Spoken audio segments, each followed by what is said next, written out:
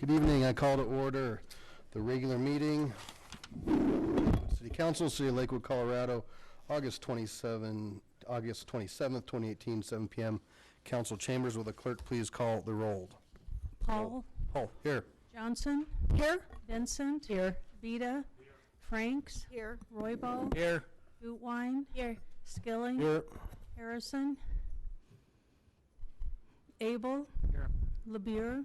Here. You have a quorum. Great. All right, I would like to take this opportunity to welcome you all to council chambers. Thank you for coming out tonight, participating in local government.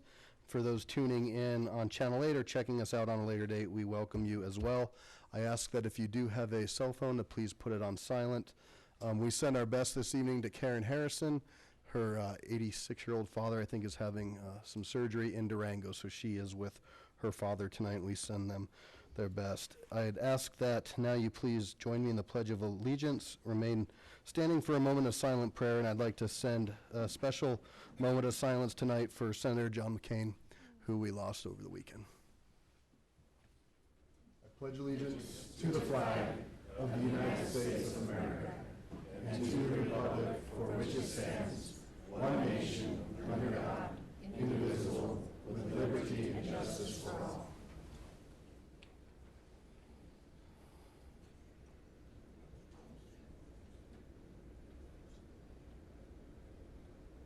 Thank you. Please be seated. Okay, so looks like we might have some new folks who may not be familiar with our processes, and I want to talk about a couple housekeeping things. So there's a couple opportunities for public comment. We'll have regular public comment here in a moment. That'll be under item 4, and that'll be for any comments not related to what's on the agenda this evening. When we get to the consent agenda, Councilor Bida has requested that we pull for separate discussion or vote Resolution 2018-36. And that would then go to general business at the very end of the meeting. My question to council is, would you like to move that general business up to after the executive report, or I'm sorry, after the consent agenda? So then that would be heard right away and then go into the next items of business to try to knock that out potentially. So I have a yes, I have some no's, some don't knows. All right, so the consensus is that we'll bring general business back up to right after our consent agenda. And that way for folks who are here to speak on that, they'll still have the opportunity, and then we'll move in, and I'll continue to walk us through that. So, this is the point in the meeting where the public is invited to address the City Council on items that did not appear on the agenda. All comments should be directed to the City Council. I ask all in attendance observe the decorum of City Council chambers and refrain from applause or audible support or discord with the speaker. 3 minutes on this little thing up here. It'll be green. At 2.5, it'll go yellow, and when your time is up, it'll go red, and we'll politely try to wrap you up. And first up this evening, we have Mr. Mace.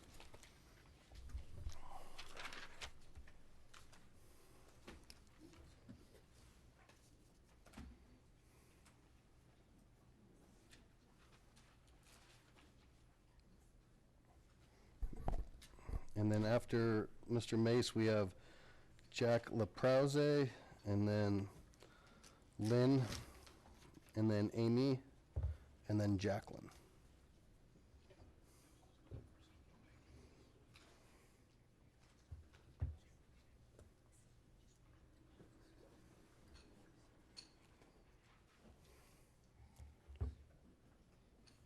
Welcome, Mr. Mace. Need a hand? We'll get you. You good?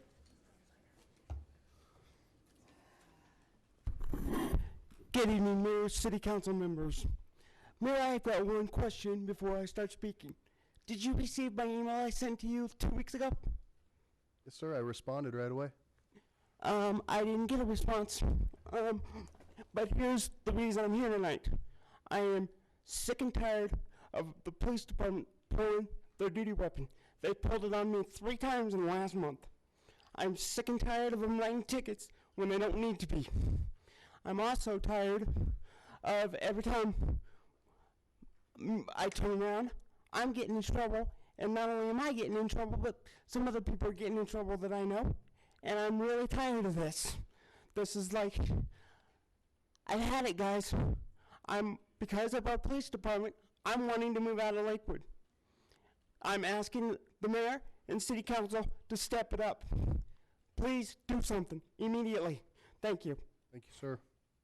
Jack?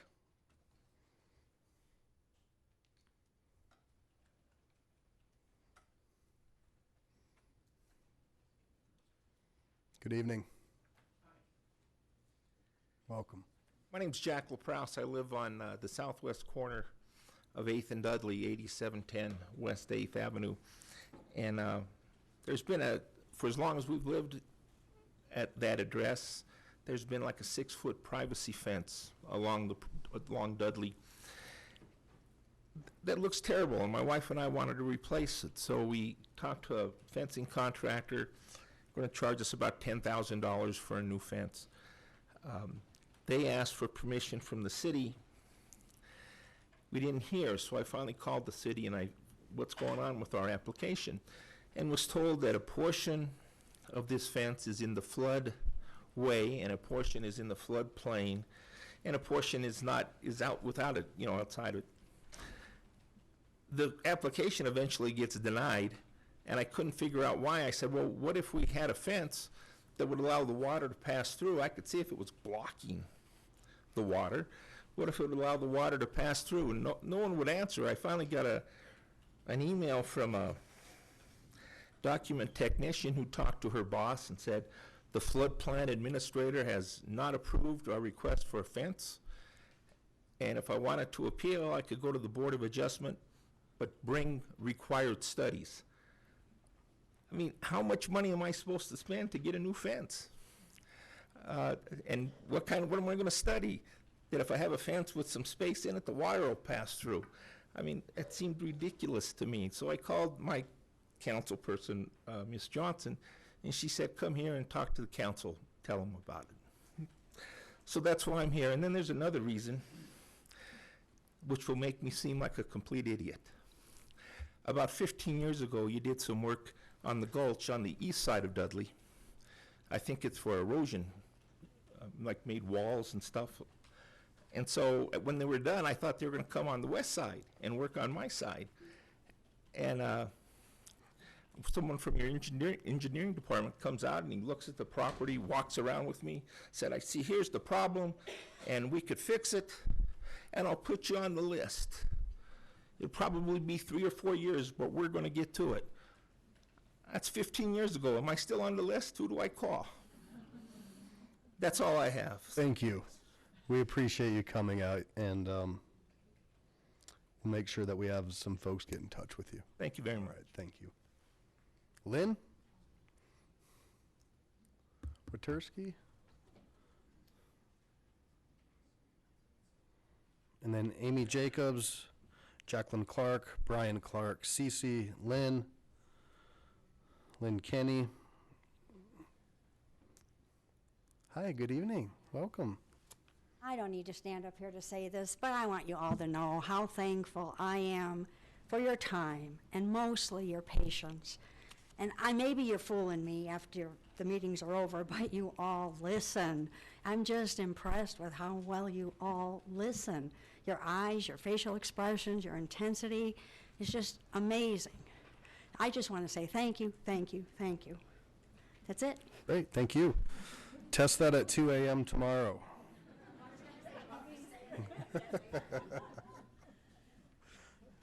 Amy, come on down. Welcome. Hello, Lakewood City Council members and Mayor Paul. My name is Amy Jacobs, and I am a resident of Lakewood and a member of the Citizens for a Healthier Lakewood group.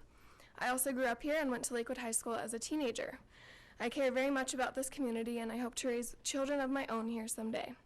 Growing up in Lakewood was wonderful in every aspect but one. Both of my parents were cigarette smokers, and unfortunately, they are a part of the horrifying statistic that almost 90% of all tobacco users start before the age of 18. My dad picked it up when he was in middle school at age 13, and my mom picked it up before she went into the Army at age 17. To add to that statistic, both of my brothers, one older and one younger, smoke cigarettes, and they both started smoking around age 14. Thankfully, I never picked it up, and neither did my little sister, who was 15. But my little sister is now at Big Tobacco's prime age for starting youth tobacco use, and that includes vaping, which has increased a lot in the last few years. Can we put the projector down? You bet. So last week on August 21st, our Jefferson County Board of Health passed a resolution declaring that youth vaping is a public health crisis in Jeffco. Youth cigarette use may have declined in recent years, but youth vape has massively increased.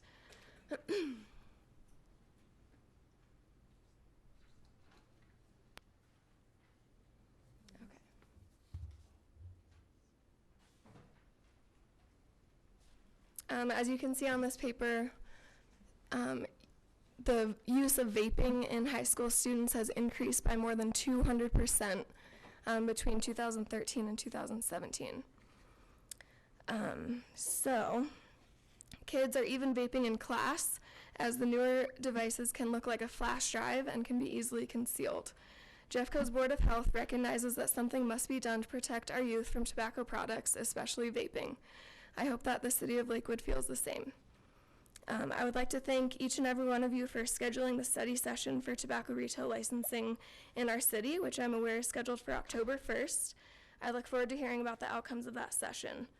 Although tobacco retail licensing is happening too late now to prevent my parents or my siblings from tobacco addiction, I do believe it's a solution that will help prevent underage kids from starting to use tobacco products, such as my little sister, my potential future children, and countless vulnerable Lakewood youth. My fellow Citizens for a Healthier Lakewood members will continue to come to you with news, updates, and to show our support for tobacco retail licensing. Thank you very much for your time. Thank you very much. Jacqueline?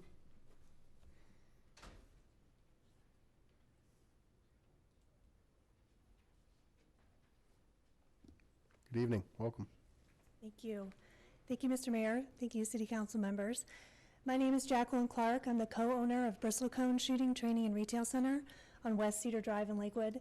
So for those of you who are not familiar with our facility, we are a family-friendly, family-run, upscale indoor shooting range, training facility, and retail center. My goal here tonight is to communicate to all of you what we have done and what we will be doing to respond to the complaints that have come from the Beacon 85 building about sound. So we've been operating on West Cedar Drive since early 2015. This is our 4th year of operation. And we were contacted in late May by the property manager at Beacon 85, saying that some of the residents had complained to them about noise. We were immediately concerned. We're committed to being a good neighbor, a good community member here in Lakewood. As an example, we regularly run outreach programs, work with local nonprofits to host their events and raise funds. We run youth programs, and being a good neighbor to those around us in the community ranks right up there with all of those agendas. Once we were made aware of the complaints, the first thing we did was to work with the Lakewood Police Department to make sure that we understood the noise ordinance in the city of Lakewood. And it's our understanding that we are not in violation of the noise ordinance. Even so, we did take some steps to ensure that our regular competitions and classes did not run late into the evening, so that we don't run the risk of running afoul of that ordinance in the future. Our understanding is also that we have no legal obligation to make any changes to our operating procedures or our structure, but even so, again, our goal here tonight is to communicate that we are concerned and we are planning to make some changes and looking into some options currently. My husband Brian, the other co-owner, is here tonight to speak as well, more concretely about what we are looking into to rectify the situation. When we went through our special use permitting process with the City of Lakewood, we did go above and beyond all the requirements as it relates to sound attenuation. I also wanted to point out that our facility was awarded the National Shooting Sports Foundation 5-Star Award last summer. The application process for that award is comprised of over 200 standards that a facility must meet, and a lot of them have to do with OSHA, EPA, and sound requirements. There are only 3 5-star facilities in the state of Colorado, and we're proud to have that title as well. So again, our goal tonight is to communicate mostly that we are concerned. We do want to be a good neighbor, and even though we don't have any requirements to make any changes, we are planning to do so. We do operate at a higher standard than most ranges in the country, and we like Lakewood. We're here to stay, and we want to make sure we're doing the right thing. Great. Thank you. Thank you. Brian?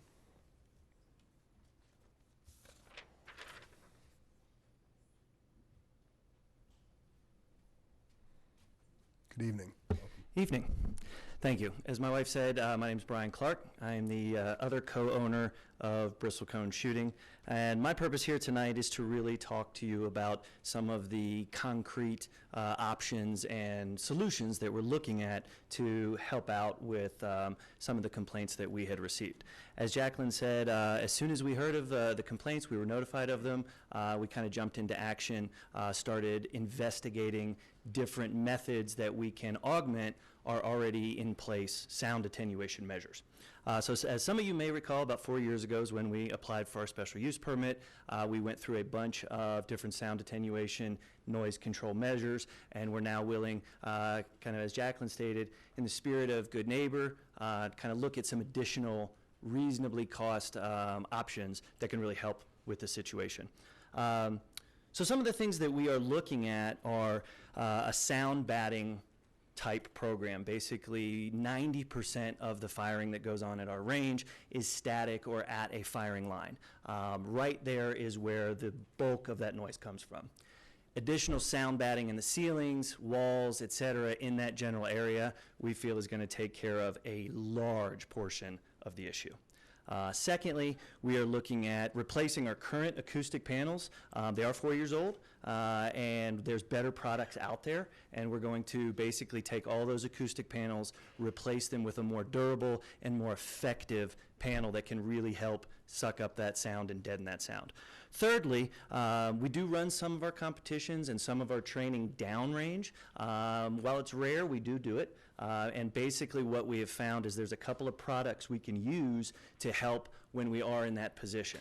An expandable foam, very close to what you see on TV, but it has a it has an acoustical sound property, and it will fill voids, nail holes, things like that during the construction that maybe some of the sound is escaping, and is really going to help to deaden that sound that's coming from downrange activities.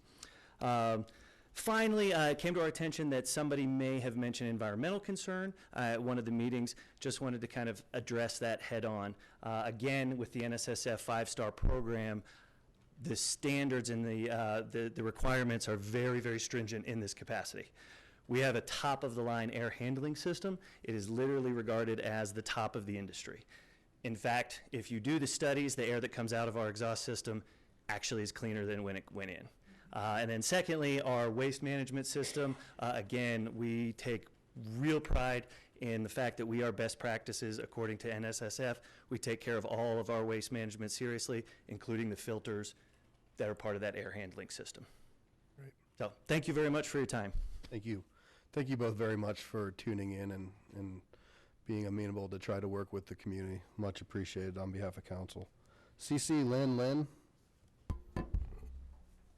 And then I have David and then Cindy DeShepper.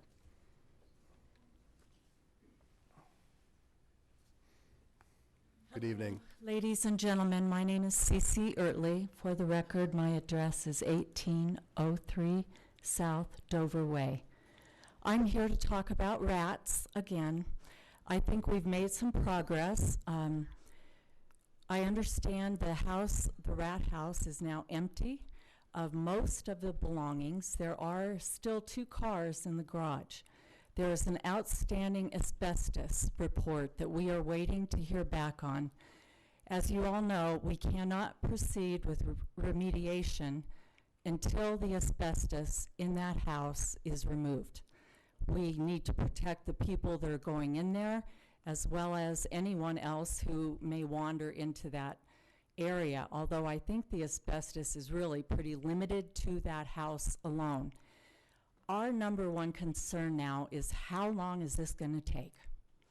You know, we've been at this since, well, mid-June now, and as I said, we've made progress, but I would like to know what operation of law, under what operation of law are we negotiating with this homeowner?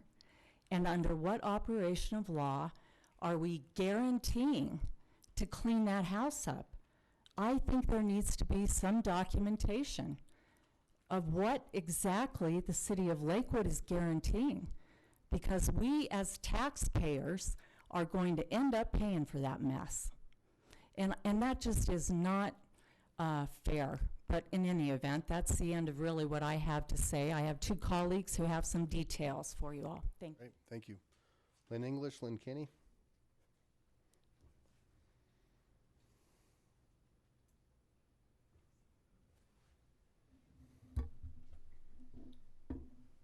Good evening, welcome. Can you hear me okay? Good. Hello again to everyone. We speak to you asking our most pertinent questions, and only sometimes do we get really comprehensive answers. I did just get a lot of questions answered by Caitlin, and I wanted to say that to you all so you could maybe give her a pat on the back for how, well she's responded to us.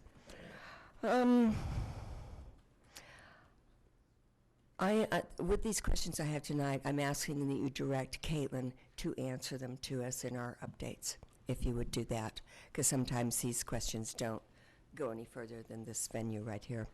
Do you currently have a budget line item in place for vermin control anywhere in the city of Lakewood? We all know there are rats in Lakewood. There just are. It's no one's fault. This is a different situation with this infested house. But has any effort been taken to deal with rats on city property? Have you investigated female sterilization? There's a way to do that. Have you started work on revising or rewriting code and enforcement? We don't know if you've already started this or not. We haven't heard that part of it. Where are you in this process? Have you done any networking with other cities that deal with vermin infestation to find out what they do and if they consider it effective? Because this is going to keep growing. I just heard of an infestation over, I think, at Baltic and Dufresne. About 15 rats were spotted in a short period of time. So, we need to know how to jump on these when they actually arise. Again, if you'd just relay these questions to Caitlin, I would very much appreciate it. Thank you. Ms. Kinney?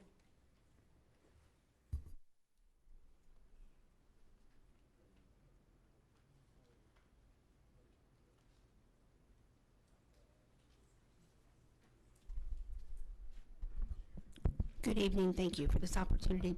So I just wanted to, I'm Lynn Kinney. I just wanted to reiterate, excuse me, the 3 prongs of LCAR.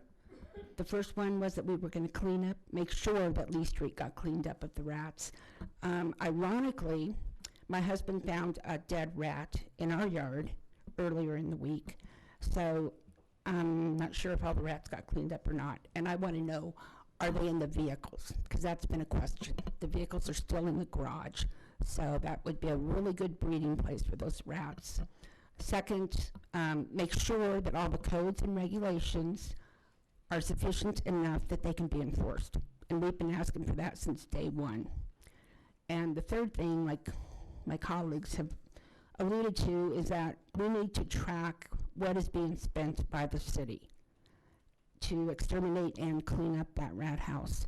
So the crux tonight is that Lakewood has a rat problem. We know that. You guys are going to have to admit it. You're going to have to act on it. And there's other cities that have gotten their rat population under control. So until you admit that there's a problem and develop a strategy, it will only get worse. And we've witnessed that just since June 14th when this came to light. So we're at August 28th. 6 weeks. And look what's happened. So if we don't jump on it, it's not just going to be the rat house, it's going to be the rat city. So all we've heard since this all started is about Paula, and we're protecting Paula's rights. And Paula has rights as a homeowner. And we've abided by that. We've played with you. Those rules, we've adhered to those. Now it's our turn, okay? I'm not even sure does she have an interest in that home? When all this started, there were 5 names on that deed. I think there's 2 right now. So we've got somebody negotiating contracts and signing contracts that may not even be at an arm's length distance. And does she have the capacity to do that? Is she even on the deed? So, there's a couple things going on there. So we play by the rules. We haven't had any outbursts. We've been adults about this. We formed Elkhart. We did it for the neighbors. We've helped the city. We've done a lot for the city. Now it's our turn. We, because of the negligence of the city and whatever the problem is of Paula, animal hoarding, whatever it is, we've been denied our yards. We cannot go outside. And that's not right. So she's held us hostage. So now it's our turn. Secondly, this is it. Could you wrap that up? Your 3 minutes is up. Thank you. If we can give a big shout out to the police officers of Lakewood, please. Thank you. David Pfefferkorn, is that decent pronunciation? There we go. All right. Welcome. Thanks for having me. Bet. I've lived in Lakewood for, about 30 years now, and all different parts of it. We now live in Green Mountain, the south side of it, and we're being infiltrated by rabbits. I mean, it's like they're everywhere. You can't, I don't know if are you all getting this too? Oh, yeah. I mean, they're everywhere. It's like, they're breeding like rabbits. So, and I mean, I can't even drive down our neighborhood street without dodging them or hitting the brakes or something. Is there anything that we can do or the council can do, is maybe providing traps, or is there an animal control, or is there, it's an epidemic. I mean, it's just, and when I talk to other people, like when I go to King Soopers or other stores, it's like, they're all saying the same thing in their neighborhoods. They're everywhere. And I mean, I'm a yard lorder. I love my yard, but now I have big patches where it's so good that the rabbits love to eat it. So just wanted to see if there's anything we can do about this epidemic that's going on if there's traps that the city can provide, or if there's an animal control, or just something. I'm sure you're all aware of it. If you live in Lakewood, you're probably dealing with it every day too. So, and they're digging holes under my house now to live. So just thought I'd bring that up. Appreciate it. I'll circle back after public comment. Short of coyotes and foxes. Cindy DeShepard. And then I have Elizabeth and Laurent.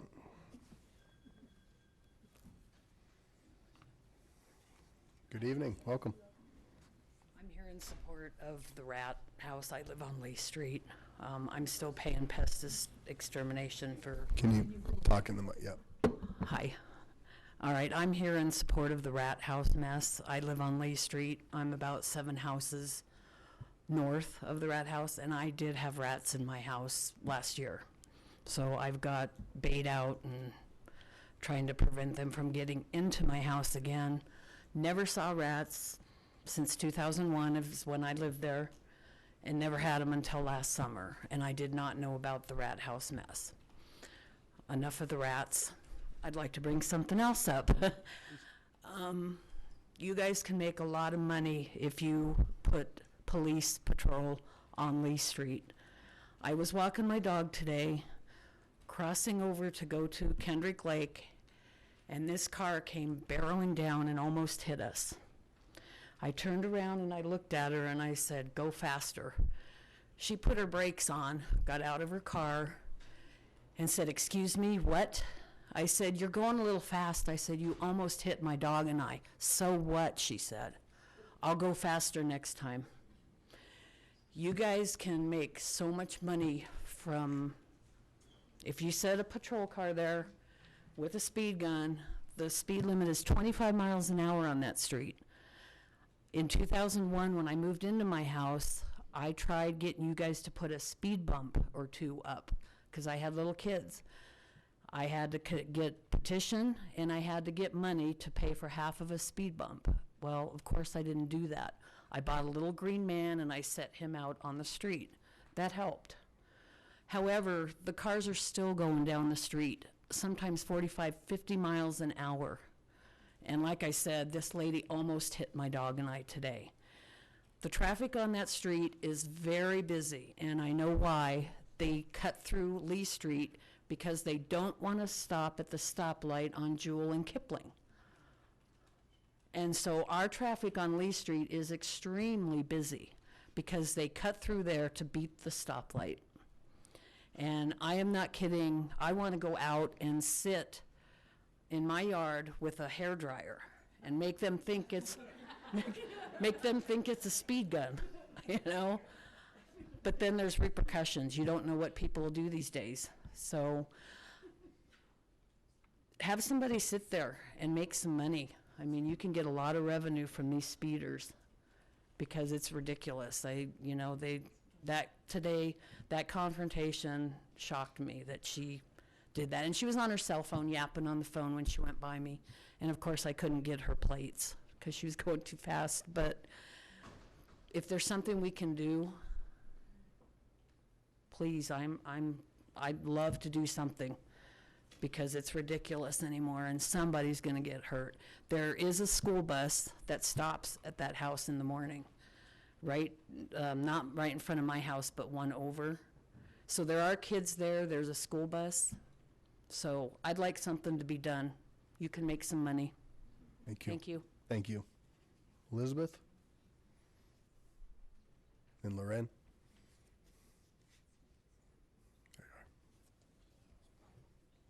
Good evening, welcome. Good evening, Mayor Paul and City Councilors. I'm Elizabeth Molinar, and I'm a resident of Ward 1.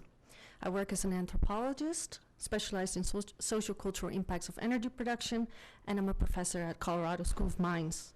I'm also an active member of Sustainable IBER. Tonight, I want to take the opportunity once more to comment on the progress of our sustainability plan and to answer a question the mayor put forth during a city council meeting devoted to that topic. What do we need to meet our goals?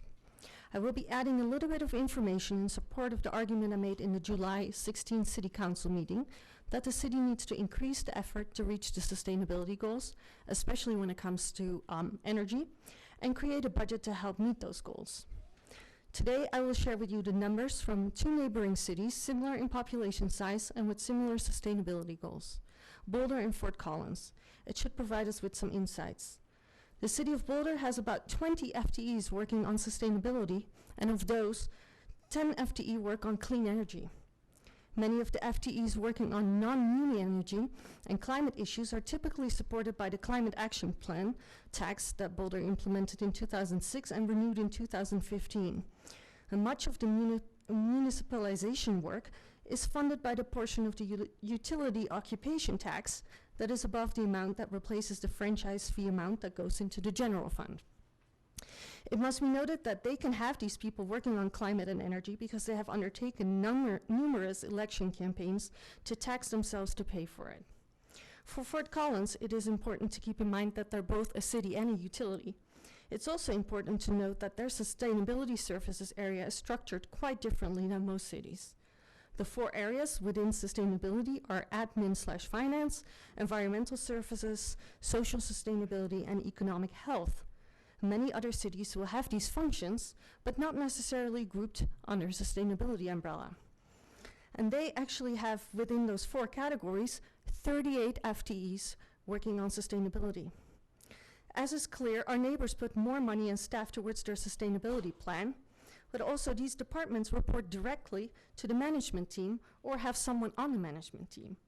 Of course, we only just started our commitment to this plan, or to our plan, as compared to them. Also, I do not wish to diminish the accomplishments of the people who work in the sustainability department in Lakewood, because they do an outstanding job with what they have. But I'm urging the City Council that in order to realistically meet our goals, the city should increase its staff and budget for 2019. That was not Freudian, that was my accent. Thank you very much. Thank you very much. I'm guilty of it every once in a while. Welcome. Good evening, Mayor Paul and quality members of the council. I'm Lauren Mayon, a resident speaking on behalf of Lakewood Clean Energy. While traveling last month, I watched the annual sustainability report with great interest and the positive achievements, as well as the supportive comments and questions from council. And we did, talking internally to our group, felt the need to circle back and give a more clear answer to Mayor Paul's closing question in a timely fashion. What means are needed for the sustainability department to achieve our city goals? The simple answer is that we need significantly more means, with a progressive ramp up in the order of 5 to 10 times what we're currently doing. This is demonstrated by the staff size in similar sized communities, as Elizabeth pointed out, where there are dozens of staffers compared to not quite 3 full-time positions for us. And furthermore, these towns' sustainability heads are part of their management teams. Our needs are also confirmed by the numerical chart in our 2018 sustainability report, where goal achievements are measured. The gaps between goals and achievements establish also the need for far deeper action. In the coming year or two, a minimum of 3 to 4 new full-time positions seem appropriate for the sustainability department. 1 person focused entirely on the far-reaching topic of clean energy, 1 person on water, 1 person on waste. Perhaps the first new position should be focused on business plans, budgets, partnerships, funding, and grant writing. It's time to write detailed business plans which aim to implement our goals. In past and present conversations, we've touched on funding mechanisms. One, the Excel MOU offers possibilities to leverage Excel funds. Unfortunately, for the coming year, the MOU does not show any new means given by Excel or Lakewood in this partnership. And it will likely require Lakewood to fund the effort, and only then can we truly leverage Excel programs, let alone move Excel to increase its funding for Lakewood. 2, we gave you a more concrete presentation around the model used by Pitkin County to leverage fees on new luxury construction and fund some retrofit improvements which benefit existing residents. We look forward to hearing back from the ACES committee assigned to explore this further. In 3, tonight you'll be discussing the debrucing measure before you, which should be an avenue to fund our sustainability goals. We support the overall measure, however, we would like it to allocate a small percentage towards funding the sustainability plan's implementation. Additionally, it seems the upcoming 2019 budget draft does not include any new positions or substantial growth for the sustainability department. If the budget and the debrucing efforts stay on their current tracks, wrap it up, they will not empower our city to reach its goals. So we hope these comments give a realistic sense of the need to grow the sustainability department and create an urge for your powerful body to act now while you can still impact what happens next year. Thank you. Thank you. All right, that exhausts the regular public comment roster. All right, I'll close public comment. We'll make our traffic team aware of speeding on Lee Street, certainly. I think Colorado Division of Wildlife is an opportunity that maybe your council members and myself could reach out as far as rabbits.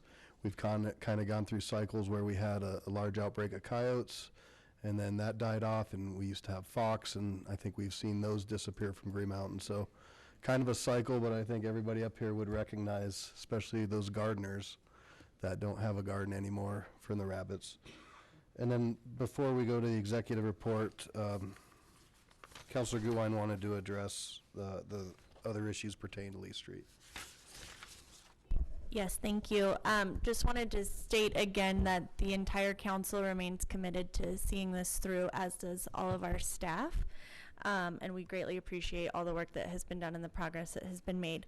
I think that you had left before the executive report from Kathy Hodgson, but we have already begun the process of updating our codes and policies and procedures so that we can learn from these experiences and make sure that we don't get to this point again.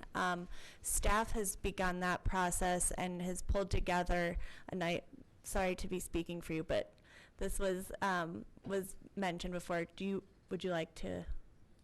Yes, so this is a staff group made up of, our police chief, our public works employees, as well as our city attorney staff. So those folks are working diligently on updating our code so that we can be more reactive to some of these dilapidated and other problem kind of homes in our community.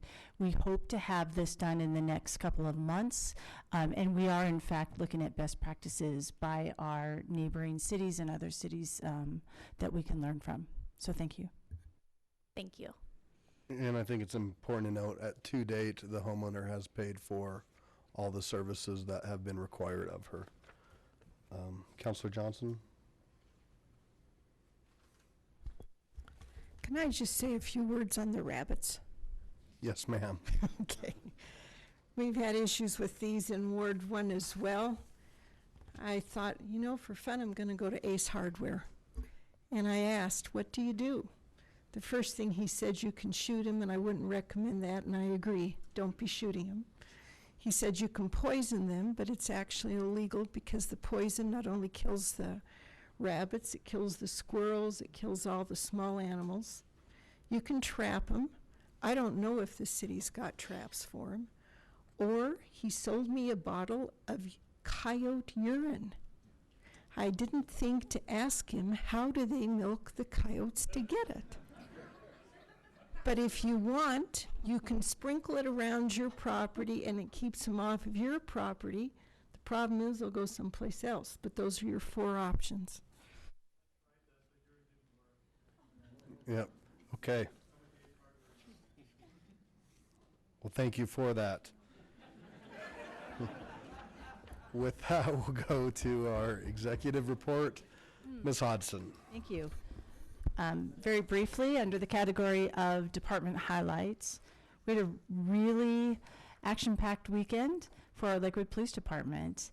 Many of you attended Cops That Cook last Friday and enjoyed pancakes and delicious sausage over at the Clements Community Center. Channel 9 News even showed up and took film of our cops cooking, which was really cool.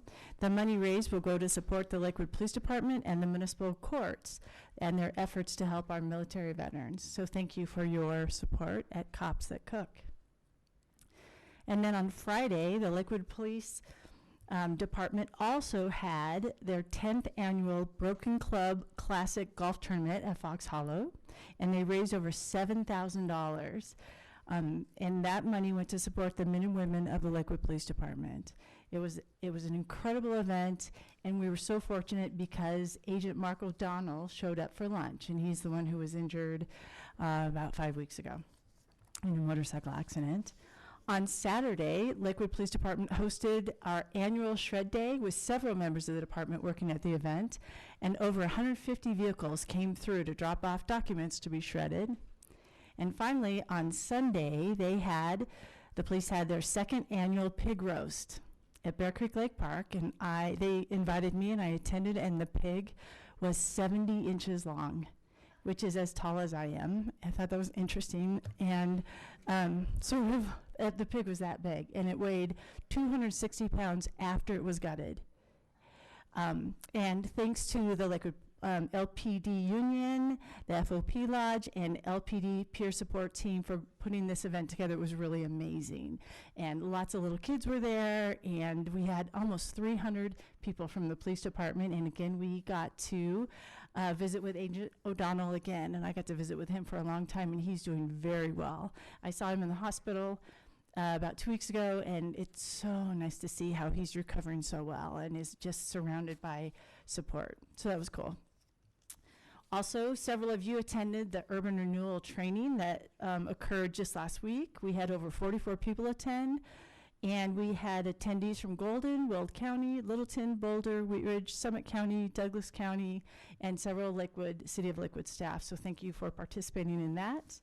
And I wanted to make a note about some of our public facilities that'll be closed for their annual cleaning, which is important at rec centers, to close the place down and do some deep cleaning. Lakewood Cultural Centers closed this week, August 27th through September 3rd, as is Green Mountain Rec Center, 27th through 31st. So get your work out somewhere else. Actually, you can go to Carmody or to the link. And then Carmody will be closed September 17th through 21st. And all that information is on our website, but it's important to remember they're closed when you drive up and think you're going to work out and the center's closed. So keep that in mind. The dashboard is up and running. And we did a soft opening to start working out the bugs. But you can visit the dashboard on lakewood.org/dashboard. Remember, next Monday, due to Labor Day, we have no city council meeting, and the doors will be locked, so the facility, the city will be closed. And on September 10th, which is the week after that, please be on deck at 6:40. This is a reminder that we will be filming city council singing happy birthday to the city, so that we have that video. And you might want to tune up a little bit. So we'll have that video during our 50th anniversary celebration. And that's it. Thank you. Great, thanks. Seems like every time I go to the rec center, it's closed. But I'll definitely make sure that I try that again. All right, consent agenda. The use of the consent agenda has been made to expedite council action. It contains both resolutions and first reading ordinances. Resolutions are items of routine nature. Members of the public will have an opportunity in a moment to comment on any of the proposed resolutions. First reading ordinances appear on the agenda only for the purpose of setting future public hearing dates and ordering the newspaper publication of the proposed ordinance. No public comments will be heard this evening on first reading ordinances. The public will have an opportunity to comment on the proposed ordinances during the scheduled public hearings on the dates set tonight by City Council. As you heard earlier, we will be polling Resolution 2018-36, and we'll just leapfrog that to right after the consent and move general business. Will the city clerk please read the items on the consent agenda into the record? The consent agenda consists of items 6 through 10 inclusive. Item 6, Resolution 2018-36, calling a special election to submit to a vote of the registered electors of the City of Lakewood at the special municipal election on November 6, 2018, a ballot issue for the purpose of authorizing a voter-approved revenue change for the City of Lakewood. Item 7, Resolution 2018-37, authorizing a revocable license agreement between the City of Lakewood and the Alameda Corridor Business Improvement District along the south side of West Alameda Avenue, located adjacent to Marta Sheng Plaza, filing number 2, to allow placement and maintenance of 2 art sculptures and related appurtenances. Item 8, Ordinance O 2018-16, establishing the Lakewood Advisory Commission as a regular commission of the City of Lakewood and amending Title II of the Lakewood Municipal Code by adding a new Chapter 2.56. Item 9, approving the minutes of the City Council special meeting of July 9th, 2018.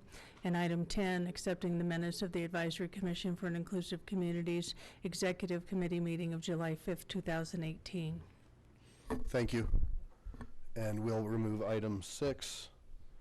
And I'll now open the public hearing on Resolution 2018-37. Nobody has indicated wish to speak to that. On the Alameda Corridor, anybody? All right. I'll close the public comment. Ask for a motion on the consent agenda. Mayor Paul, I move for the approval of council minutes for acceptance of the minutes of boards and commissions. Order all ordinances introduced in the first reading to be published in the Denver Post with public hearing set for the date included in the ordinance, and for adoption of resolutions of all of which are included in the consent agenda items introduced into the record by the city clerk. I second. We have a motion and a second.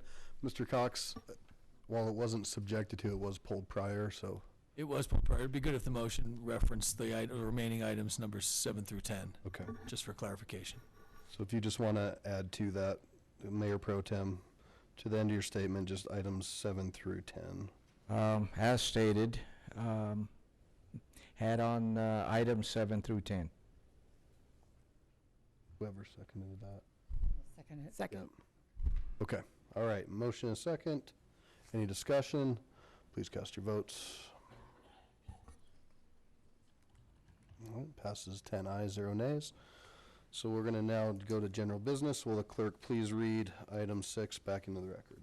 Item 6, Resolution 2018-36, calling a special election to submit to a vote of the registered electors of the City of Lakewood at the special municipal election on November 6, 2018, a ballot issue for the purpose of authorizing a voter-approved revenue change for the City of Lakewood.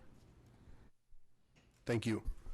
All right, so I will now open the public hearing on item 6. Ms. Sanders, you are first, and then I have Mr. Kiersgaard, Ms. Whitty, and then Ms. Judson.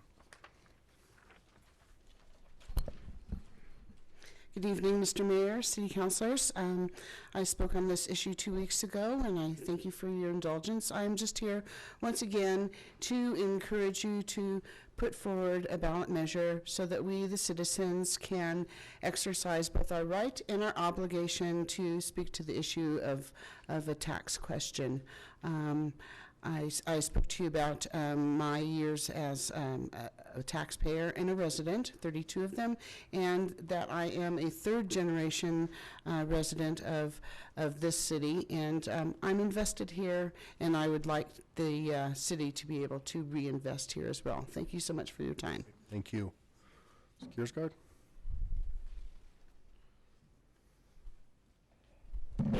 Hello, Scott Kiersgaard, 750 Dudley Street. Just here to urge you to put this on the ballot. And I know there may be 3 or 4 members of council who don't want to put it on the ballot. It was 1992 when we passed Tabor, on the same day that Colorado sent its electoral votes to put Bill Clinton in the White House. We don't know what would happen if Bill Clinton was on the ballot again today. He's not going to be. But we could find out what would happen with Tabor in Lakewood. And those people who might vote no, maybe they think they're being fiscally conservative or constitutionalist or pro-Tabor. What they're really doing is saying the voters of 1992 matter more to you than the voters of today. Show some respect to the voters of today. Thank you. Thank you. Ms. Whitty, Ms. Judson, and Ms. Bronson.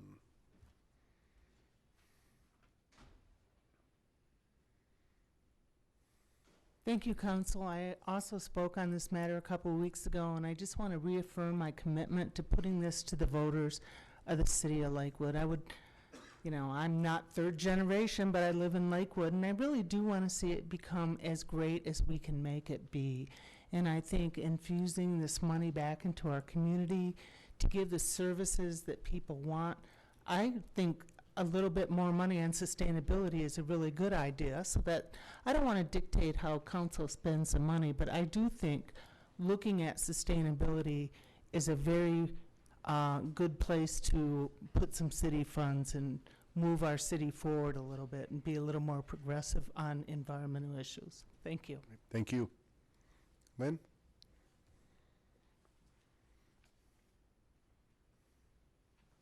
Good evening. Mayor and City Council.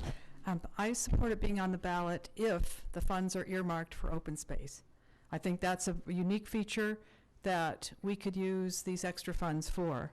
But I would not want it to be unspecified. I would like it to be earmarked or specified for a specific purpose.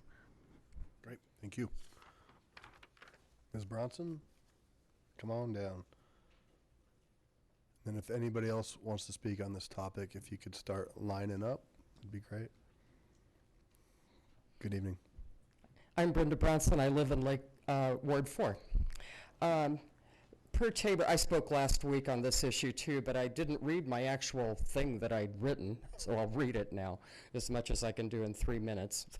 Per Tabor, the voters of Lakewood are entitled to a referendum on the Tabor surplus, so Lakewood City Council needs to put this issue on the ballot for a vote. Tabor makes this evident, so I assume you're going to do that. You're going to vote that way. And it was a really fun city council meeting last week because you voted, you disagreed, you voted, you re-voted, and you came out and agreed to put it on a moratorium until 2025, and you decided on things to budget it on that included open space and a whole bunch of stuff I couldn't quite follow. But at any rate, it was all good things, and I was really happy to see y'all work together that way. I really enjoyed the meeting. I normally don't like staying in meetings till 10:30 or so, but that one was fun. So thank you for voting that way, and I'm glad that you voted to put the sales tax surplus for up to 2025, which was, I think, 7 or 8 more years, something like that. And we shouldn't have to go through this process and voting every 8 years. There's really no fair way to refund a sales tax because you've discussed refunding it with property taxes. Many of the property taxes don't live in Lakewood.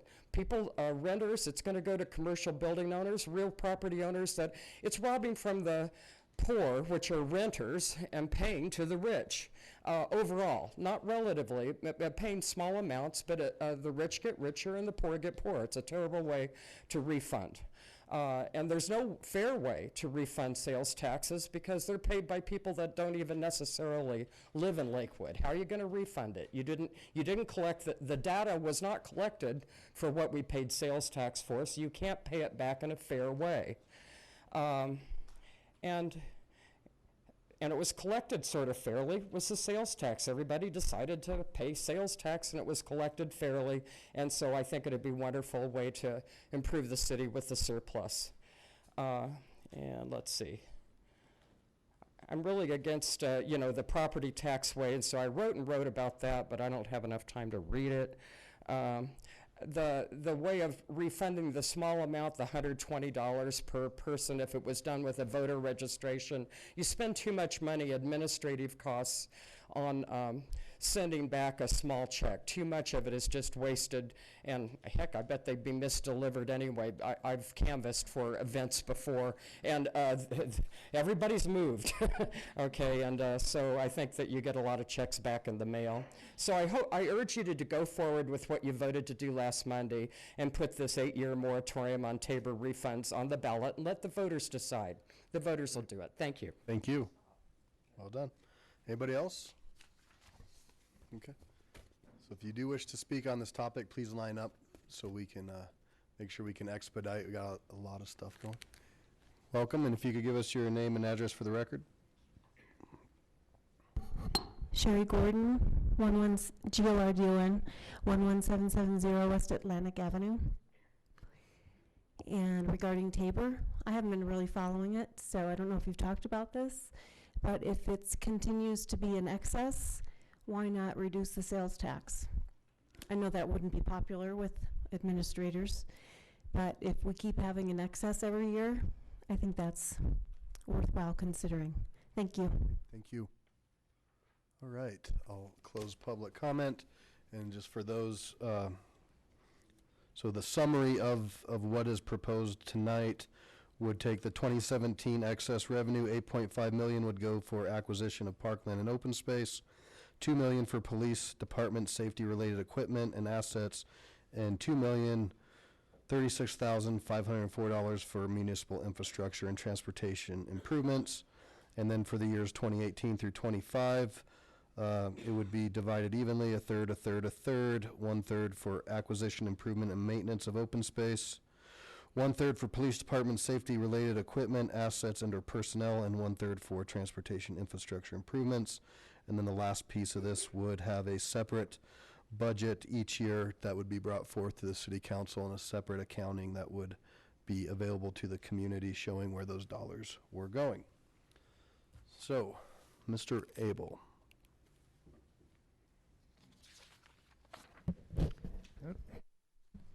At the risk of irritating everybody up here and taking the chance of having things thrown at me, I'd like to reopen our formula. I think we're not giving enough to the police department of the original law, 12.5 million. I'd like to see it be at least as much as we put toward open space. Okay, so let's start that discussion, and I appreciate you doing that without a motion because we don't have it read into the record yet, so thank you. And if it's okay with the body, we'll just continue on that discussion. Councilor Beta. Thank you, Mayor. And just so it's clear, I'm the one that asked that this be pulled from the consent agenda and that we have a chance to let everybody weigh in on the question, and that we have to vote on it individually. So in the interest of transparency, it was clear where everybody stood on this issue. So that's why I asked for it. I'm not going to go back through. I spent some time 2 weeks ago when this first came up explaining my position on this, and I don't think it needs to be restated tonight. You can go back and look at the record. But I do feel that after talking with my constituents, many of them live in single-family homes. They pay property taxes. They're elderly, and even a small refund would make a big difference to them. So that's certainly one of the motivations. It's their money. They need it. They're asking for it, and under the law, they're entitled to it. So that's another thing I want to make sure people understand. Also, I think it should be understood that there are things about Tabor that I don't like either, that a lot of us don't like, that I think should be looked at, should be addressed, could be adjusted. For example, one of the ones that I think is the worst offender is the ratcheting down effect, which many of you may not understand, but it talks about what happens to our limits when we have a downturn in the economy. The limits are also lowered, our ceiling is lowered, and then when the economy comes back, we're stuck with that lower revenue ceiling, and that really doesn't make any sense. All it does, in my mind, is penalize the city. So that's one of those things that, with a little bit of thought, I think we could either eliminate or adjust. Another thing might be to take and readjust the ceiling. The ceiling is adjusted every year statutorily under Tabor. It's a complex formula, but it's not perfect, and it doesn't take into account a lot of things that could be taken into account. And so I could see us as a body coming back and saying, well, let's adjust that, maybe bump it up 5%, maybe 7%, whatever is reasonable to account for that imperfection of the formula. So things like that could be done. One of the suggestions tonight was, and if the revenues continue to exceed, rather than putting everything, grabbing it and putting it back into our city funds that we don't need. I mean, we can always spend them. Sure, we always can find a use for funds. I mean, we're government. Government can always find a way to spend money, but we don't need it. And so one of the things would be, rather than, in my mind, doing that, would be to talk about lowering the tax rates. Talk about cutting back the sales tax. We're going to be experiencing, I think, in the future, some income increases due to a Supreme Court ruling on online tax collection, and there's a good chance that that's going to increase for the city in the coming years. And so that would be a good reason, rather than, again, putting all that back into the city, giving the taxpayers a break, give them a reduction in the tax rates. So those are the kinds of things, in my mind, that we ought to be looking at when we're talking about Tabor, a thoughtful approach, rather than just an automatic refund or automatically hanging on to other funds, which in this case might be substantial. We're talking 9 years. We're talking as much as $50 million, maybe more, that the city is going to be hanging on to taxpayers' money. So I think there's a better way, and that's the reason that I'm opposed and will continue to oppose the approach that we're taking. And we'll be voting no on the putting this on the ballot tonight. Thank you, sir. All right, I have Counselor Franks. Thanks, Mayor Paul. First thing I wanted to speak to was the what Counselor Abel brought forth. When Counselor Johnson read into the record the asks that the police department had, those totaled up to 1.9 million as far as some of the hard costs. Now that's not their only ones, but I feel allocating the 2 million to be sufficient, so I wouldn't be supporting of that change. My community's been pretty clear that parks and open space are a priority, and that they want to see if there are additional things that the police department needs, that we do have a fairly healthy general fund, and folks are asking me to kind of advocate for that. So the members of the Budget and Audit Committee, I would like to ask you guys to look at that and see if there's additional asks from our police department that could come out of the general fund. I also wanted to speak about the sales tax and the sales tax reduction. I think it's important to note that this particular year, the 2017, it is a larger refund than has been in the past, and that was due to that hailstorm and just an influx. And so reducing that, we are a sales tax driven community, and so that just comes with risk. It's not that it can't be talked about, nothing's off the table, but just understand that we don't project that to be a ongoing amount. The projections, which nobody can have for sure, is somewhere in the $4 to $5 million range in future years, and again, that's still speculative. The other thing I think it's important to note is that we do have substantial backlogs in infrastructure projects, just the sidewalk backlog alone for areas that want sidewalks, and not every area that doesn't have sidewalks wants them. We've heard that message loud and clear from folks. And the other point that I wanted to bring forth is that Councilor Skilling and I did a lot of outreach into our community, and the preponderance of people want it on the ballot. Whether they're going to vote for it or against it, they want a chance to put their mark down, as far as, you know, the folks in 1992 got to put their mark down, and they want to put their mark down. So can't predict how that will go, but people want a right to express that and express it at the ballot. Thank you. Thank you. Counselor, I have Skilling, Vincent, and then Abel. So not to rehash the the friendly discussion that we had 2 weeks ago, this is where we differ. My understanding of Tabor is that, yes, you refund the excess, except if the government wishes to keep the money for some reason, you put that to the ballot. We ask the people whether or not they agree. These are the things we would like to use the money for. I represent a ward that would like to see open space and that would like to see parkland. So I am asking that we have a significant amount of money, not as much maybe as I would have liked, but it's $8.5 million. You can do a lot of legacy things with $8.5 million that's dedicated to the acquisition of open space. If you're for that, vote for it. If you're against it, vote against it. But I'm certainly not in favor of depriving people the right to vote when it comes to these important issues. This is a lot of money at stake.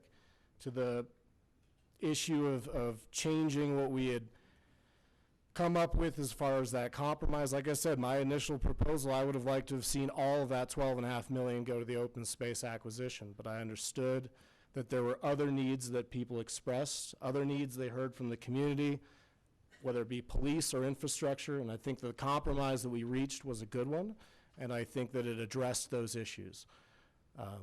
So with that, I won't rehash 2 weeks ago, but I would be supportive of keeping the $8.5 million for the open space acquisition. Councilor Vincent? I think maybe I need some clarification.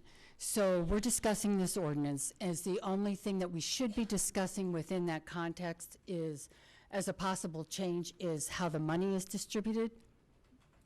Or can the whole thing be?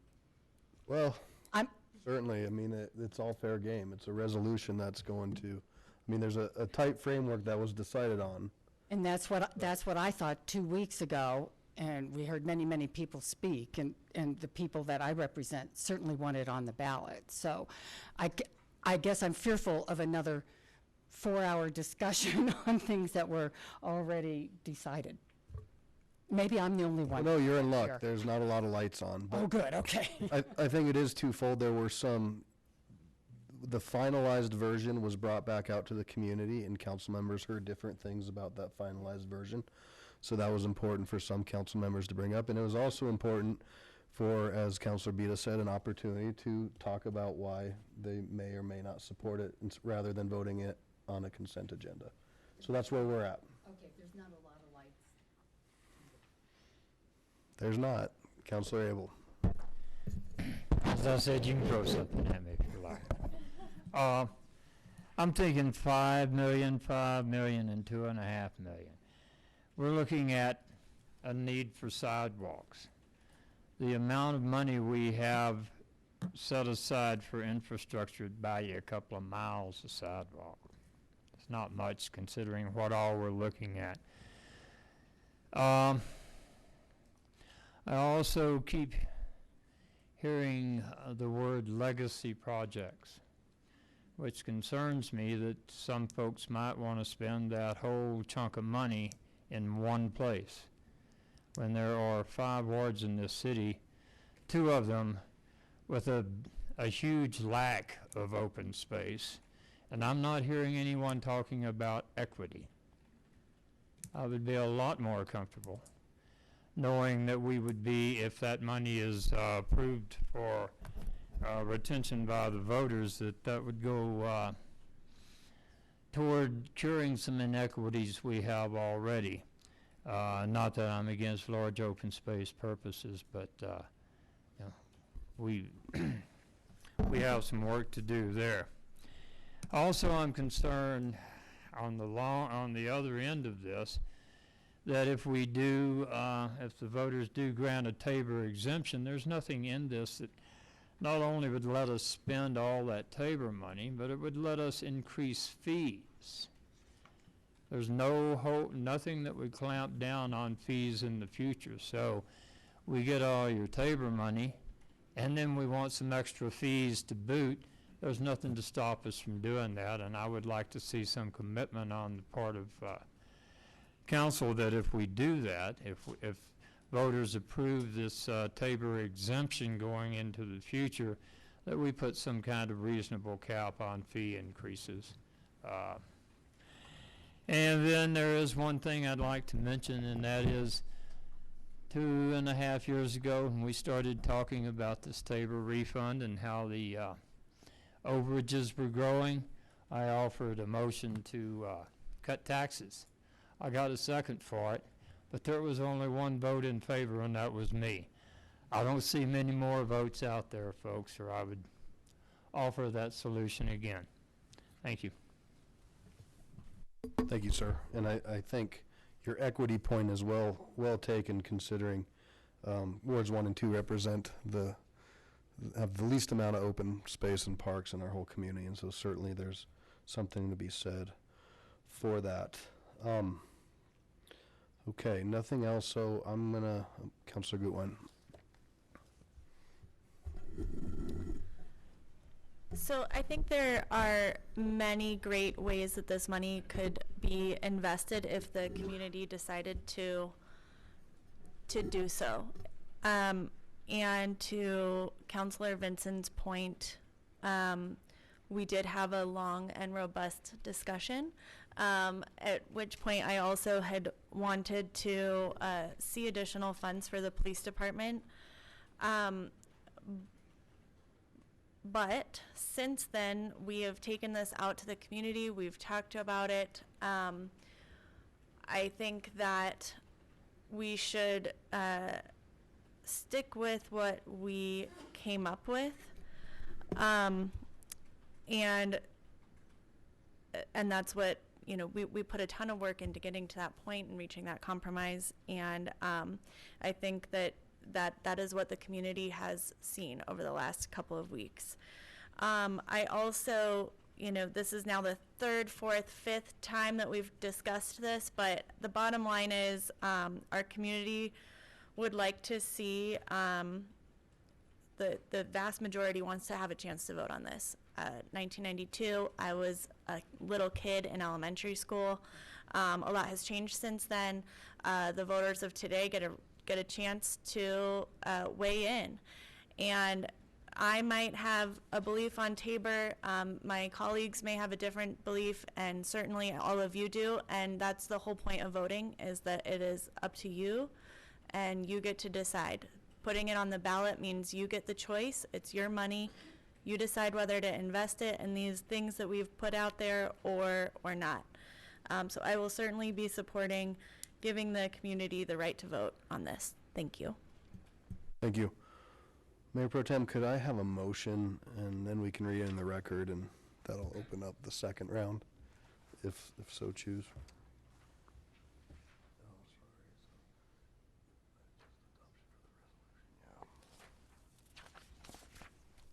It's 18-36. Okay. I move for the adoption of Resolution 2018-36. I second. So we have a motion and a second, and now let's have discussion to the motion. Councilor Johnson.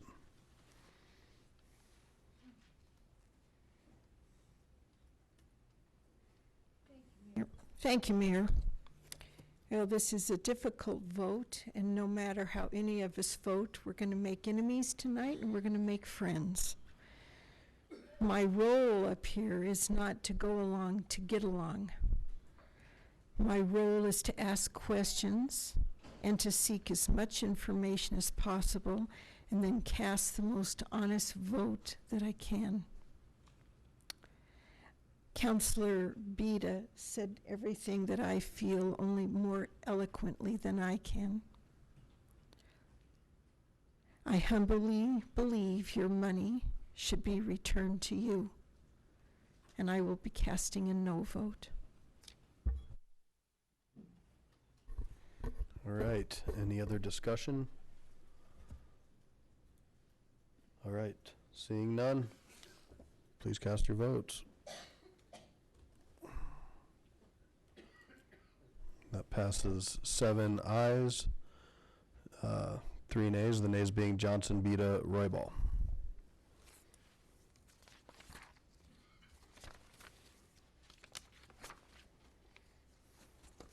Okay.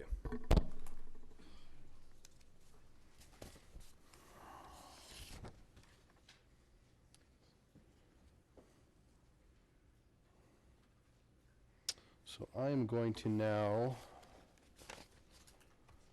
move to items 11, 12, and 13.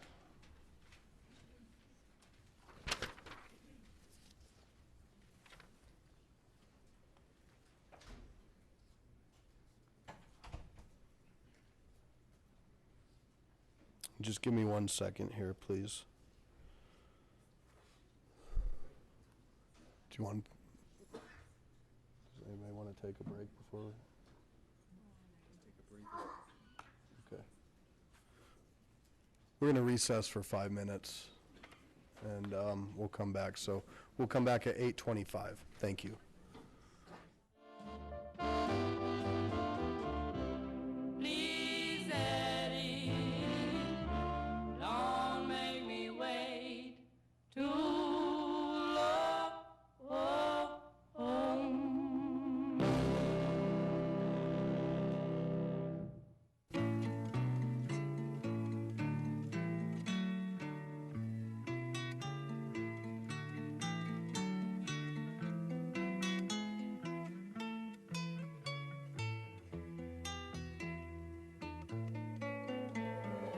You and me and rain on the roof, caught up in a summer shower, drying while it soaks the flowers.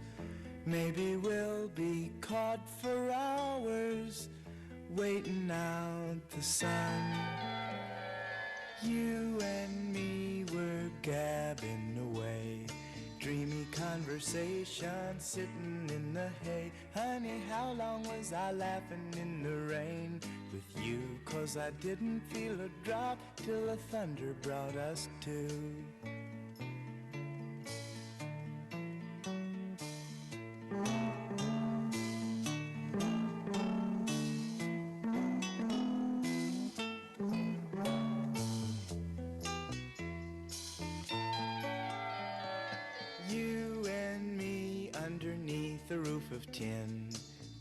comfy feeling how the rain ain't leaking in. We can sit and dry just as long as it can pour, 'cause the way it makes you look makes me hope it rains some more.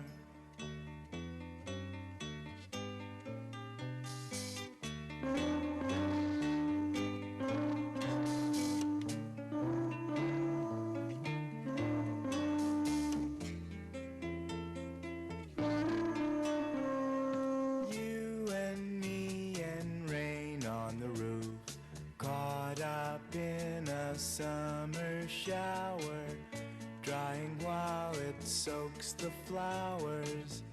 Maybe we'll be caught for hours, waiting out the sun. I dig rock and roll music and I love to get the chance to play and sing it. I figure it's about the happiest sound going down today. The message may not move me or mean a great deal to me, but hey, it feels so groovy to say. I dig the mamas and the papas at the Trip Sunset Strip in L.A. And they got a good thing going when the words don't get in the way. And when they're really wailing, Michelle and Cass are sailing. Hey, they really nail me to the wall. Yeah.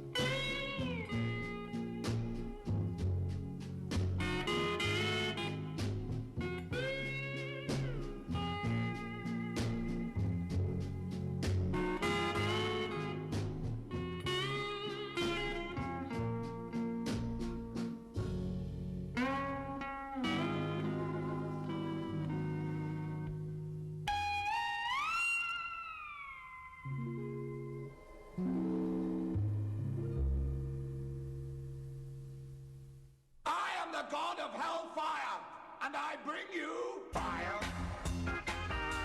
I'll take you to burn. Fire. I'll take you to learn. I'll see you burn. You fought hard and you saved and earned, but all of it's gone to burn. Hold your mind, your time in mind, you know you've really been so bad. Now's your time, burn your mind, you found out you fall behind.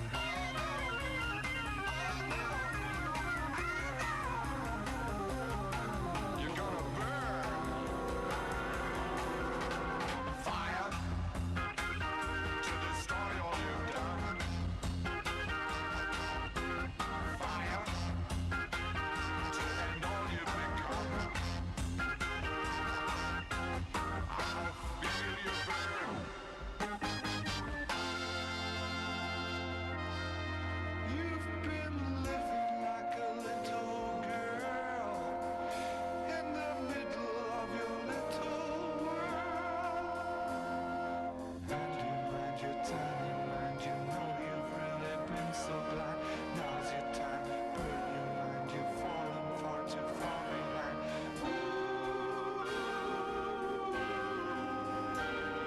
Fire, I'll take you to burn. Fire, I'll take you to learn. You're gonna burn. You're gonna burn. You're gonna burn, burn, burn, burn, burn, burn,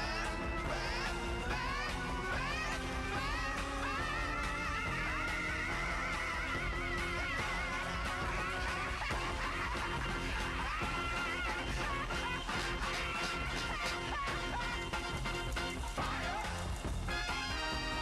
take it to burn. Fire, I take it to learn. Fire, I take it to burn. Fire.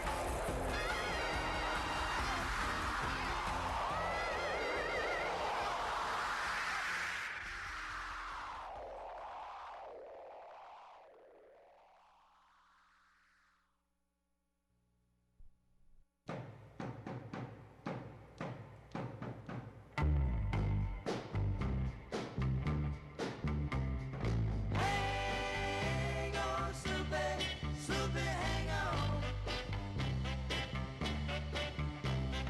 Hang on, Snoopy, Snoopy, hang on. Snoopy lives in a very bad part of town. And everybody, yeah, tries to put my Snoopy down. Snoopy, I don't care what your daddy do. 'Cause you know, Snoopy girl, I'm in love with you. And so I say now, hang on, Snoopy, Snoopy, hang on. Hang on, Snoopy, Snoopy, hang on. Snoopy wears a red dress, yeah, as old as the hill. But when Snoopy wears that red dress, yeah, you know it gives me the chill. Lakewood City Council meeting on August 27th at 8:30 PM. Same group is here. And so now, we're going to go in again, as I said, we're going to go into items 11, 12, and 13. We'll hear all of those together through the presentation, and that'll be the process. So it'll look like this. We'll hear a little bit from our clerk. She'll read into the record. Then we'll hear from our city attorney. We'll hear a staff presentation, and then we'll hear from the applicant, and then we'll have the public comment portion. and then we'll go from there. So with that, I'd like to turn it over to Ms. Greer to read them in, and then I'll come back to you. The mayor is opening all three of the following items in one public hearing. So item 11, ordinance O 2018-14, to rezone land located at 2800 South Rooney Road, Lakewood, Colorado 80465, County of Jefferson, State of Colorado. Item 12, ordinance O 2018-15, to vest the zoning for land located at 2800 South Rooney Road, City of Lakewood, County of Jefferson, State of Colorado. And item 13, resolution 2018-38, approving the service plan for Indigo at Red Rocks Metropolitan District. I need to read into the record, we had a legal protest filed with the city clerk's office late Friday afternoon. And had the protest been valid, it would have required a 2/3 vote from city council. We had our property management people look at that, and I need to read into the record a memo from Adrian Stanchu, our property management division manager. The subject, legal protest filed for the proposed rezoning of property at 2800 South Rooney Road, Indigo at Red Rocks, ordinance O 2018-14. On August 24th, 2018, a legal protest petition was submitted to the office of the city clerk in opposition to the proposed rezoning of the subject property. The proposed zone change and the above referenced ordinance encompasses 2 parcels of land under the same ownership, bisected by a strip of land in unincorporated Jefferson County that is intended to become South McIntyre Street. The subject property is therefore being treated as one. The legal protest standard in the city charter requires signatures of the owners of 20% or more of the area bounded by a line drawn at a distance of 100 feet from every point of the outer boundary of the area subject to the change, disregarding any intervening public streets and alleys, and excluding those lands outside of the corporate boundaries of the city. Should this standard be met, a favorable vote of 2/3 of all of city council members is required to pass the ordinance in question. It appears that the petition is in conformance with Article 9.2 of the city charter and Chapter 1.20.020 of the municipal code, except that second page of the submitted protest is signed on behalf of the Peterson Trust, which owns a parcel to the south of the subject property and outside of the corporate boundaries of the city of Lakewood. Based upon the above referenced section of the city charter, this property cannot be counted in the boundary area to effect a legal protest. The 100-foot buffer within the corporate boundaries contains an area of approximately 256,986 square feet. Therefore, the 20% minimum area required is 51,397 square feet. The petition contains signatures representing only one eligible property totaling 16.5% or 42,385 square feet of the buffer area. In summary, the standard for the legal protest outlined in the city charter and the municipal code has not been met, and a 2/3 majority of all members of city council will not be required in order to approve the rezoning ordinance. And late this afternoon, I also received from Peterson Trust, from Frank and Judith Peterson, asking to withdraw their signatures from the legal protest petition. Great. Thank you very much. Mr. Cox. So this will kind of be a little 101 of rezoning and the processes that city council is to follow, and as well as the opportunity for the community to participate and understand a little bit of what our criteria is. Yes, sir. This is something we've done before rezoning hearings the past few years, because they just don't come along as often as they once did.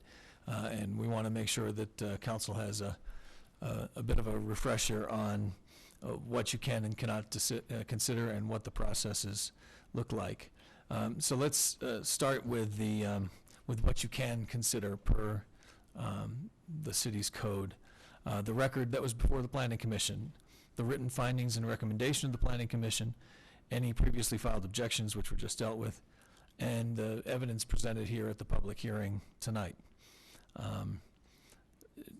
with some discretion to hear other relevant written or oral statements regarding planning commission findings. There have been none of those submitted that I'm aware of, but beyond that, no other materials or evidence should be considered by the council. At the end of the process, when the hearing is complete, the options available to the council are to adopt the planning commission findings and vote, to revise those findings only if there's evidence to support that, to remand to the planning commission when the findings are based on incorrect information, or to table but must decide whether the case within 90 days or it's deemed denied. So that's just the whole universe of options. The first one being to accept the planning commission findings and vote on the matter. You are bound by the city's code to consider the standings, the criteria, the standards and criteria that have been identified as relevant to rezonings. You'll find those discussed in the staff report, but just for emphasis sake, what our code says is that no application for rezoning shall be approved unless it is demonstrated, number one, that the rezoning promotes the health, safety, and welfare of the inhabitants of the city and promotes the purposes of the zoning ordinance. Number two, that the proposal is compatible with surrounding uses as evidenced by a conceptual site plan, if any. Enhances, that the rezoning enhances significant natural characteristics of the site, and that it complies with the performance-based review process. Also, the application must be consistent with the goals of the comprehensive plan, or there must be a finding of a material change in the character of the neighborhood such that rezoning is in the public interest and is consistent with the change, or finding that the property was rezoned in error. And I know that Travis is looking something up based on an earlier version of the code that I referenced there in error. We'll touch on that in just a moment. While we do that, the Planning Commission is, of course, the fact-finding agency for the City Council, and hears any relevant evidence or statements by any person and presents the written findings and recommendations that you'll find in the staff report. Elements that the City Council can look at: the land uses, the development or density standards, on-site parking standards, traffic impacts, landscape and design, signs, and lighting, all elements addressed in the zoning ordinance.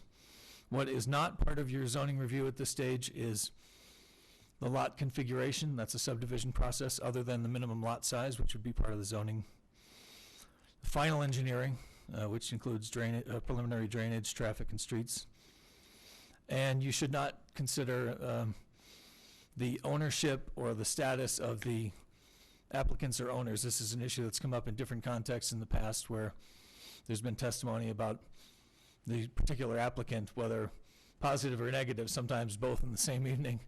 But a reminder that the applicant is bringing forward the proposal for the land uses on the land, and those uses would be applicable even if the property were sold tomorrow to another owner. It's the land uses and the standards that we've referenced that you should consider, and not whether you think a particular owner would do a good or a bad job developing the property. Travis, did you want to add something?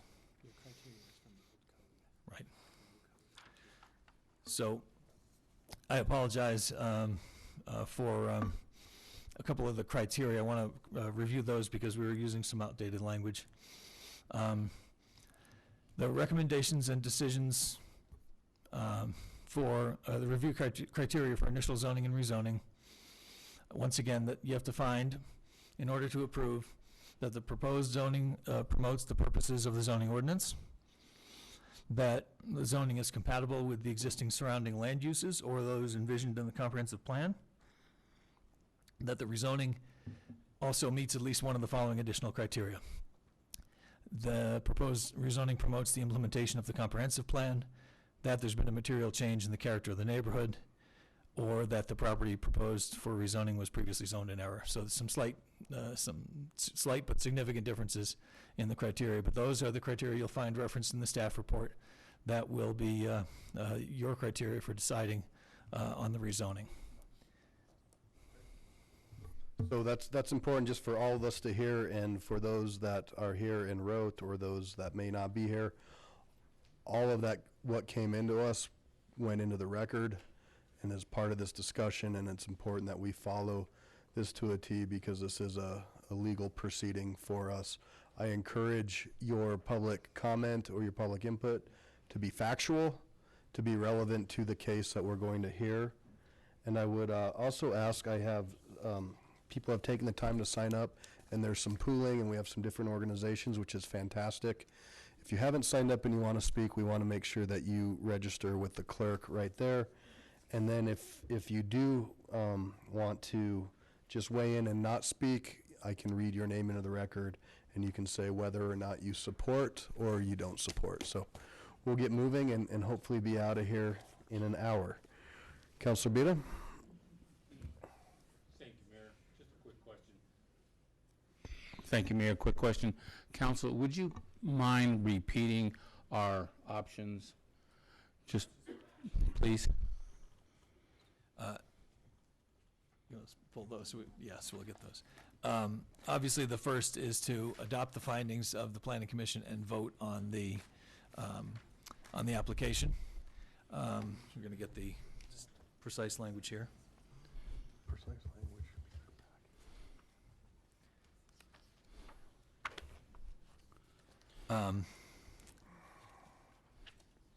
So option one, and done in the majority of cases, is to vote on the rezoning as presented.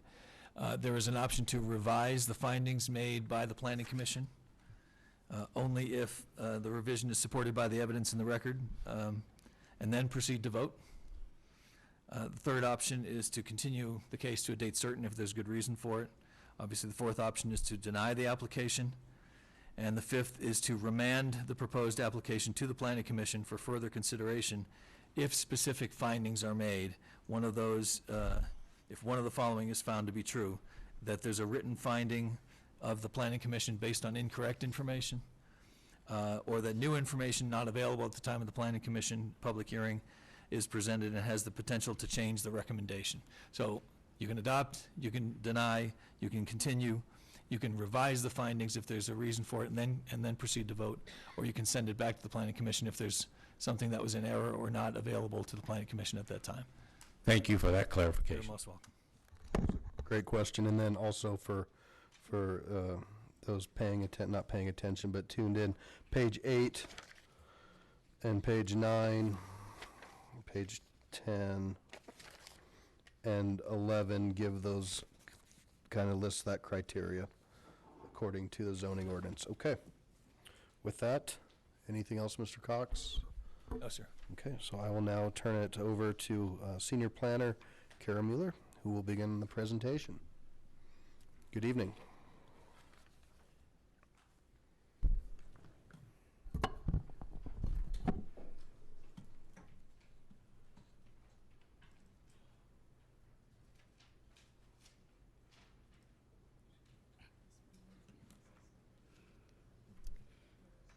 Good evening, Mayor and Council members.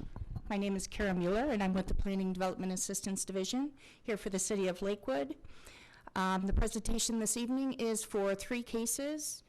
They will all be presented together as they were entered into together, but they will require separate motions. This is for the Indigo at Red Rocks rezoning, vesting, and a vote to form a metropolitan district.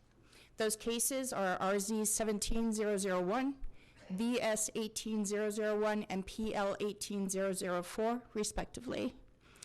I would also like to point out a correction that was brought up from the Rooney Valley Commission. Green Mountain Water and Sanitation is the sanitation body for the piece of property. They were referred, they did comment, however, I didn't summarize the comments in the staff report like I did everybody else's summary. So I just wanted to point out that Green Mountain Sanitation comments that they can provide service for the area. And there's actually a will serve letter that's attached to the Metropolitan District formation packet. So just to kind of point that out for you.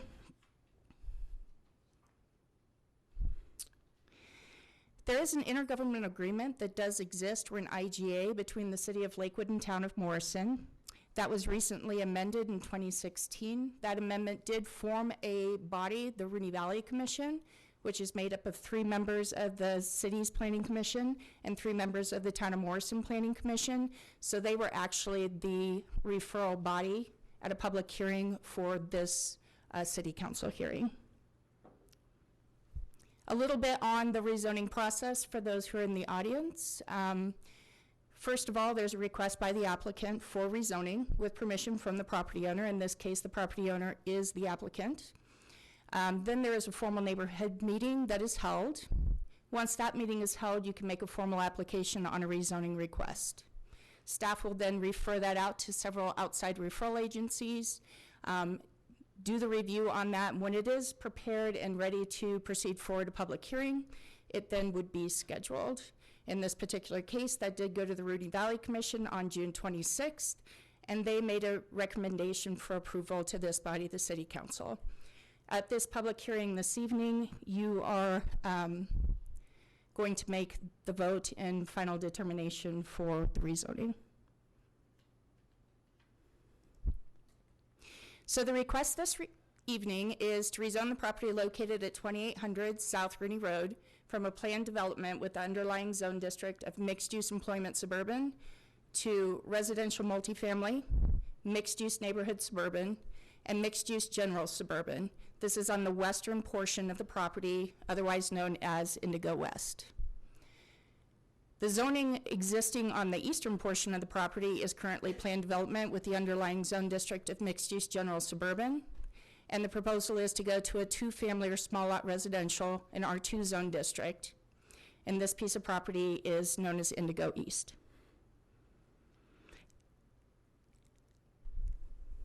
This is a picture of from Plan Rainy Valley of the intergovernmental agreement boundary, which is shown in yellow and black. The area here in the center is the yellow parcels. You have Indigo West, Indigo East, and they are bisected by a piece of unincorporated Jefferson County, which will be the future alignment of South McIntyre Street. Just to go over a couple technical numbers, we're looking at it as one piece of property, but they're obviously 2 parcels with the same address. So just to enter into the record, Indigo West has the parcel identification number of 40-362-00-007, and on the eastern portion known as Indigo East, the parcel identification number is 40-361-00-004. Here's an aerial with the blow up. As you can see here, the existing zoning is listed. Indigo West, once again, the bisecting piece of property, and Indigo East shown in red. So the proposal before you this evening is to go from 2 zoning classifications, 2 PDs, with underlying zone districts to 4 separate zonings. On the east side, we're looking at a 2-family small lot residential. Currently, the R2 zoning does allow for a myriad of uses, including commercial uses, office uses, and the gamut of multifamily down to single family. And going to an R2 zone district for the entire piece of property is effectively downzoning or assuring that single family or duplex units would be constructed in the R2 portion. As we move across the bisecting of South McIntyre Street from east to west, you will have residential multifamily, which allows for single family detached all the way up to multifamily. Currently, the zoning on the west side allows for townhomes or single family attached and multifamily. So the RMF would once again allow single family detached or duplex units to be constructed there where they could not be today. As you move across to the M&S zone district, once again, adding the single family and the duplex uses, while retaining some neighborhood commercial ability in that location. And then finally, in the very corner of the property with, that's actually bisected by Rooney Gulch, which you'll see here in a moment, you have the MGS proposal. And what that would allow for is commercial uses, a more broad range of commercial and office uses. It is contiguous to Jefferson County zoning that allows for commercial use on this side of the gulch.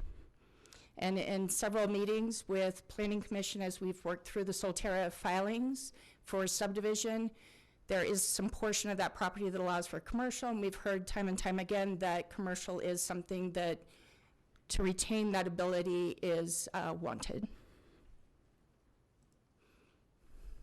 So a few of the major zoning is, again, the addition of those lower density residential uses, where today you can build townhomes or single-family attached and multifamily across the entire property. A majority of that property, except for the MGS portion, they're adding the ability to build those lower density residential units. What that effectively does is allow for the development of this property to meet the intent of Plan Rooney Valley. It will also lower the heights. Currently, you can build up to 60 feet across the property. The R2 zoning has a maximum height limit of 35 feet. The RMF and the MNS, 45 feet. And the MGS, 60 feet, similar to the zoning that's in place today.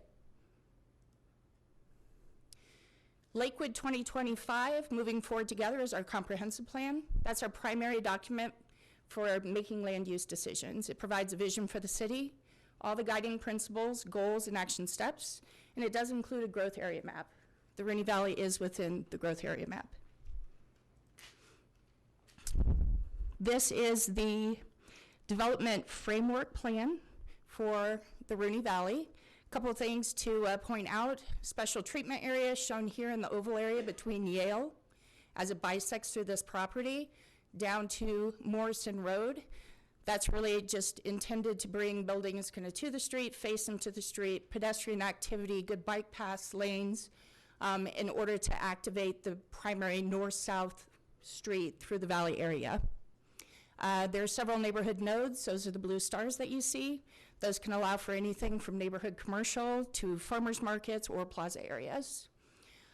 Myriad of uses there. Rooney Gulch does bisect, and that is shown here on the property coming through. Indigo East is located here, and the yellow coloring on this for the land use from Plan Rooney Valley, that is to have a density of 3 to 7 dwelling units per acre. Then you come across McIntyre to the western portion, and that's intended to be 8 to 12 dwelling units per acre. Once again, allowing the single family and the duplex uses to be allowed will allow the development to meet the intent of Plan Rooney Valley.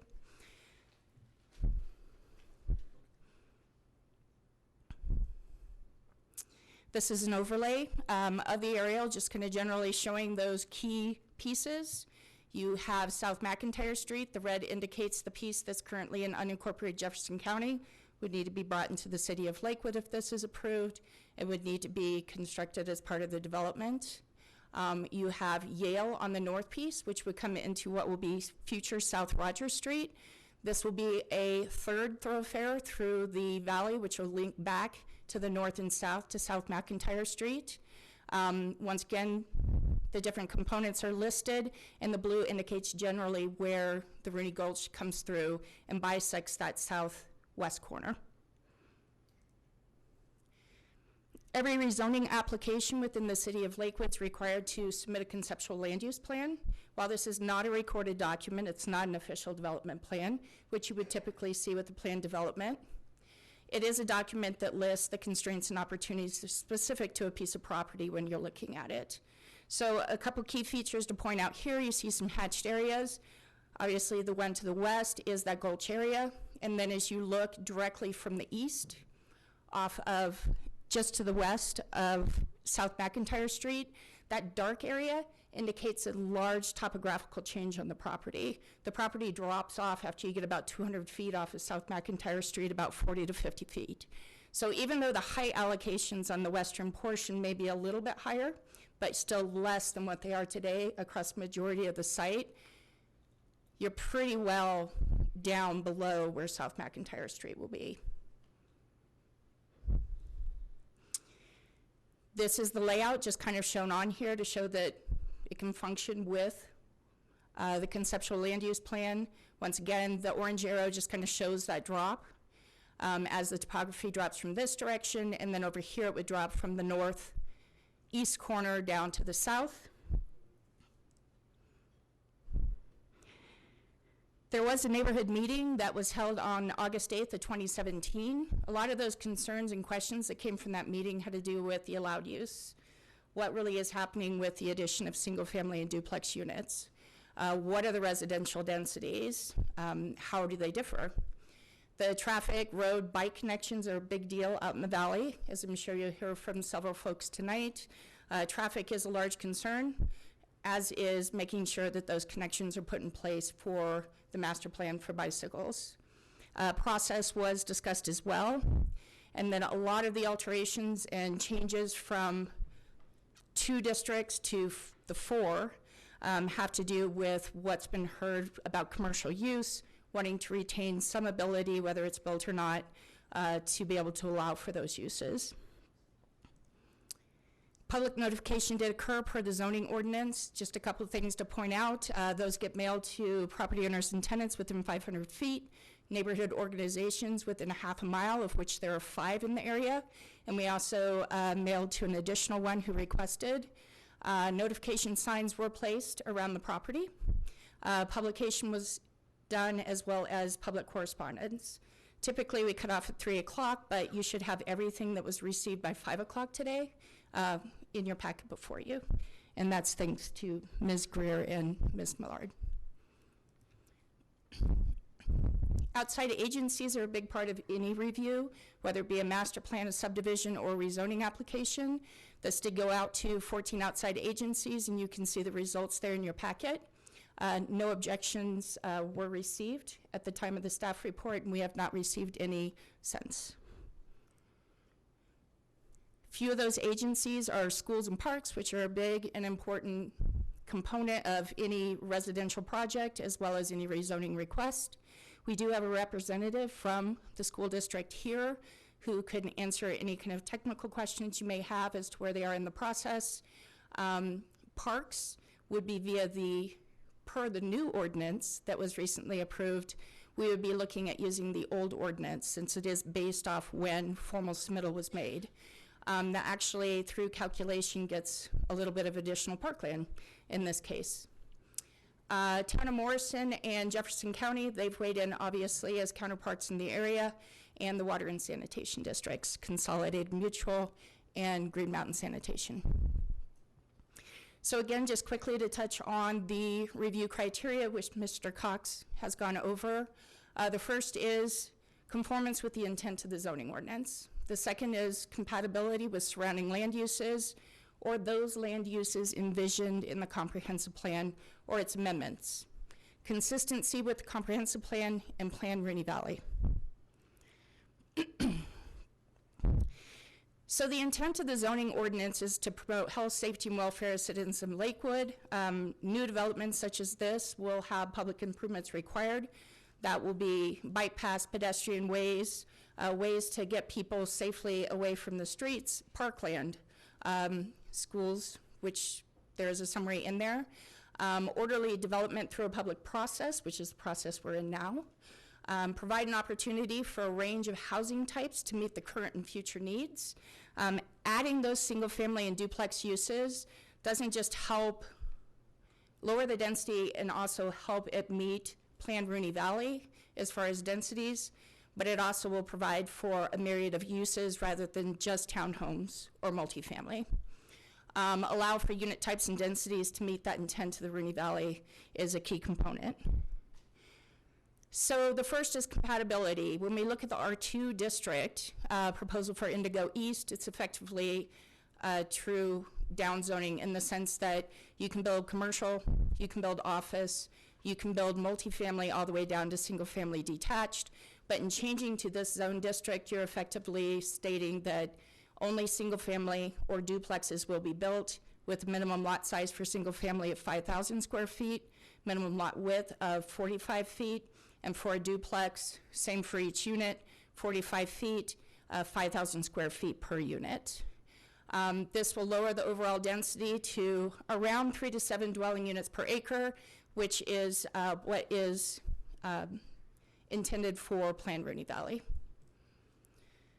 Compatibility with the residential multifamily proposal as we jump to the west side now.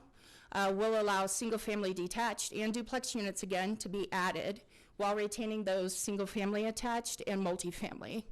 Those can currently be built today there. But in adding the single-family and duplex, 8 to 12 dwelling units is what's planned within Plan Rooney Valley on the entire West Indigo piece. And this would allow there to be the ability for them to meet the intent of that plan. Once again, the height would lower from 60 feet to 45. Then we can jump to the mixed-use neighborhood suburban. This once again adds the single-family, the duplex uses. It again does the same thing the residential multifamily does with 8 to 12 dwelling units per acre, but there is a difference in the development standards between the different districts, which is why there are a couple of them there.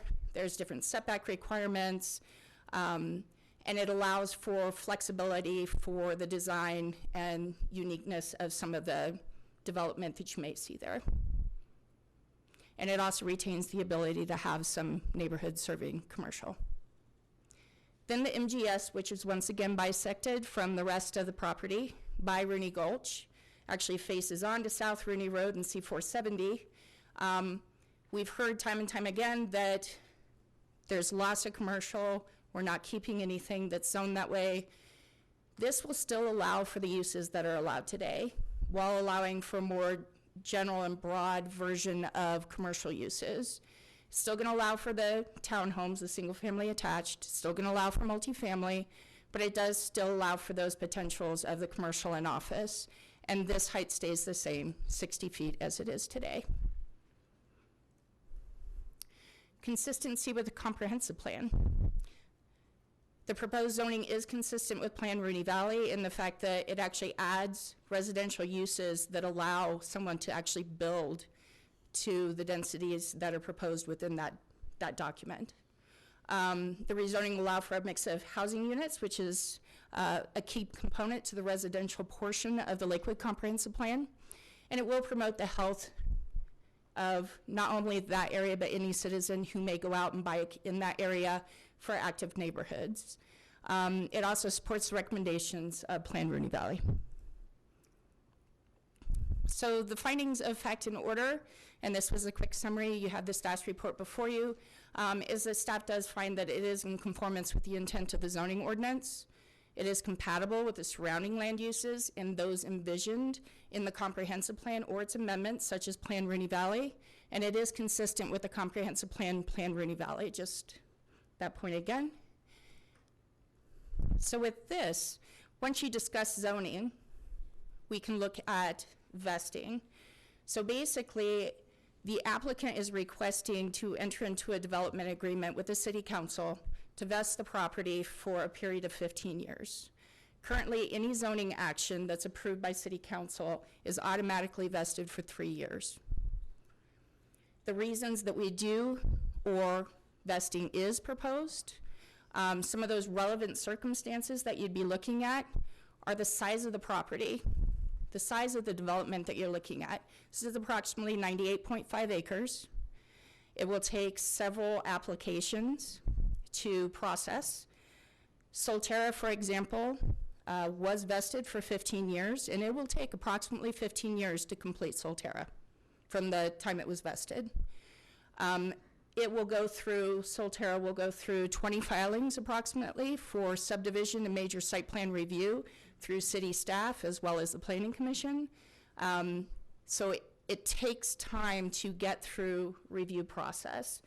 So entering to a vesting agreement allows there to be an agreement that the applicant and city council can actually see a project through fruition and completion. It's actually a fairly common practice.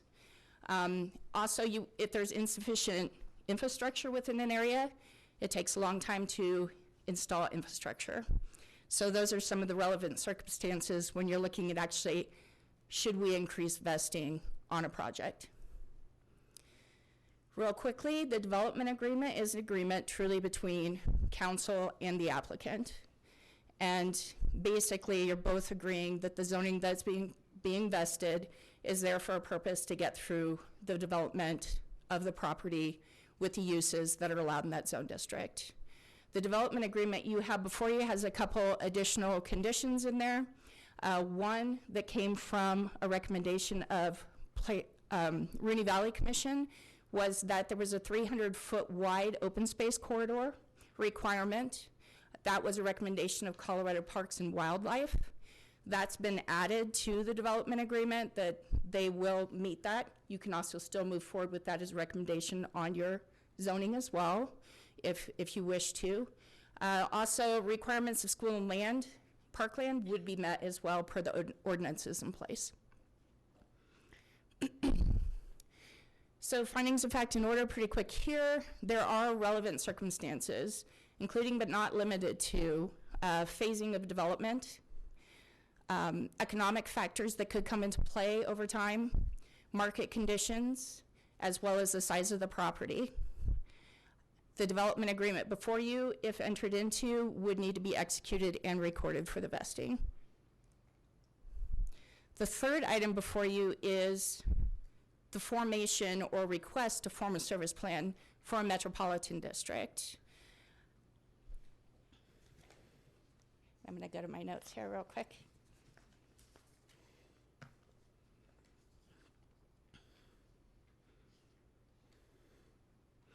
Basically, the formation of the Metropolitan District would form a quasi-judicial body, separate from the city of Lakewood, that could tax and oversee and fund public and private improvements, including maintenance. This slide provides some examples. There are several within the city of Lakewood: Denver West, Indian Valley, Fossil Ridge for Solterra, the Plaza at Belmar, Big Sky for the CDM property just to the north, as well as the Sheridan Station. Bless you.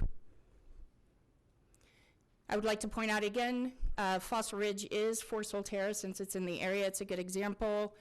It was vested for 15 years and does have a metropolitan district that was formed in order to develop that development.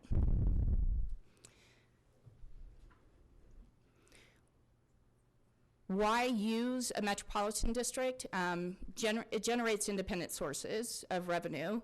These can finance all those items previously listed, such as construction, owning, operation, long-range maintenance of public as well as private improvements. It enables a community to address local infrastructure needs, and it can provide perpetual operation and maintenance. Effectively, metropolitan districts spread out the cost to build and maintain infrastructure over time, making housing more affordable. Metropolitan districts are a tool to aid in financing large developments.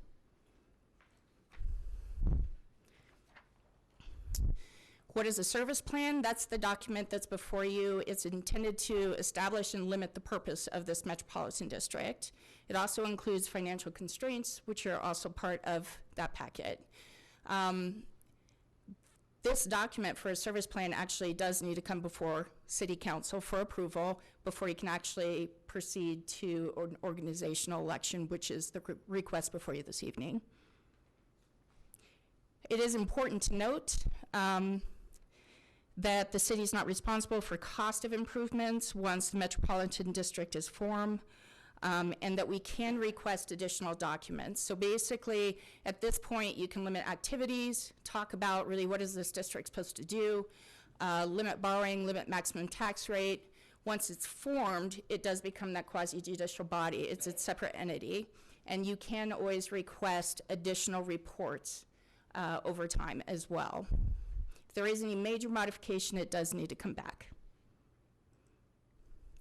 Real quick, you've seen this many times. The boundaries match up with what's being proposed with the other two applications. And therefore, City Council may approve the service plan if evidence shows that there is existing need for service in the area. Staff finds there is. Existing service in the area is inadequate. There are no direct services to this property. Proposed district is capable of providing economical and sufficient service. Before you is a service plan by which they would be able to provide that if they were made able to form this metropolitan district. And the area has financial ability to discharge the proposed debt. And yes, according to the attorneys who put together the metropolitan district, it is there. Therefore, staff Okay, sorry. This was recorded at one point, so real quick, I thought that might come on. I can let it speak. For the recommendation, there are three, so you will be making three. Rooney Valley Commission recommended to the City Council that you approve the rezoning case RZ 17001. Staff recommends that the City Council approve vesting case VS 18001 to increase the vesting period to 15 years. And staff recommends that the City Council approve the service plan, case number PL 18001, to allow the applicant to pursue the formation of the Indigo at Red Rocks Metropolitan District. And with that, that concludes staff's report. I'll be available as well as various other members. Thank you. Thank you, Ms. Mueller. Red Rocks rezoning request.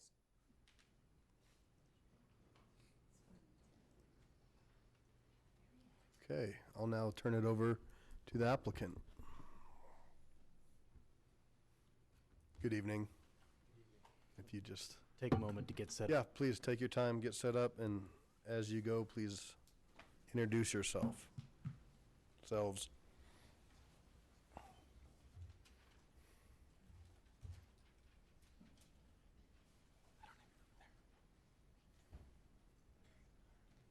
Switch it over.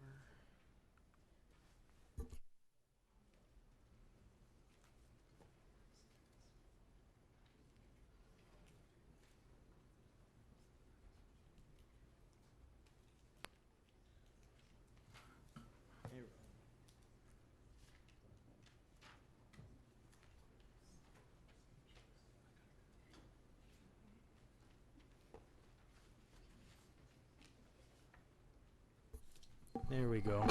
Can everybody hear me okay? Great. Get this adjusted here. Thank you. Good evening, Mr. Mayor and members of City Council. Thank you for taking the time to hear our presentation tonight. I want to also thank Ms. Mueller and Mr. Cox quickly for their staff presentations as well. My name is Ethan Wattell. I'm a senior planner and project manager with Baseline Engineering Corporation in Golden. I'm here on behalf of Cardell Homes. For the record, my address is 112 North Ruby Drive, Suite 210, Golden, Colorado 80403.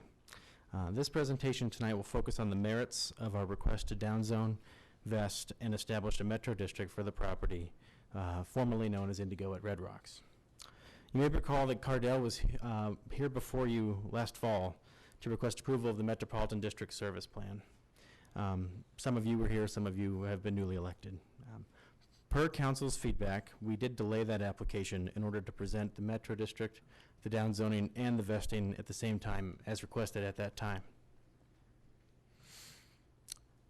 Tonight is a presentation of the package that is Indigo at Red Rocks. We have three specific requests for council's consideration. The first is a downzone on the 98.6 acre property known as Indigo at Red Rocks, or Indigo for short. Our request seeks your approval to amend the zoning from planned development, mixed-use employment suburban, and mixed-use general suburban, and downzone it to R2, RMF, MNS, and MGS. A little bit of an alphabet soup mouthful, but Kara did a good job going through those 4 proposed zone districts. In short, we want to remove as many uses on this property and add single family. Cardell Homes is a single family home builder. The change in zoning will dramatically decrease the intensity of the potential development on this property, remove incongruent uses, and will align the land use and goals with the land use with the goals and vision of the Rooney Valley, Plan Rooney Valley, and the comprehensive plan. Our intent is to eliminate the ability to construct mid and high-rise apartment units and intensive commercial, and instead construct a range of high-quality single-family homes and townhomes. Cardell is a for-sale builder and does not build rental units. Our second request for council's consideration is a 15-year vesting period in order to properly plan and execute on servicing and the build-out of this project. And finally, we respectfully request council's consideration to approve our request for a service plan for a metro district to finance the infrastructure of Indigo. A lot of people on this slide, but this slide is a list of the members of our project team that have been directly involved with the applications that you see before you today, and they're all here to answer any questions you may have. I'm now going to introduce Mr. Rod Mickleberry, who's the regional president for Cardell Homes, who will present Cardell's vision for Indigo. Thank you.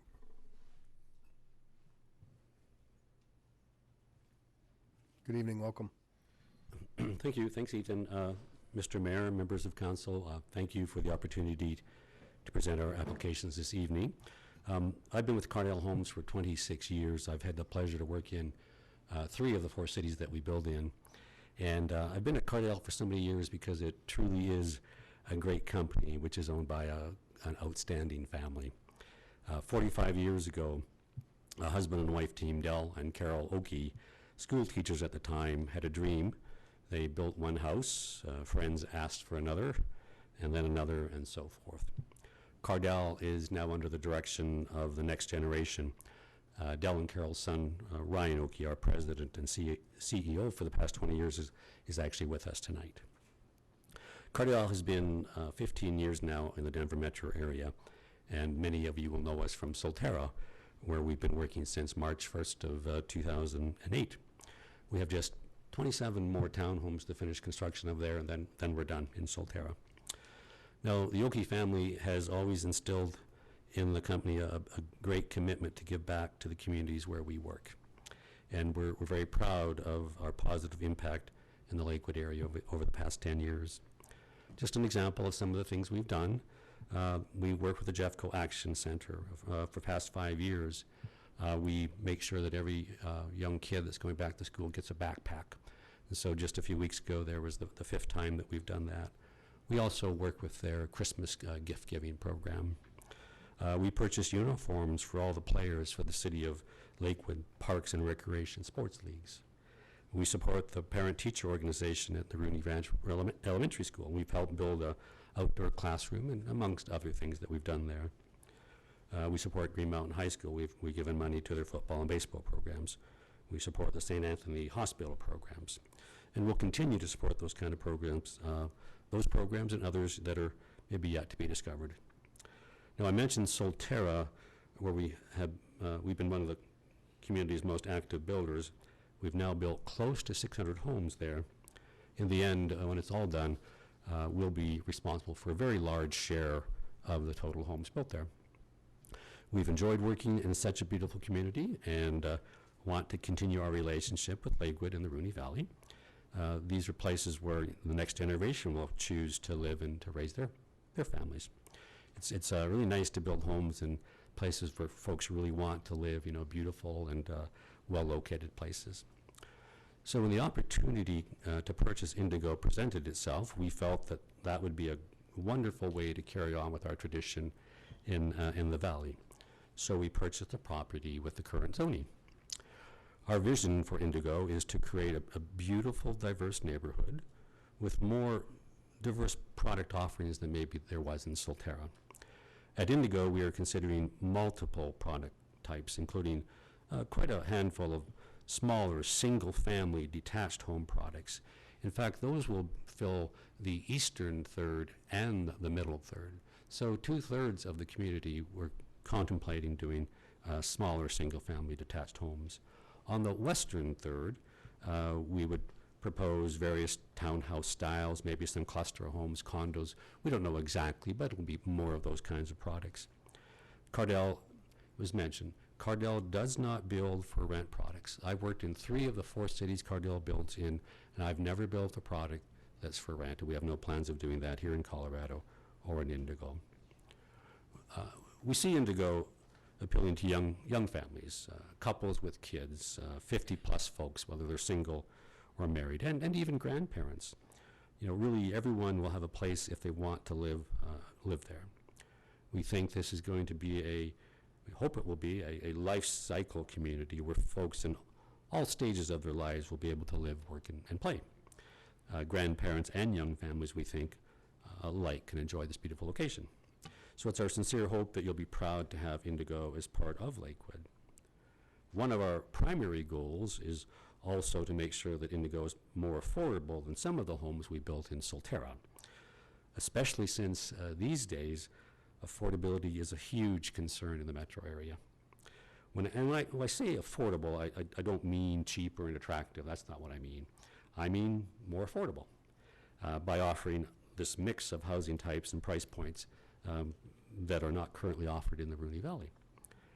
We don't think expensive stucco and expensive tile roofs and expensive metal railing, those kind of things, which we've used in Solterra, are really necessary in Indigo. And we don't think that's actually a good idea, especially when affordability is, again, one of our greatest problems in the metro area in housing.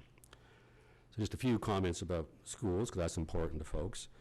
The Red Rocks developer has been tasked with locating a site for a K-8 school on their property.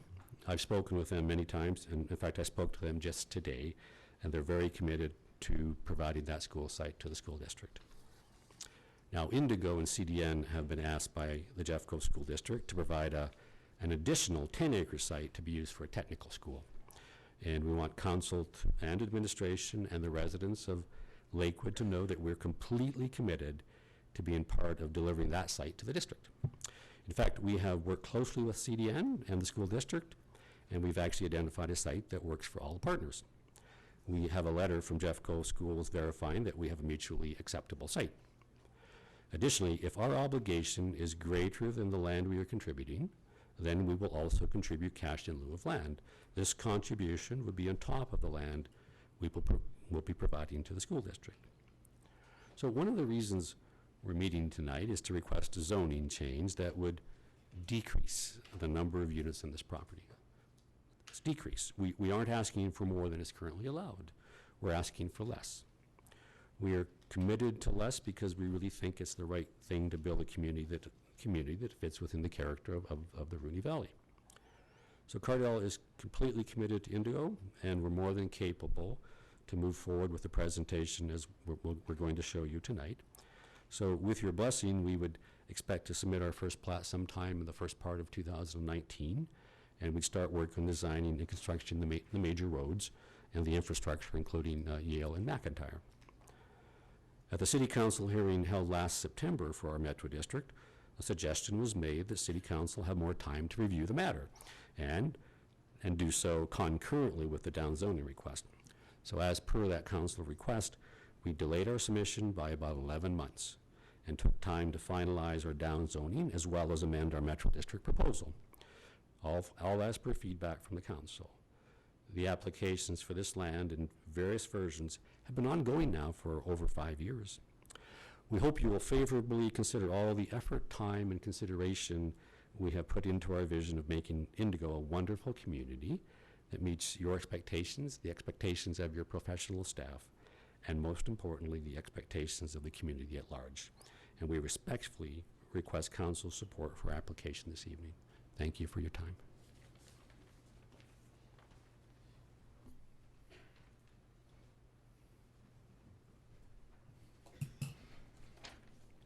Thank you, Rod. Again, Ethan Wattell with Baseline. Now I'm just going to get back into the specific property for a little bit. To provide some context, the property is located to the west is C470. To the east, can you point? Maybe. Get more water. Maybe. C470 to the west. East and south is the Red Rocks Ranch development. You got to go over to the other screen, wherever it is. Yeah. Which is currently in planning approval for over 40 acres of commercial and additional residential land. To the north is the CDN property, which is already approved for commercial and residential development as well in the city of Lakewood. To the northeast, visible in the aerial image, is Solterra, the master plan community, residential community, which is nearing build out today.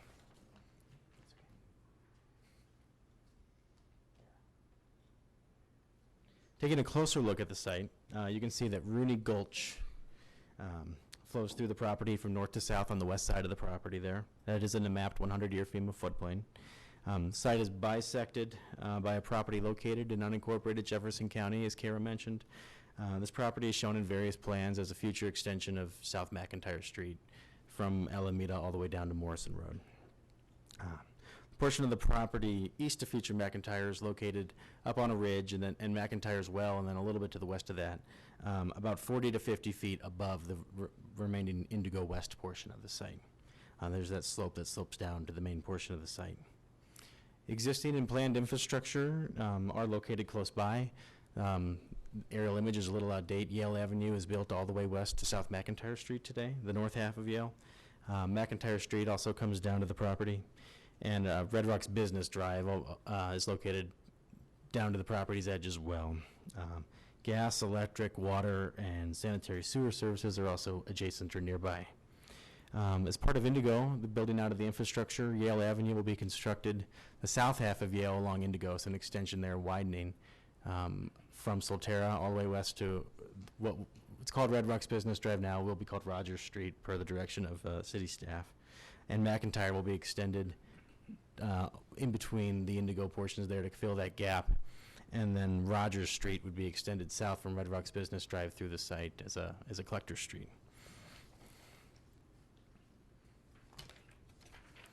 The zoning today is made up of two old official development plan, or PD, documents from the 1980s on top of the Lakewood zone, standard zoning districts, excuse me. So west of future McIntyre Street is the MES, Mixed Use Employment Suburban Zoning, today, along with the Delmer Humphrey ODP from 1983. So there was some planned development here back in the 80s that hasn't come to fruition. East of future McIntyre is Mixed Use General Suburban, or MGS, underneath the Humphrey Property ODP from 1989. The existing approved zoning that I just explained today is meant for dense suburban multifamily retail and office uses. That's what you can do today.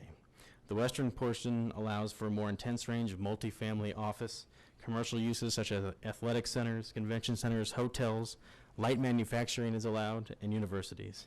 The eastern part allows all those same uses, just like apartments, emergency medical facilities, convention centers, hotels, motels, light manufacturing, mortuaries, offices, and all forms of residential dwelling today. Across the site, all across Indigo, the heights that you're allowed to build to are 60 feet, or 5 stories. So an apartment building that could go there today would be a 60-foot tall apartment building.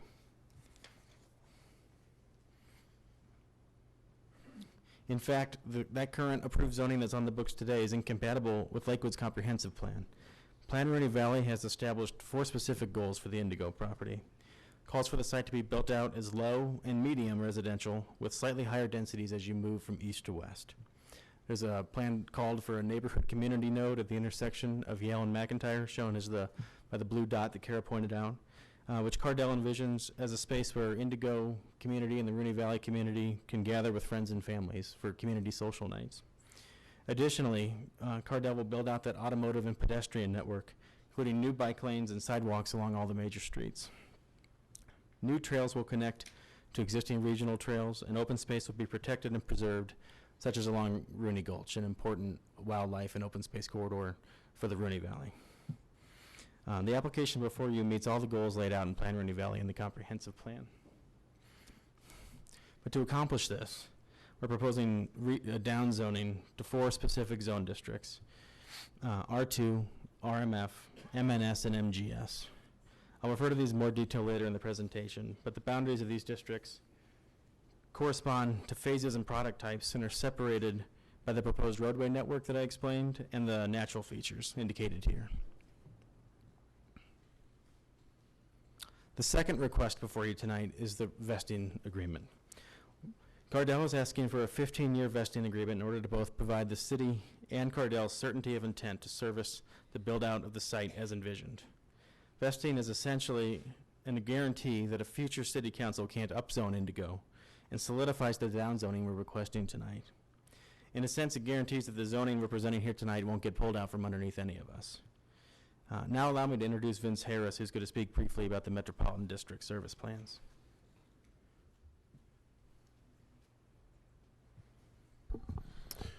Thank you, Ethan. I'm Vince Harris. I'm with Baseline Corporation, and I'm here tonight also assisting with the rezoning application as well as the service plan for the Metropolitan District. As indicated, this is the third item we have before you tonight. The request is for approval of a service plan for the Indigo at Red Rocks Metropolitan District. In response to the comments and the questions that were expressed by City Council in September of 2017, I have the following comments, statements, and commitments that are included in and related to this proposed Metropolitan District. As indicated and shown on the screen here, the district will mail notices of all director elections to district residents. The district and purchasers will be made aware of any specific public improvements that are financed by the district but located outside of the district boundaries. In addition, the district has provided an updated will serve letter from Consolidated Mutual Water Company. Also, the service plan does include a requirement that annual reports will be submitted to the City of Lakewood. The district will cooperate and communicate with stakeholders and residents throughout the surrounding area and will hold community meetings to foster open dialogue regarding common issues. The city's review of the service plan coincides with the city's review of the downzone from the property located within the district. Next slide. All public improvements provided by the district will be funded by the district, residents only. No current Lakewood residents will be participating in that funding. Public improvements provided by the district will be available to the general public, and as Ethan goes through the plan, you'll see there will be pedestrian trails, bike paths, open space available to the general public. So in conclusion, the service plan meets your criteria, as Kara Mueller explained a few minutes ago. Per the City Council's request, all of the changes I just mentioned are designed and created to create a district that is as simple as possible and extremely transparent to the citizens of Lakewood and the residents in the area near to Indigo. So with that, I'm going to have Ethan come on up, and then Ryan Oakey will conclude. Thank you. Thank you, Vince. I'm going to conclude the presentation. Next slide, please. Great. I'm just going to emphasize the following specific merits of the downzoning application for these four proposed zone districts.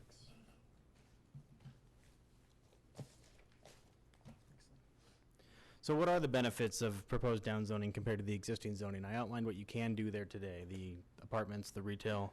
So downzoning to R2 on the east side, this has the effect of increasing the minimum open space requirements from 20% to 50%. So everything that gets built there, it's instead of having 20% required open space across the site, it's 50%. The number of permitted land uses compared to the existing zoning decreases from 37 to 11. The maximum height goes from 60 feet down to 35 feet. Front setbacks will increase from 10 feet to 25 feet, providing much more room between the buildings. Same story applies to the RMF downzone across McIntyre. Minimum open space requirements increase from 20% to 30%. Number of land uses goes down from 28 to 15. Yeah, there. Maximum height decreases again from 60 feet allowed today down to 45 feet. And front setbacks increase from 10 feet to 25 feet. So the overall intensity of development is simply decreased. West of Rogers Street in the MNS district, minimum open space requirements increase from 20% to 25%.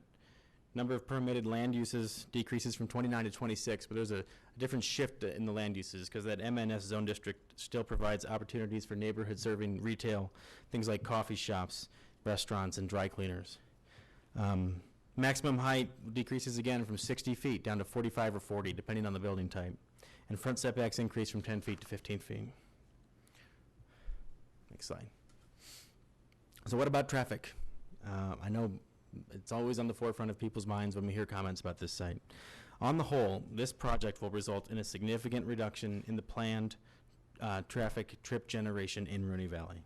So when the valley was originally planned, the trip generation that was said to originate from the Indigo property back then was 13,500 trips per day, based on assumptions of what those future land uses would be under that existing zoning. Cardell's application for Indigo will generate only 6,600 trips per day, or less than half of the previous expectation. And that's once full build-out is done after 7 to 10 years.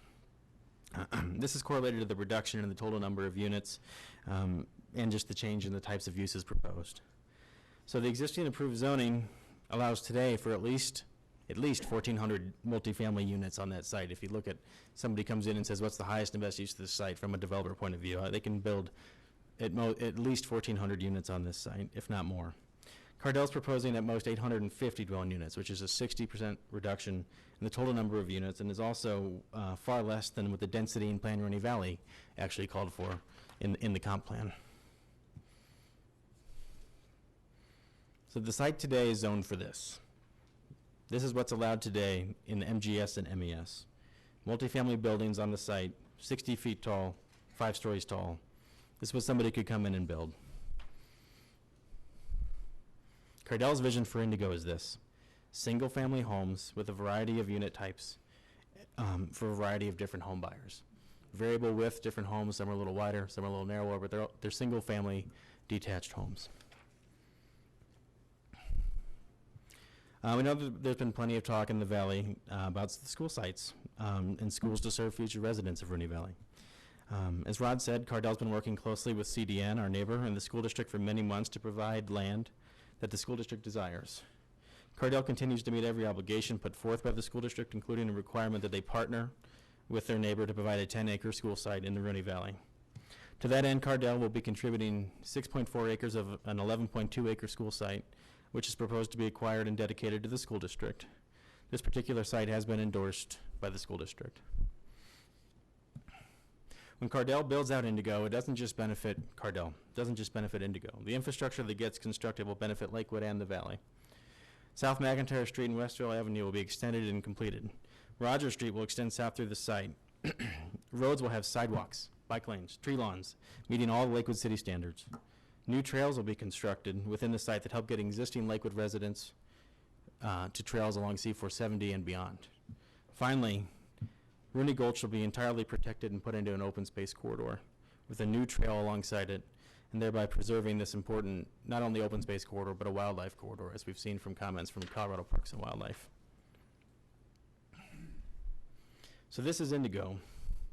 We feel that the proposed downzone to allow the single-family uses and remove intense uses will implement the desired land uses, intensity of development, and the framework of Plan Rooney Valley and the Lakewood Comprehensive Plan. The intensity is being limited compared to the existing zoning, and the plan's recommendations are being met by lessening the density on the site from west to east.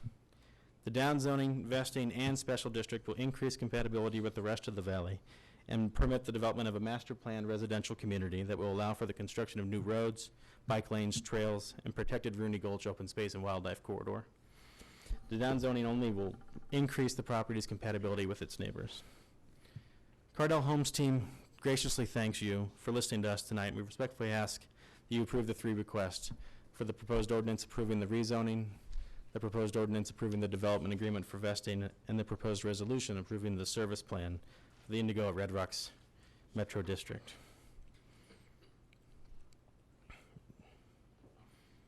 Next slide.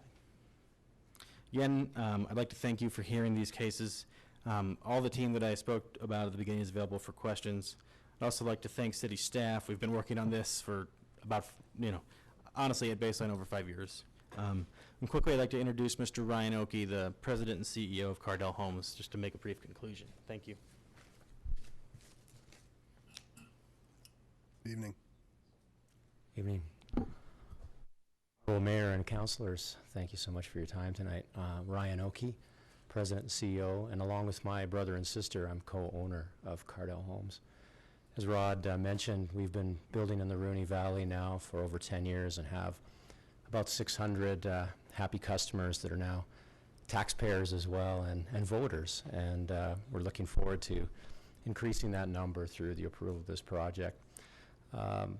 Rooney Valley's been a great place for us to build, and we've really enjoyed our time building there and the relationship we've developed with many people in this area. In fact, my son chose to go to Colorado, college down at Colorado Springs because of his time that he spent here in Colorado. And unfortunately, he's a senior this year, so he's not going to have much more time to spend, but we're hoping that he'll stay here and stay on with the company and continue to work here in this valley. I know you've got a big package in front of you, a lot of detail, much of it technical, and I want to thank you for taking time to review it and to consider the things that we're asking for. so we can continue to move forward in a positive way in your wonderful city. Thank you for your time. Thank you. Okay, so I will now, is that the end of your presentation? Okay. So I'll now open up the public comment, and we're going to start, we have a dual presentation by the Ward 4 Coalition and the Rooney Valley Alliance that Ms. Hauser will be taking on for 10 minutes plus extra after that. So the 10 minutes is for the Ward 4, and then there's some pooling. And in order to pool, let's see, Mr. Johnson, you're here. Mike Muller's not. Mr. Schuman, you are. Chris Thomas, are you here? Chris is not here.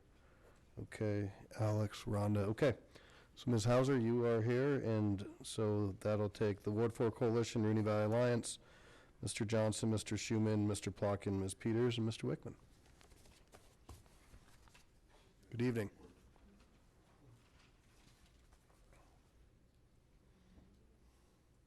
So then shall I just press? Does she use this one or that one? Name's right here on it. Make it up. Do you want me to take your name off that? Okay, can I use it in this position? I can put it down here probably. Now will the microphone, can I move the microphone? Right, miss.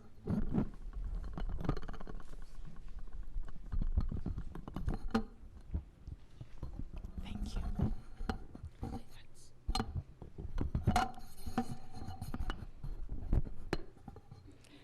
Good evening, Mayor and council members. I'm Linnea Hauser, president of the Rooney Valley Alliance. The unique, irreplaceable Rooney Valley does not need more rooftops. It needs the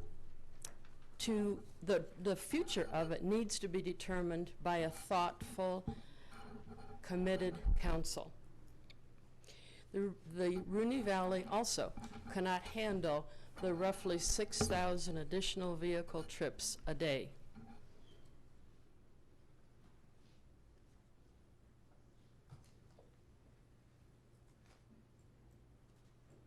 Sorry, which? Ms. Mueller will help you.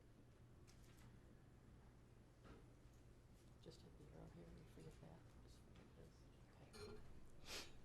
Okay. There are general problems of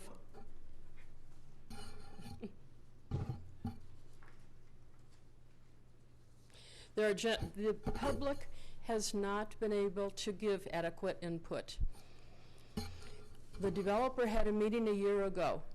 Since then, the Rooney Valley Commission held one hearing, but it was poorly attended not because of lack of community input and interest, but because it was given short notice. It was held during summer vacations and particularly during the busy 4th of July holiday.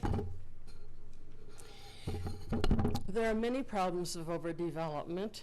To focus on just a few, overcrowding happens not only in the housing area, but on schools, streets, businesses, and parks. Loss of remaining open spaces will diminish our unique geological and paleontology resources of the area. Newcomers will need new schools. The developer will only pay a small portion of the cost of schools. Where will the rest of that money come from? Taxpayers. Financial burden. New homes will place a burden on municipalities because their property taxes will not cover the cost of services to the new area. Lost business opportunities. The remaining, this area could be so well used for business development, economic development. If the area is given over to residential uses, that opportunity will be lost. There have been significant changes since last year's public meetings, and those need to be considered. Morrison upzoned their portion of the Rooney Valley development from 1,000 units to 1,350 dwelling units. That's a 35% increase in density before Cardell's development. Parkland dedication requirements have changed since the hearings, and council is now looking at making changes to multi-use zones.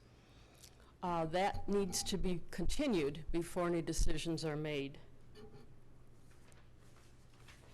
The developer is using the lesser of evils approach, but that's not right.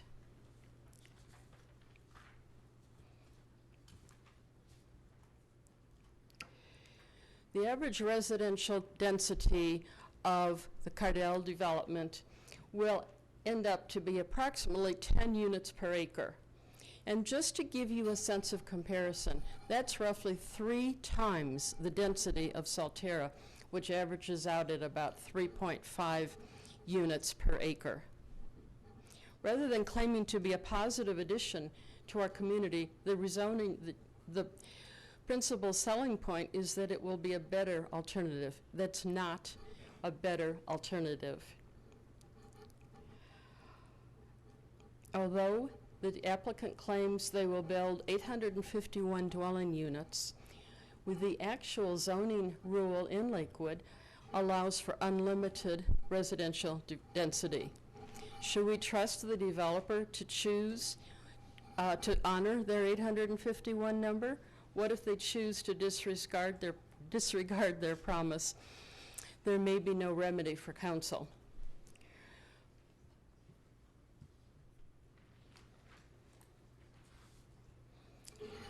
The first major obstacle with the proposal is that it violates Plan Rooney Valley. Plan Rooney Valley, as you know, is the master plan for the area. The original plan set a total of 4,227 dwelling units for this area. Council recently modified that limit down to 3,444 dwellings. But the actual developments, if you combine Salterra, Red Rocks Ranch, and Indigo, would be 5,157 dwelling units. These new proposals will exceed the Plan Rooney Valley guidelines by 1,713 units. Here's a little backup detail to the proposal, but you can see that the maximum density should be at 4,227. A little more back up to the fact that council set standards for the density of the valley, and these are being exceeded.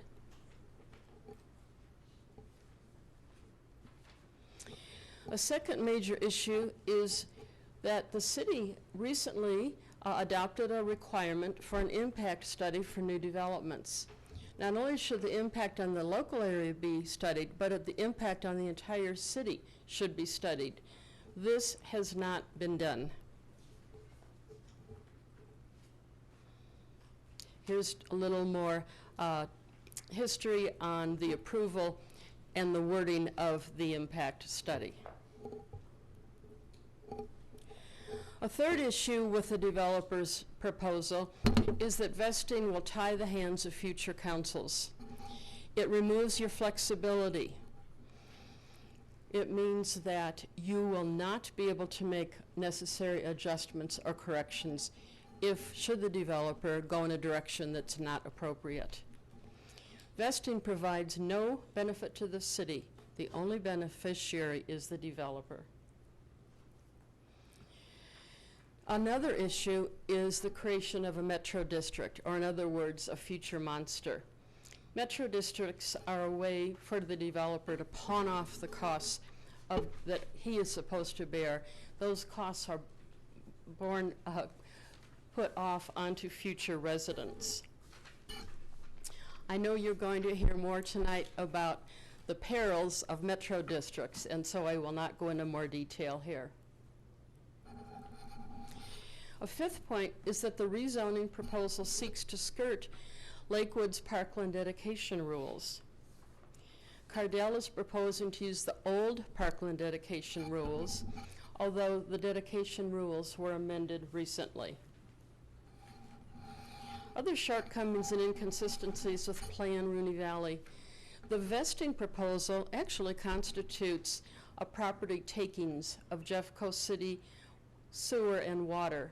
Committing these resources to support more housing takes away these resources from being saved for a drought, for the next drought, or from being used for economic development.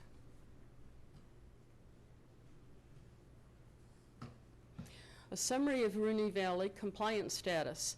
Plan Rooney Valley creates for creating an RTD district hubs. These are not to be seen in the current plan. The Rooney Valley, Plan Rooney Valley calls for 1.9 million square feet of commercial activity. This is not seen on the plan. The proposed projects exceed the totals provided in the plan, 5,157 units being built versus the 3,444 units approved by City Council. This exceeds the guidelines by 1,713 units. A vote tonight would be premature. The City Council must finish its reassessment of development rules first. The zoning subcommittee is currently devising new zoning laws. Let those be completed. Citizens should also have a vote to write on the slow growth initiative that is currently being held up in court. In summary, there are serious problems with the development. There was inadequate public input. The additional dwelling units will impact the community and the city. The proposed rezoning violates Plan Rooney Valley. It does not have the required citywide impact study. Vesting will restrict future city councils. Metro District will overly burden future residents and create future political problems.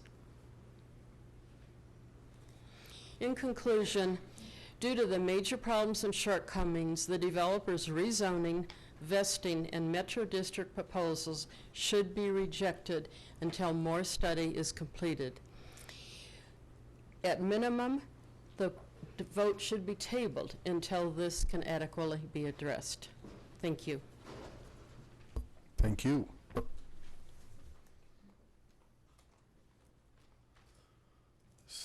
So how do you want to handle the time frame now? The presentation, so I was told Ward 4 Coalition and Rooney Valley Alliance would take for Ms. Hauser, Mr. Johnson, Mr. Schuman, Mr. Plotkin, Peters, and Wickman. So I guess from that, can we stop the, yeah, the clock has stopped. So that would take away that. Mr. Schuman, do you want to add anything? No. Okay, thank you. Mr. Plotkin, do you want to add anything? I can speak a little bit. Okay, please come forward.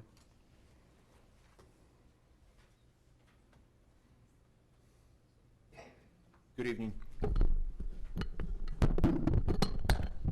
Alex Plotkin, 1231 Southward Court, Lakewood.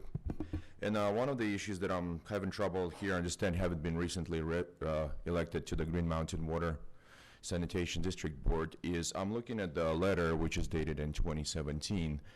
And it seems that it was written by a district manager who's no longer with the district. It was addressed to a party that is not Baseline Engineering over here.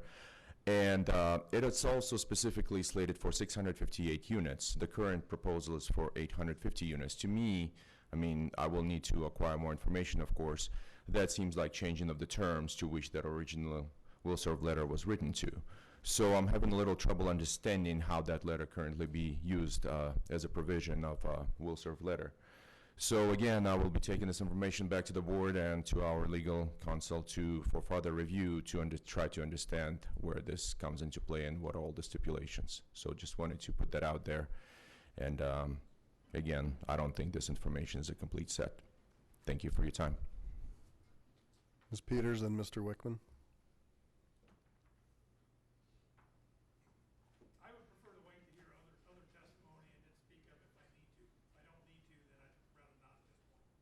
Okay, so we probably won't be coming back. Now or never. There's a lot of people signed up to speak, so.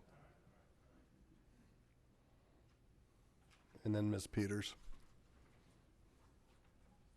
And you still, you still have 7 minutes, 28 seconds. Dave Wickman, 722 South Beach Street.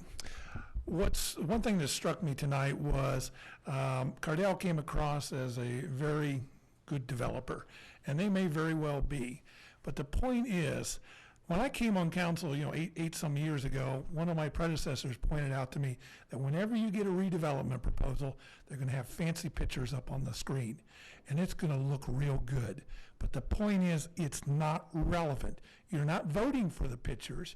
You're not voting for Indigo. You're not voting for this developer. You're voting only for the land changes. Tomorrow, Cardell could sell this to an entirely different developer. It could be called something entirely different. Everything that they propose to you tonight could be gone. The only thing that's legally binding tonight, and our attorney told us at the very beginning of the session, don't be swayed by the personalities. It doesn't matter how much they donate to the Action Center. The only thing that you're voting on tonight is the rezoning, the vesting, and the service district. Those things go with the land. And you have to ask yourself, you're protecting the people. If this thing goes south and it goes to some other developer, what could they get away with? You have to look at a worst case scenario. Only look at the land use. Thank you. Thank you. Ms. Peters? Good evening.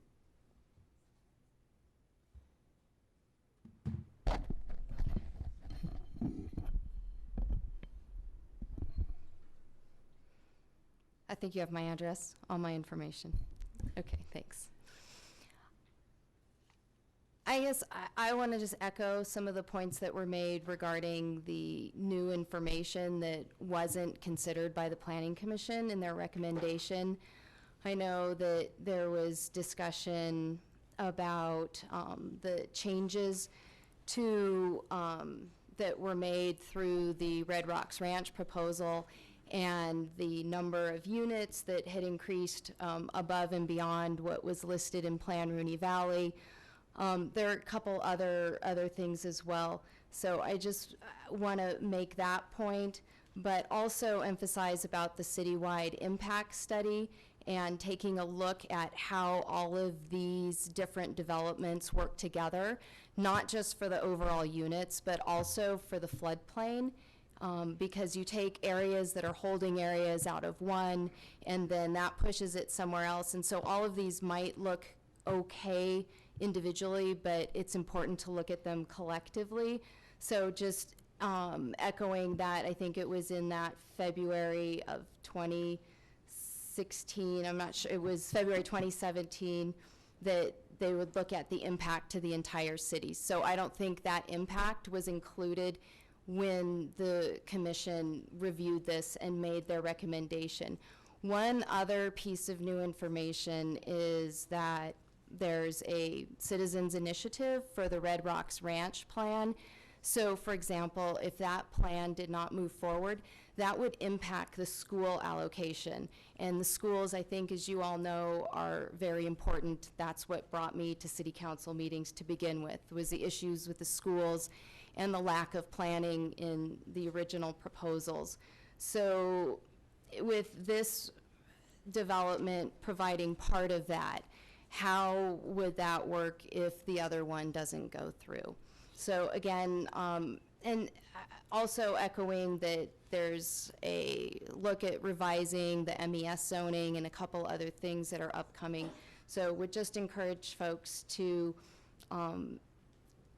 look at it in light of this information, that's new information that has come in. So that's it. Thank you. Great, thank you. Okay. So the next group I have pooling by Mr. Henderson, Mrs. Henderson, and is it Gary Greaser? So these three, and hopefully your presentation's tailored to this subject tonight. And you'll have 9 minutes. And then after that, I have Joyce Bigelow. Did you wish to speak, Joyce? No, where? No, okay. Do you favor the question or not, or don't want to say? Okay. And then, I got your name right earlier, Mr. Pfeffercorn. Did you want to speak? Okay. So you'll be up next after the 9 minutes. Then I have Mr. Bandemir, Mr. Bowman, Mr. Davis, Mr. Brumley. Oh yeah, you're like 6 more pages. Go ahead, sir. Thank you. Thank you, Mr. Mayor and council members. It's a real pleasure to meet you all, and very nice to spend the evening with you, and appreciate your time and your patience. I'd like to try to tie in somehow rats and bunnies to my presentation, but I'm not going to be able to do that. But I am going to tie in one of the concepts that was discussed here and seriously discussed, and that is the right to vote. And I'm going to start there because there are 3 items that I'd like to share with you with respect to the Solterra Metro District experience, and hopefully in sharing the lessons that we've learned, mistakes that were made, errors that were made, abuses that were taken advantage of won't be repeated. I put up on the screen kind of the beginning, and this is the beginning. The beginning is articulated in the paperwork that you have from the applicant. This is the first thing they're going to do. This is the most important thing they're going to do. This is the most important document with respect to the district. This is the first election. In our case, the only election for 12 years. The only voters in this election were 8 employees of the developer. They elected 5 of their employees as directors. As you can see, I think only one of them actually lived in Lakewood. None of them owned property, none of them voted, none of them were taxed in Solterra. And you'll see the vote was consistently 8-0 for all of their decisions. This is what they voted on.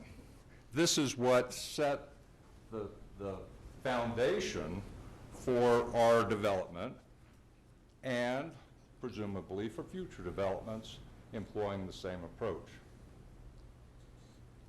There are basically 3 things that this language creates by this vote of the developer's employees. Number 1, it sets a maximum amount of money that they are authorized to tax up to. And when you add all of these together, the total number is $4.9 billion. Let me say that again, $4.9 billion. And it's repeated in each of the bonds. And the bonds tell the bondholders this jurisdiction can be taxed up to $4.9 billion to make sure you get paid for the bonds.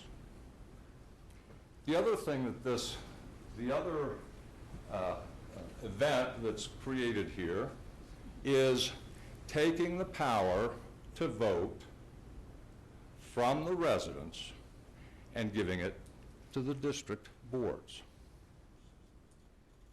The district boards, which in our case for 12 years were populated by the developer's employees.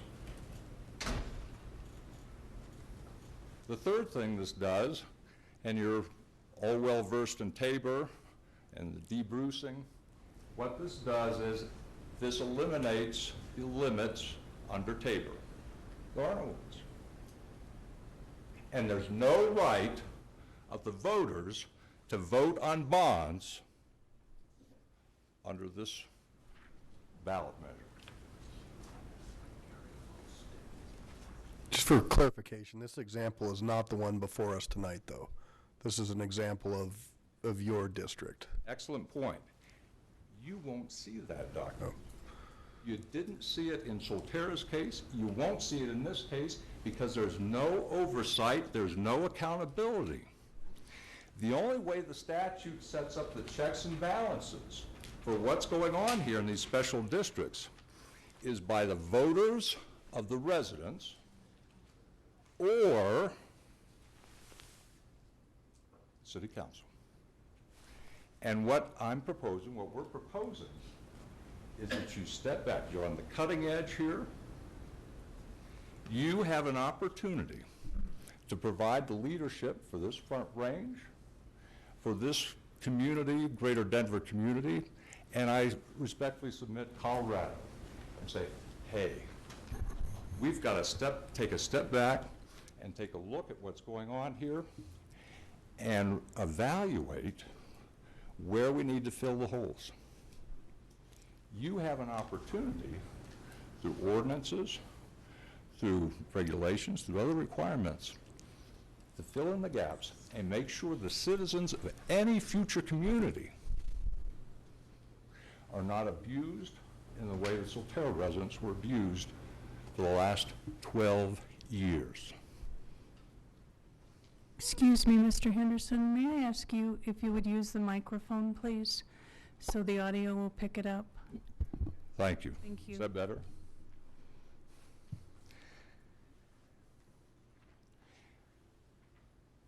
And pause for just a moment.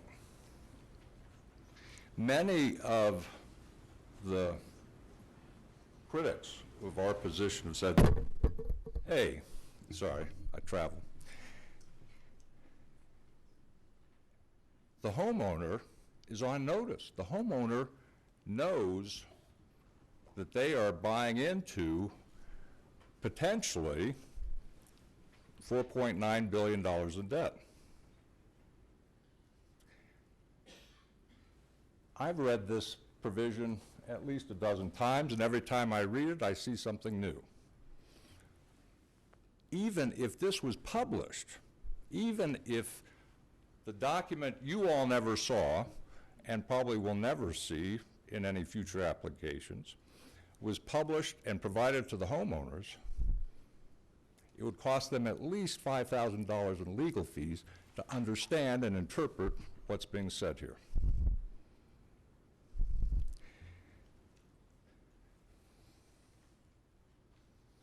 I referenced 12 years. For 12 years, every election cycle, what you see here was filed with the state office, canceling the public election. Every cycle, the election was canceled, which gave the developer the opportunity to appoint their employees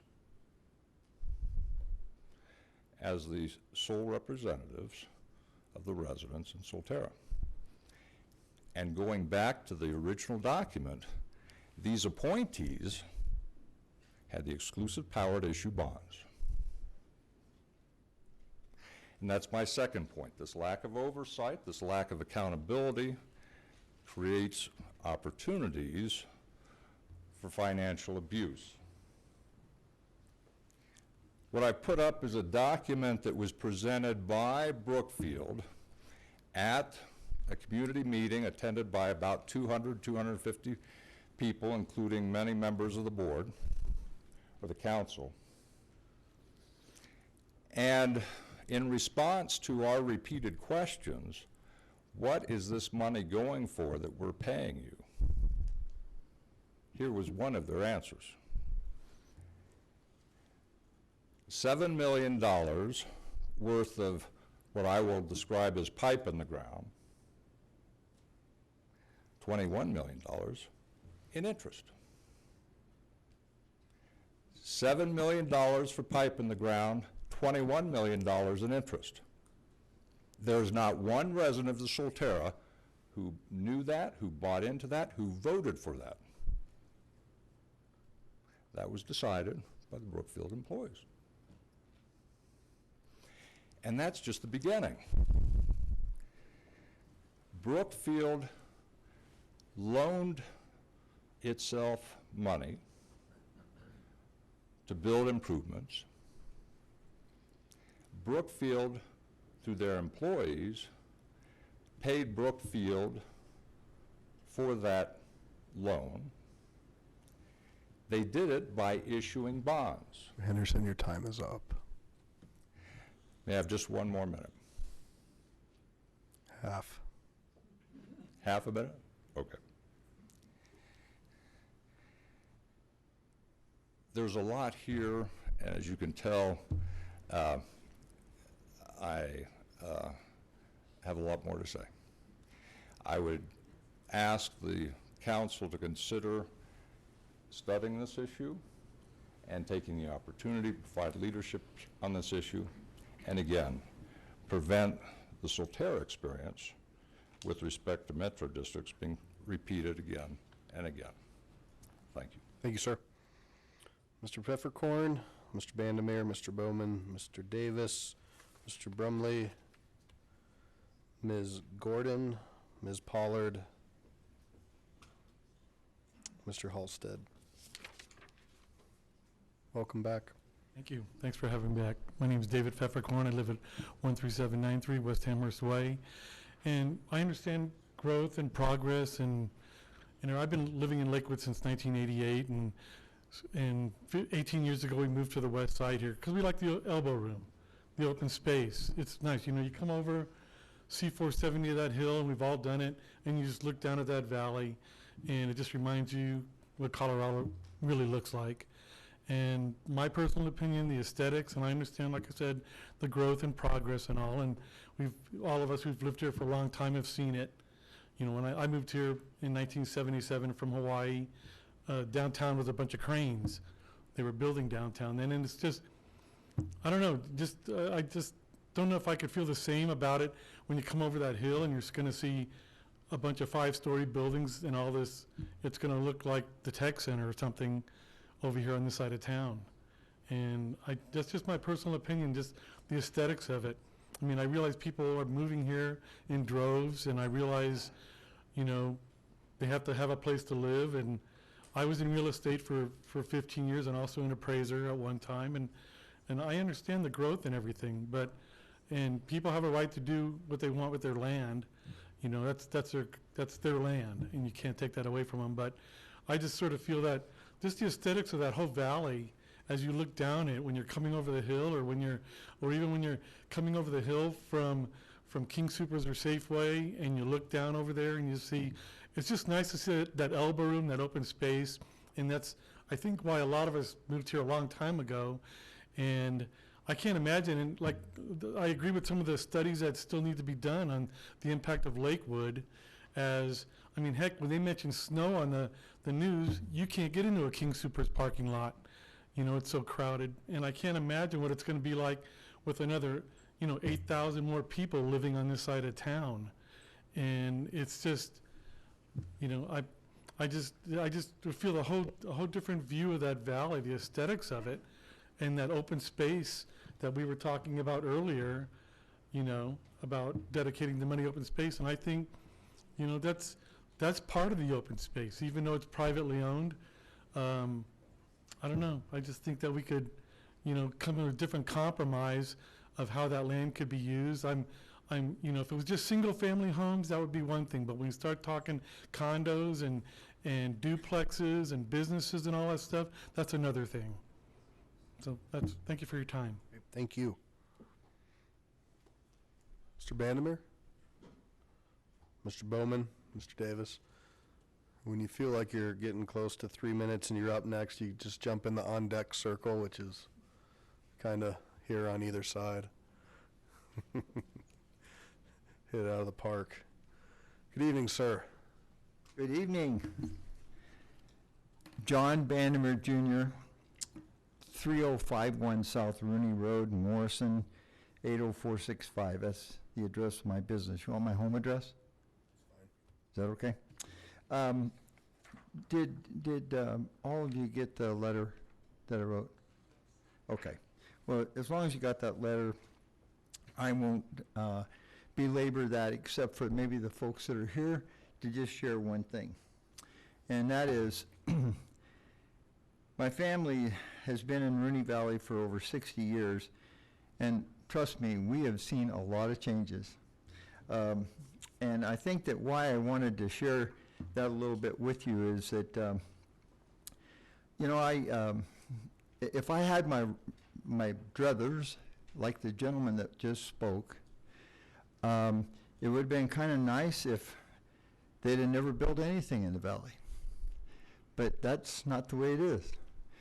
And I really do believe, with all my heart, that when the county commissioners found the property that my parents have today, and by the way, there's a long story to that, and I don't have the time, but they found that property.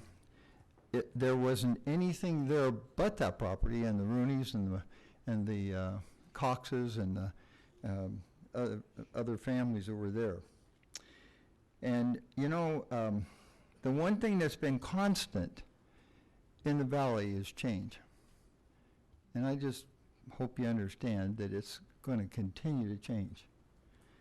And I know that it's really difficult when people don't want to have anybody come in after they've already been there. But when C470 came, I really didn't want it. Man, has it changed the way our business operates. I just want you to know, without that, we would not be the successful business that we are today.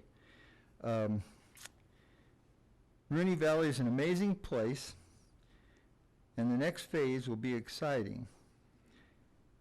And you know, the reason that this is so exciting is because everybody wants to live in the valley. Think about it, okay?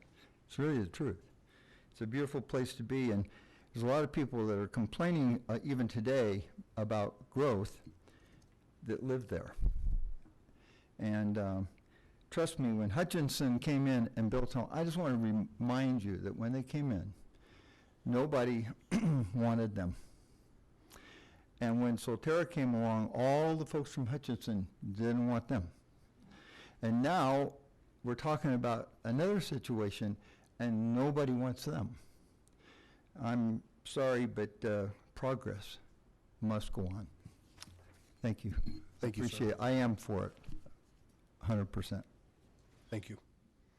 Mr. Bowman, Mr. Davis, Mr. Brumley, Ms. Gordon, Ms. Pollard, Mr. Halsted, Ms. Gillickson, Mr. Heald. Good evening. Mark Bowman, my wife and I own a property at 1338 Chase Street in Lakewood. Mr. Mayor, City Council, I'm here this evening because I'm passionate about Lakewood. I'm invested in Lakewood, as you all are.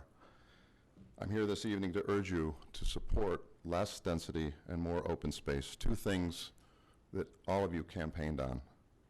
Future development will happen in Rooney Valley. It's entirely unrealistic that this undeveloped land will stay that way forever. The property owners in this area have the right to develop the land. We can work together to ensure the development is done in a way that respects the character of the valley. I believe the proposal before you this evening is nothing short of smart development. Cardell Homes is asking you, our city council members, to approve thoughtful project, this 100% for sale product. Cardell Homes is asking to build almost 600 less units than it could now, asking to lower the heights across a vast majority of the property, asking to build a project that will cut traffic trips in half. And last but not least, they'll approve this proposal. There'll be more open space, something that we all want. Why would this proposal not be a win-win for everyone? There are some that assume that this land will be undeveloped forever. Development will happen. It will happen under the land's existing entitlements if you're not approved tonight. That means large, dense rental buildings, less open space, and more units and traffic. Does the City Council want Rooney Valley to end up like what happened over on Union? Simply put, a vote yes tonight, a vote no tonight would be yes for high density, more apartments, more traffic, less green space, and less residents invested in Lakewood. I think the message is clear. Cardell Homes is asking for less and giving Lakewood much more. Thank you. Thank you. Mr. Davis, Mr. Brumley.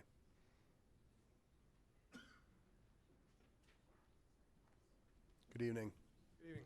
Charles Davis, 790 Crescent Lane, Ward 2. I wanted to talk about a couple things. First of all, Ward 2, we've had some development go in, and the developer has worked with the citizens of Ward 2 to develop an amenity that has improved, and it is improving Ward 2. And I think when a developer is listening to the community members and wanting to downsize and downzone to create neighborhoods that Lakewood can be proud of, Lakewood's neighborhoods are unique, and we don't want to be like everybody else. And this is a carry-on of neighborhoods, and this will be in the future a great neighborhood for Lakewood. And people will say they love this neighborhood and they'll live here. When people ask me where I live, I say Lakewood. I love it here, but there's no place to move here. There's no inventory of homes. There's no single-family residence. People up here are all complaining about the apartments that are going up, and we have an opportunity here to allow people, developer who wants to build single-family for-sale homes for our citizens to live in, so our firefighters and our police officers have an opportunity to live in a single-family home and to live the dream here in America, in Lakewood. A year ago, the council up here punted on the Red Rocks Ranch Annex, and the reason that's an issue now that's come up with City Morrison is because the council up here voted against allowing part of that to be annexed in under Lakewood's control. And because of that, we have that issue going on. A week ago, I sat here and listened to people worry about property rights because of a bike path. And now we're looking at taking away property rights of a developer who wants to work with the city. I think it's important that we really focus on partnerships with developers to make the city a better place, to make the city. I lived in Stapleton before I moved to Lakewood. That developer listened to public input. That developer designed the neighborhoods, and it changed throughout the plan as the demands changed. But it's a great amenity to Denver. And this can be a great amenity to the city of Lakewood, a new neighborhood that rivals Green Mountain. I think it was great what Mr. Vandermeer said about the people of Solterra love it there.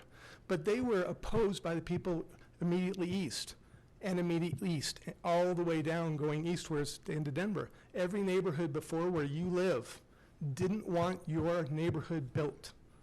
And this is an opportunity to have a great new neighborhood built in Lakewood, and I am fully supported.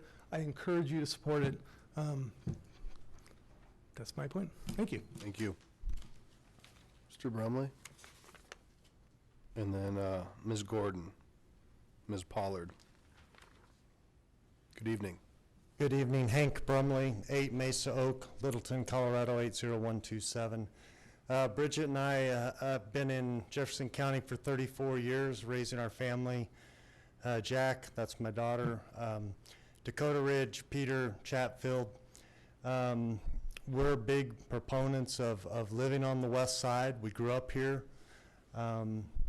During my work days, I'm a developer at Stream Realty. I'm the one that's building Foothills Business Park at C470 and Alameda. That's 1,500 jobs in a Class A industrial office park on the northwest, southwest corner. We are entertaining aerospace, sports manufacturers. Our zoning allows 100,000 barrels a year of breweries. We have multiple breweries we're talking to. The next question that we get from every tenant that we meet with in our project is housing. My son and Nikki are wanting housing on the west side, and it doesn't exist. So I would encourage you, as you try to strengthen your city, we're bringing 1,500 jobs to the park that I'm building. We need housing of high quality. Cardell is a wonderful builder. They've done a great job in Solterra. I've got total trust they'll do a great job here. I hope you support it. We support it. And thank you for your time this evening. Thank you. Ms. Pollard? Oh, I'm sorry, Sherry. You're first. Thank you. Sherry Gordon, 11770 West Atlantic Avenue. Mayor Paul and City Council members, I think this is a really important issue. We all love the Rooney Valley. I'm an avid cyclist. I've lived in Lakewood since about 1991, and just about every day I ride down Jewel to Alameda, up over the Hogback, up into Red Rocks, sometimes down Rooney Valley, and I've already seen an amazing amount of increase in traffic. Safety is an issue, and I just want to also say that I really appreciate the bike lanes that are put in and would like to see more of that. But sadly, the day has come. I knew that Rooney Valley would be developed at some point because it's privately owned. And I think this is such an important issue. And I think that metropolitan district is very interesting. And I think this should be tabled to study this more. I think what Dave Weichman had to say was really important as well, that we're not voting for the Cardell. I think they did an amazing presentation and it sounds very attractive to me. But I think looking at the rezoning is what this is all about tonight. And I think we should table it and study it more, especially that district. So if anything, less density is my vote, whatever that would mean. Less cars, safer environment. And I'm hoping you'll table this issue. Thank you. Thank you. Ms. Pollard, good evening, welcome. Thank you, Mr. Mayor and City Council. My name is Christy Pollard, and I'm the President and CEO for Jefferson County Economic Development Corporation. And I just want to say thank you for the opportunity to be here this evening. We have enjoyed a wonderful partnership with the city and working very closely with your economic development team. Our goal is to create a vibrant economy here in Jefferson County and in Lakewood in particular through job creation. With your economic development team here in Lakewood, we've been able to work with companies like Terumo and Primus and Home Advisors, so really great employers here that are helping the economic vibrancy here. We are here tonight in support of this project based on the need for workforce housing. According to the 2017 study that the City of Lakewood commissioned on housing, between 2000 and 2015, Lakewood added nearly 16,600 jobs and only 5,100 occupied housing units. That's a ratio of 3 jobs to every 1 home. The Colorado Realtors Association just recently put out their numbers, and our inventory continues to remain extremely low. As of June of this year, single-family homes had an inventory of 1.4. For townhomes and condo, the month's supply of inventory sits at only 1 month. The Denver metro area and Jefferson County in particular have an extremely low inventory of available housing, meaning that the cost of housing is elevated, drive times are greater, and transportation woes are exacerbated. The low inventory also means that teachers, first responders, and service providers can't afford to live in the areas where they're working. According to a recent study published by the National Council on Teacher Quality, teachers with a master's degree will need almost 10 years worth of savings to be able to afford a down payment on a home here in Jefferson County in Lakewood, Colorado. These are our teachers teaching my kids and your kids and grandkids.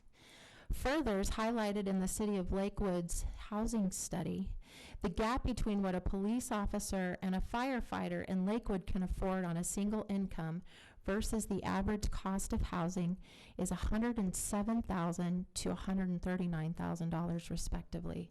These are our people who are helping to keep us safe each and every day. At Jeffco Economic Development, it is our goal to encourage smart and responsible housing development to support the retention, expansion, and attraction of primary employers, as well as continue to advocate for development opportunities for owner-occupied multifamily housing. Through this lens, we've taken the opportunity to carefully review Cardell Homes' proposal and would encourage you to support it for the following reasons. Cardell Homes is a quality Sorry. builder. Time's up. Okay. Thank you. Yep, thank you. Mr. Halsted, you didn't wish to speak, but you do not favor the question. Is that accurate? Maybe an aye. Okay. Mary, then Alan, then Brian. And Mr. and Mrs. Peterson, you don't wish to speak? Is that accurate?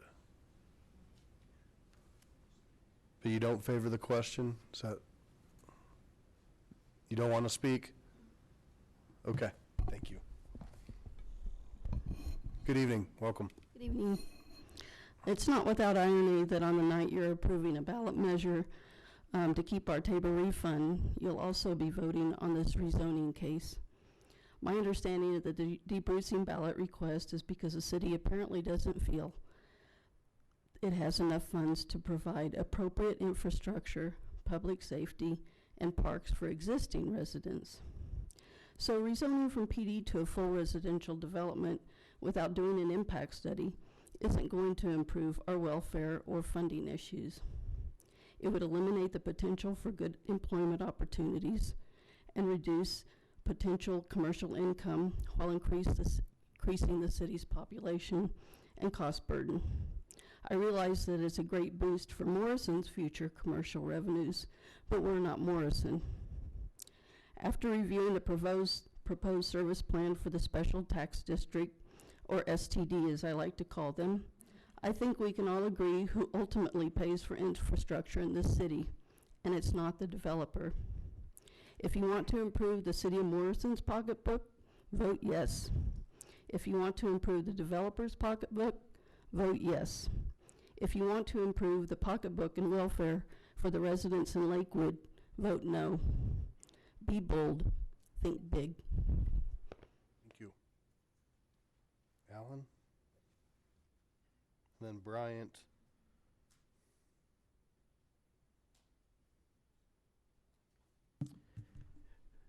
Good evening, Mayor Paul and City Council. I'm Alan Heald, Ward 4, and I'm going to be speaking on agenda items 11, 12, and 13.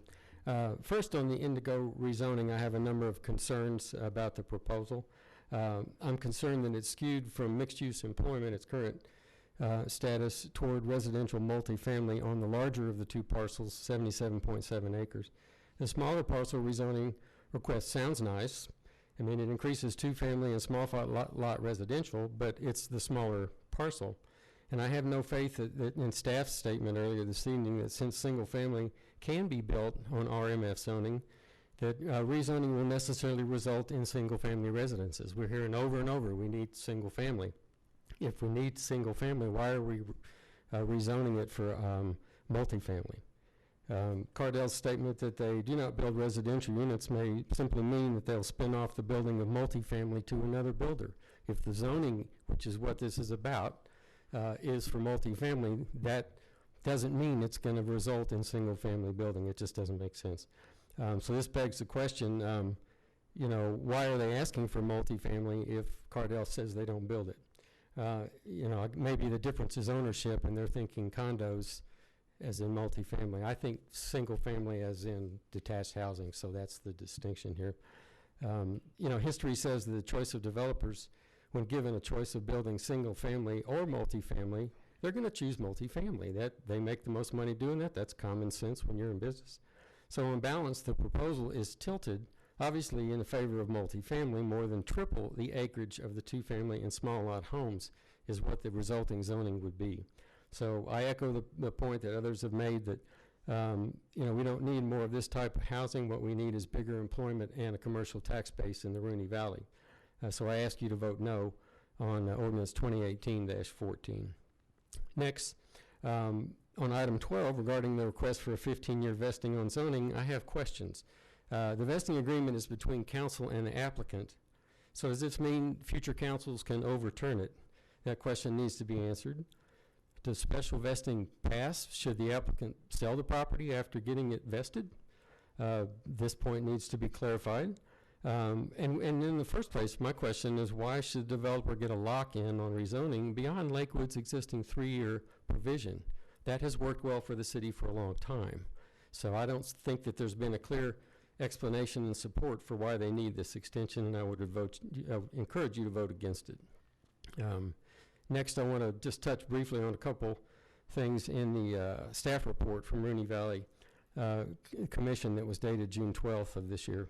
The statement is made that the proposed commercial and office land uses submitted by the applicant do not correctly correlate with the development framework map in the Plan Rooney Valley. And yet the applicant states that this will be built by Jefferson County while he has no control over that. So I think that needs to be addressed. Lastly, real quick, one comment. Please vote against the service plan. Give you about 30 seconds. Thanks. Thank you. Bryant? And then is it Lon Casino? You did not wish to speak and you do not favor. Is that accurate? Lon? You here? You do not wish to you do not wish to speak? Okay, thank you. Good evening. Good evening, Mr. Mayor and City Council members. I am here tonight as a long-term Jefferson County resident to express my support for the plan being brought forward by Cardell Homes. I can tell you firsthand that Cardell is one of the most reputable builders in our state. They provide quality homes for a vast array of buyers, including first-time home buyers, families, and empty nesters. I'm here this evening with a sincere hope that you'll take advantage of the proposed density reduction in the Rooney Valley. Cardell Homes cares deeply about the community and understands that building less is the right thing to do. I appreciate your consideration. Thank you. Thank you. Brett Peterson, did you wish to speak? Brett? No? Okay. Thank you. And Alma, you do not wish to speak. Mr. Ball? Then I have Jennifer Durst. You do not wish to speak. Then Lynn Judson, David Pike, and Heather, can't read the last name. Okay. Good evening. Good evening. And first I want to thank you all for enduring this long period.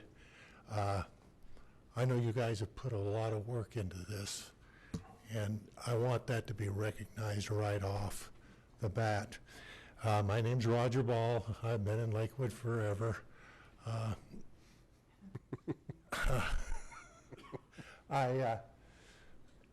You're probably going to think after you hear me, what is wrong with Roger Ball?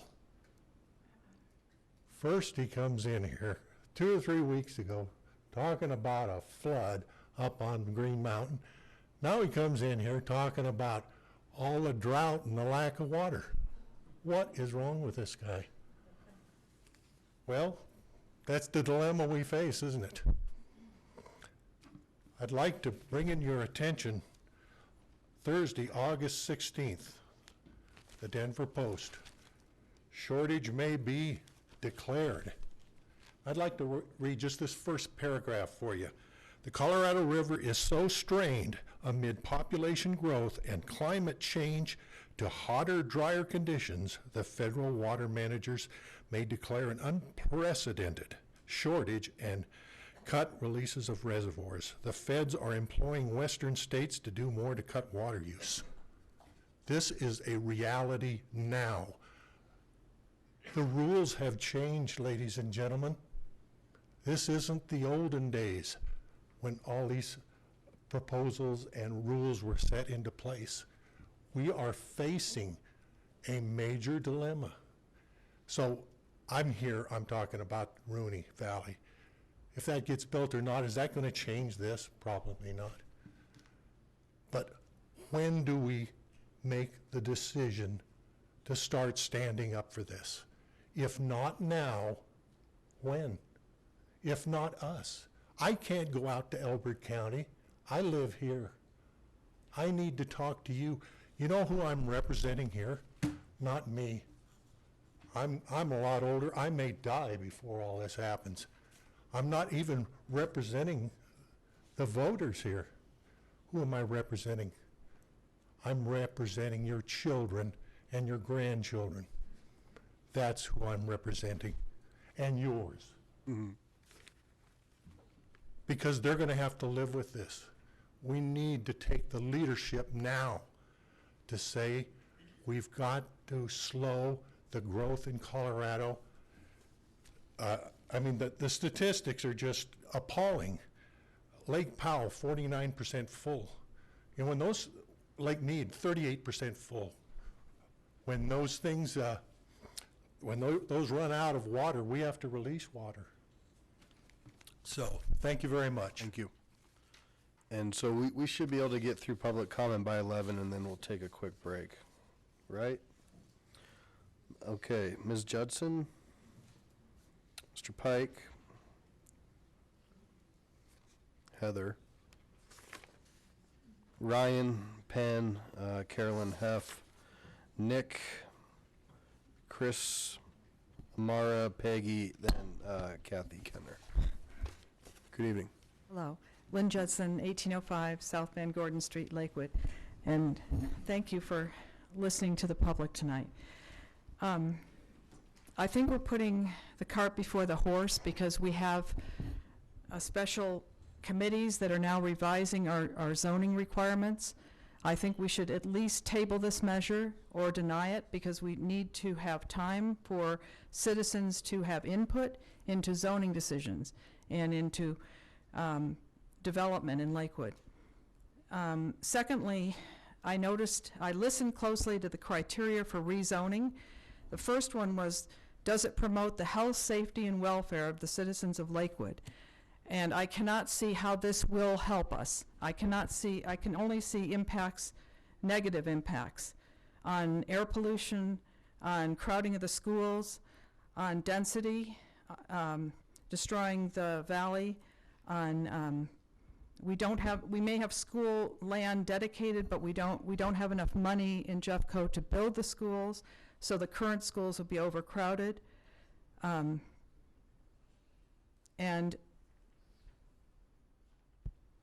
I don't see how this would benefit the residents and citizens of Lakewood. The other point is the current residents will have more crowding on their roads, more impact on needing more police protection, and basically the water use that Mr. Ball just pointed out, we'll probably have to cut back on our water supply. But not only current residents, but think of the residents that this Cardell proposal will be housing there if it goes through. There'll be a cross from a very noisy speedway. Would you want to live there? Will this be a good impact on their health and safety, especially on people with respiratory problems? Having more vehicles, I've heard the number of between 12,000 and 20,000 more vehicles on the road because of all of these proposals in the Rooney Valley. So please consider this criteria. Is this good for the health, safety, and welfare of our citizens currently here and also the ones that would be coming in? Thank you. Thank you. Mr. Pike?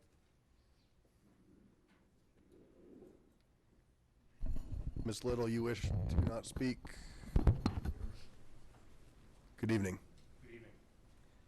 My name is David Pike, 422 Wright Street, and I too have rabbits, and I also have very, very fond memories of driving up when I bought my first house here in 1980 and seeing absolutely nothing where Rooney Valley is right now. I saw a failed water district, fail to materialize. I go along with Mr. Vandermeer. Things are going to happen there, and it's whether we can hold on to it and do it our way or we're going to let somebody else do it. I do not want to see the density turn what's left of the Rooney Valley into another Union Boulevard. We've got enough rentals. This city was built on people who owned real estate and made their homes, and I'm a firm believer in home ownership, and I think that this will provide something that other areas will not have. I do not want to see the economy of Jefferson County and Lakewood implode on itself because we don't have a place to put the workers. Thank you very much. Thank you. Heather? Then Ryan Penn and Carolyn F. Good evening. Welcome. Good evening. Thank you, Mayor. Thank you, council members. I'm here at 2353 South Holland Street, and I've been in Lakewood for the last 5 years with my family. I have 2 little children and a husband who just told me he went to bed. I'm here this evening to say that I do support the downsizing request. I do not agree with high-density rentals. I think that we have plenty of those, and I would like to see more single-family homes in our area, which are going to bring in more residents to create more revenue for our economy. I do support the current proposal, which includes less density, lower height restrictions, less traffic, and more open space. I ask you to vote in favor of these requests this evening for a project that fits within the character of our area, of Lakewood, and of the Rooney Valley. This is true in that Cardell is planning on building 100% for sale product, which is something that we desperately need in this area for our economy. And a vast majority of this will be single family homes, duplexes, and townhomes, similar to what we're already seeing in Solterra, which has been a welcome addition to our area. This is a responsible and smart development from a smart builder. Please vote for less density, open space, and approve this proposal. Thank you very much for your time and consideration. Thank you. Ms. Little, she does not wish to speak. She does not support the question. Mr. Penn. And then Ms. Heff, you actually support the question but do not wish to speak, so I'll take you off. Good evening. Welcome. Ryan Penn, 15110 West Iliff Place, Lakewood. I'm here tonight in favor of the downzoning. I'm a Solterra resident. We moved into the valley in 2011. Since then, we've started a family. We have a 5-year-old daughter, and it's been a terrific place to live. I'm also a full-time realtor and small business owner, primarily just selling homes in the Rooney Valley area. My experience has given me kind of a distinct, I guess, view on the housing needs in the area. I get to see all the wonderful people that get to call the Valley home, from public servants to firefighters, policemen, and an absurd number of FBI agents that live in Solterra. I'm just kidding, there's just about 3, but it seems like a lot for the area. In short, it's a great place to live. As of today, here's a little trivia question. There's just 12 active homes for sale in Solterra. That's a pretty surprisingly low number. In fact, that would be a low total in the history of the Solterra development as of today. Yesterday it was 13, today it's 12. The number keeps decreasing until more townhomes come online, and as well as the final filing of Solterra, which would be 72 single-family homes and 82 townhomes, I believe, is what that area is zoned for. I also live in a Cardell home, and I've had a lot of experience selling their homes to buyers that I've represented. I can tell you from my experience that they are a fantastic home builder, a terrific developer.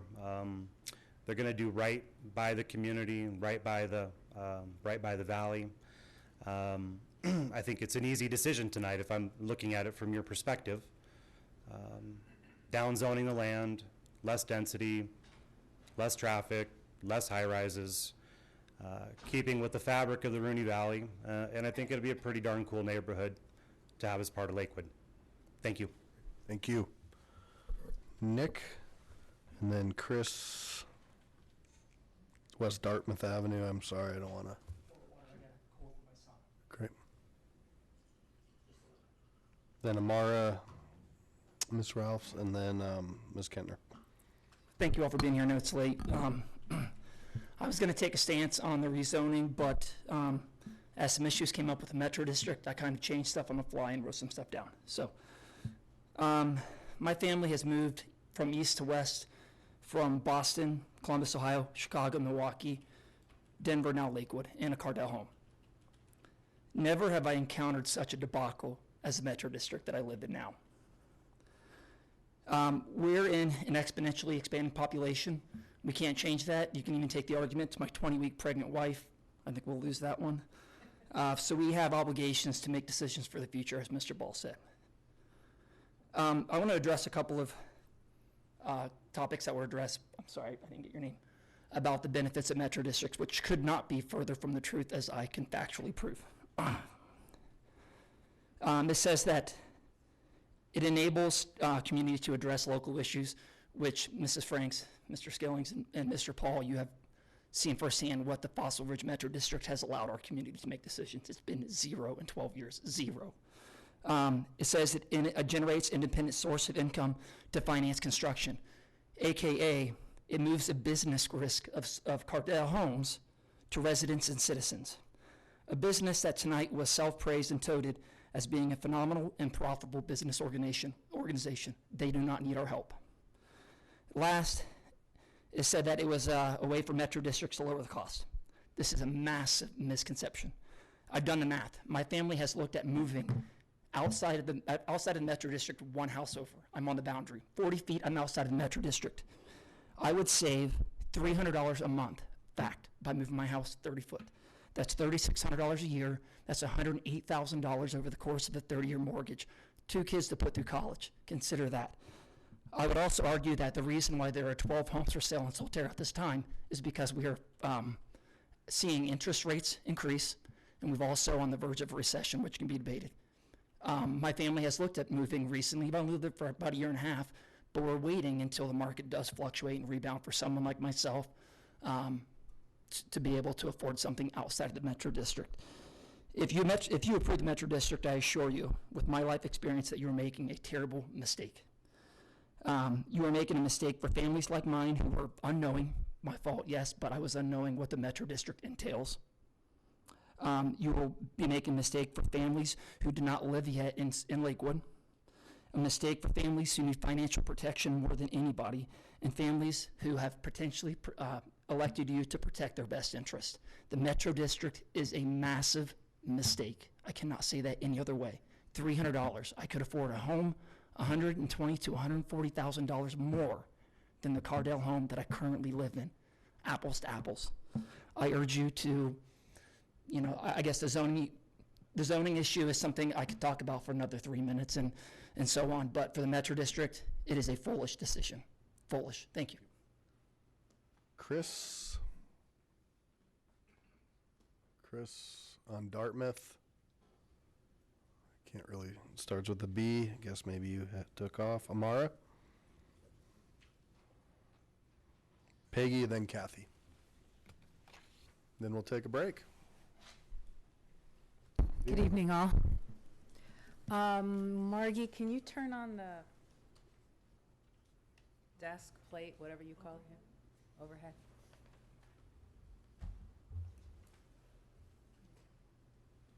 I'd like to enter into tonight's public hearing, this document, which is from Jeffco Public Health Department. It is something that they responded to in response to a question about putting residences in the Rooney Valley and concerns that came up for them.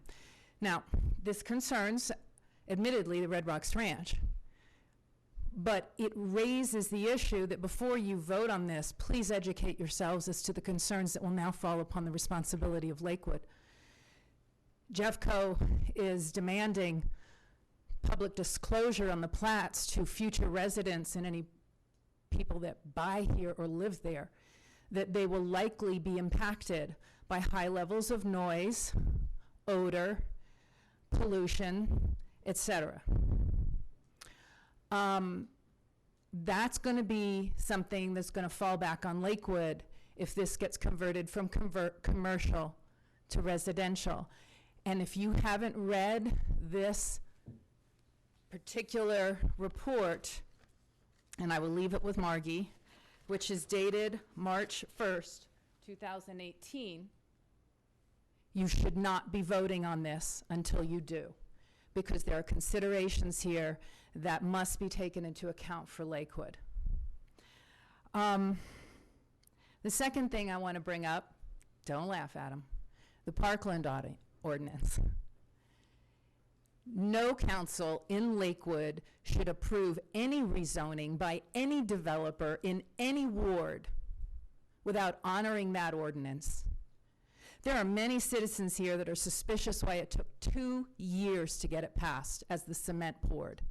And here is one of them. We heard with groans in the audience the Lakewood staff member announcing at the public meeting of the Planning Commission, oh no, categorically, any rezoning is going to come under the old ordinance, which, if you will remember, includes an opt-out loophole that a Lakewood staff member can allow.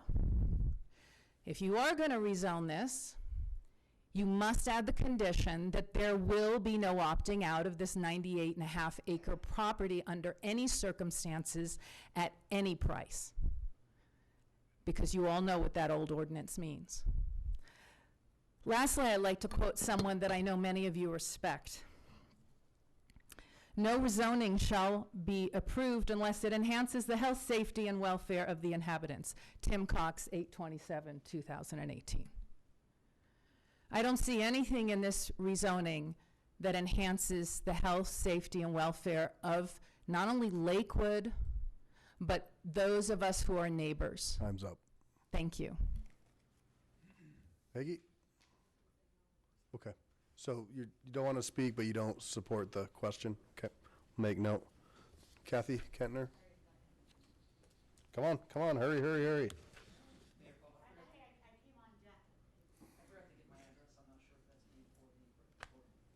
No, we have you on Baker Ave, so you're cool. Thank you. And you're going to get us out of here exactly at 11. So go. You're good. Good or bad? Okay, good.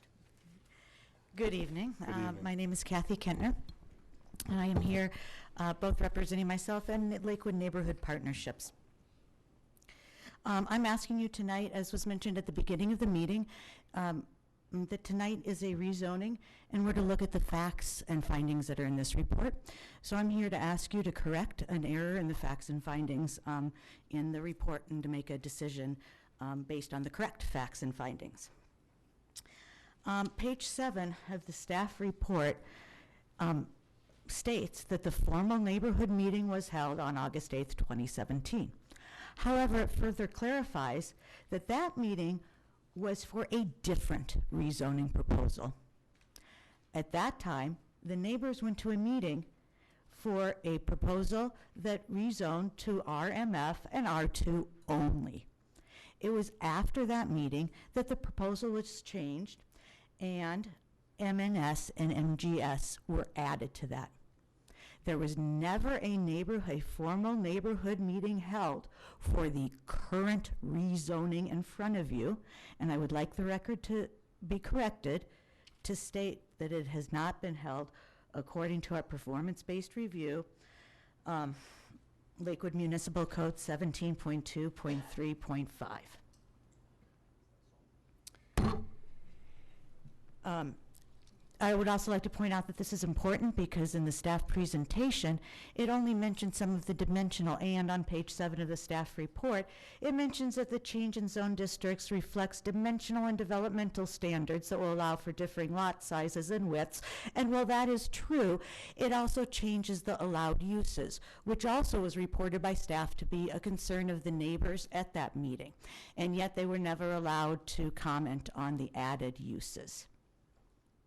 And while I've heard downzoning a lot tonight, the neighborhood meeting, the current proposal is an upzone from the zoning proposal that the neighbors at the neighborhood meeting were shown. And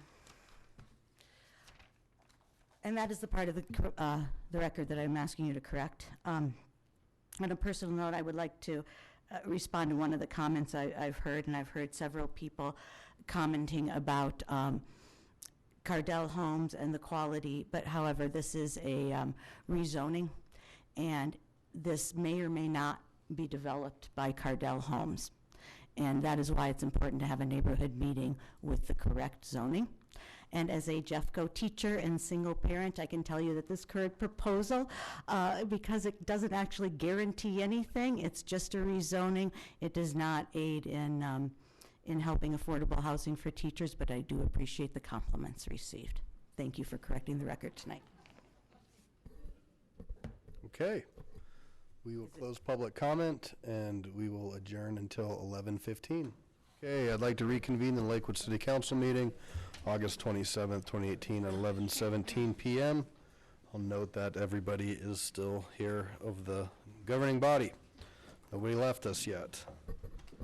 Okay, so we're going to go into council discussion, And I want to have a little bit of organization and start with items 11 and 12 to discuss. But I also wanted, before we do that, we have a representative from the school district here. And as a professional courtesy, I wanted to see if we'd be able to have any of the school questions asked right now. That way, Mr. Huxley can answer those and head home for the evening. So I have 3 lights on, Ms. Franks, Mr. Gutwein, Ms. Gutwein, Mr. Abel, Mr. Royball. Are those all school questions? Okay. Councilor Franks.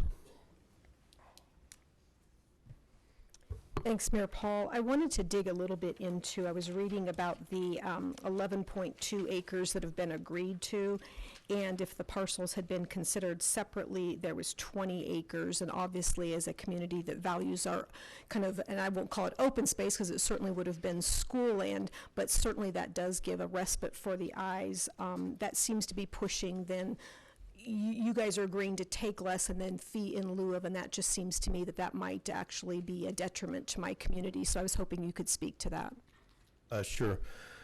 We have been in discussions with the developers for some time now, CDN and Indigo at Red Rocks, as well as Red Rocks Ranch to the south, which is currently being considered. I think they've got a measure on the ballot this September to invalidate the disconnect from the city of Morrison. We looked at 23 acres from the Red Rocks Ranch development for a potential K-8 school to accommodate the growth that all 3 developments would be bringing to the area.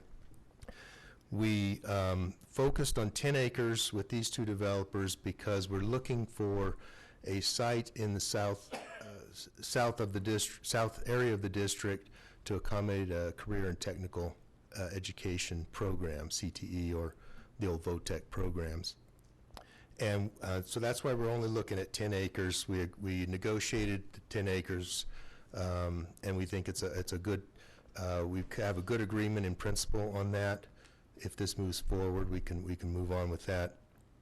The additional land dedication we decided to take in fees, because we're really looking at just the 10 acres for these 2 developments. We really don't need an additional acreage for that.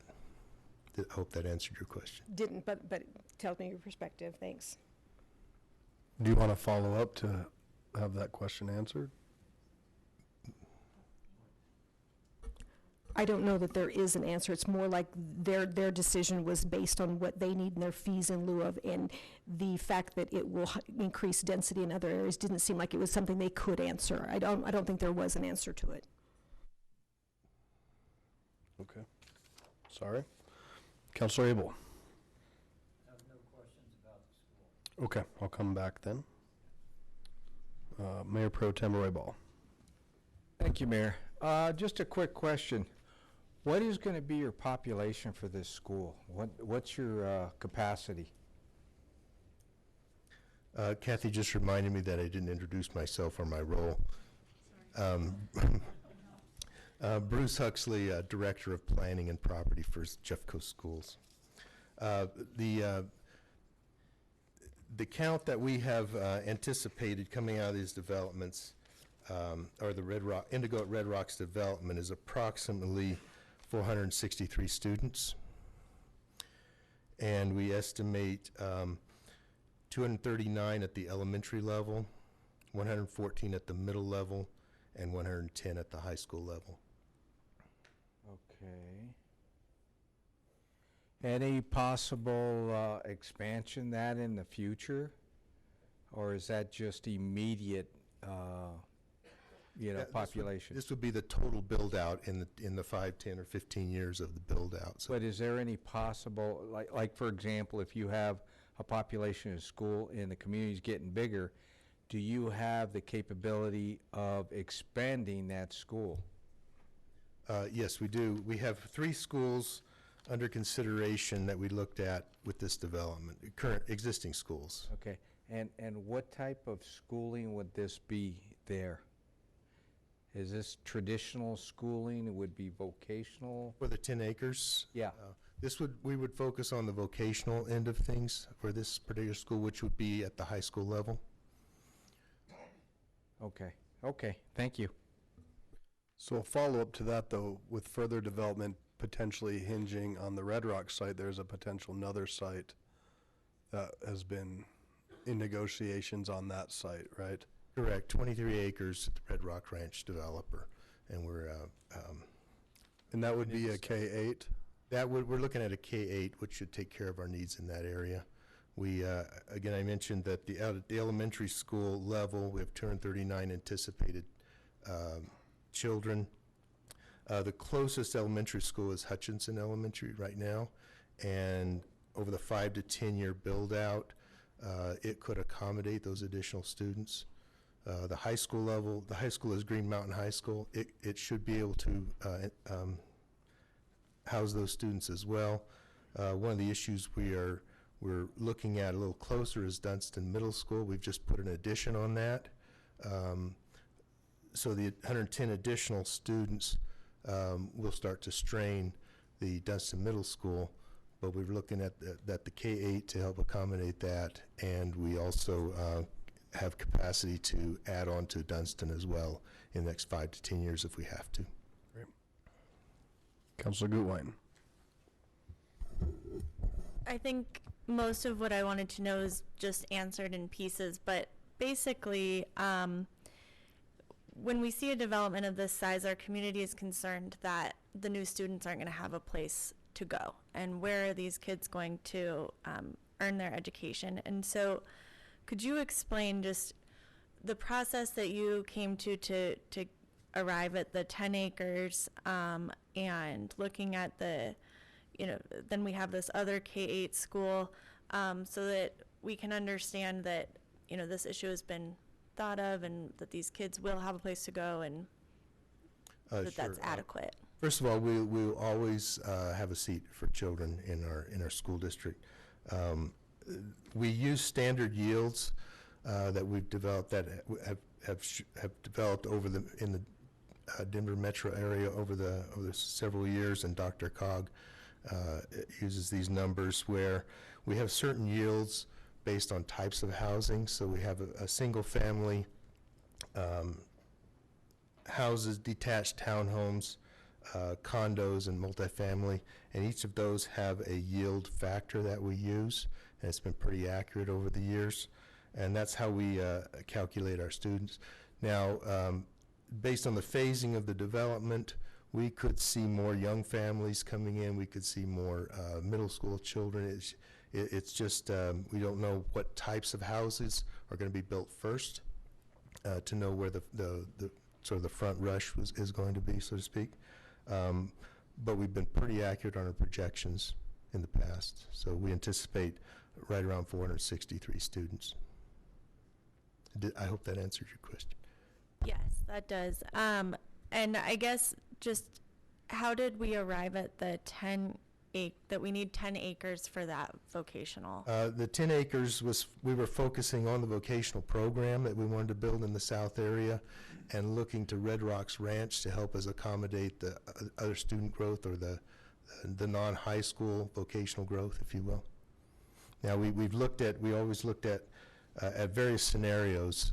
So if Red Rocks Ranch does not move forward, that's where we would look at the Hutchinson, Dunston schools to make adjustments to accommodate the kids out of this particular development.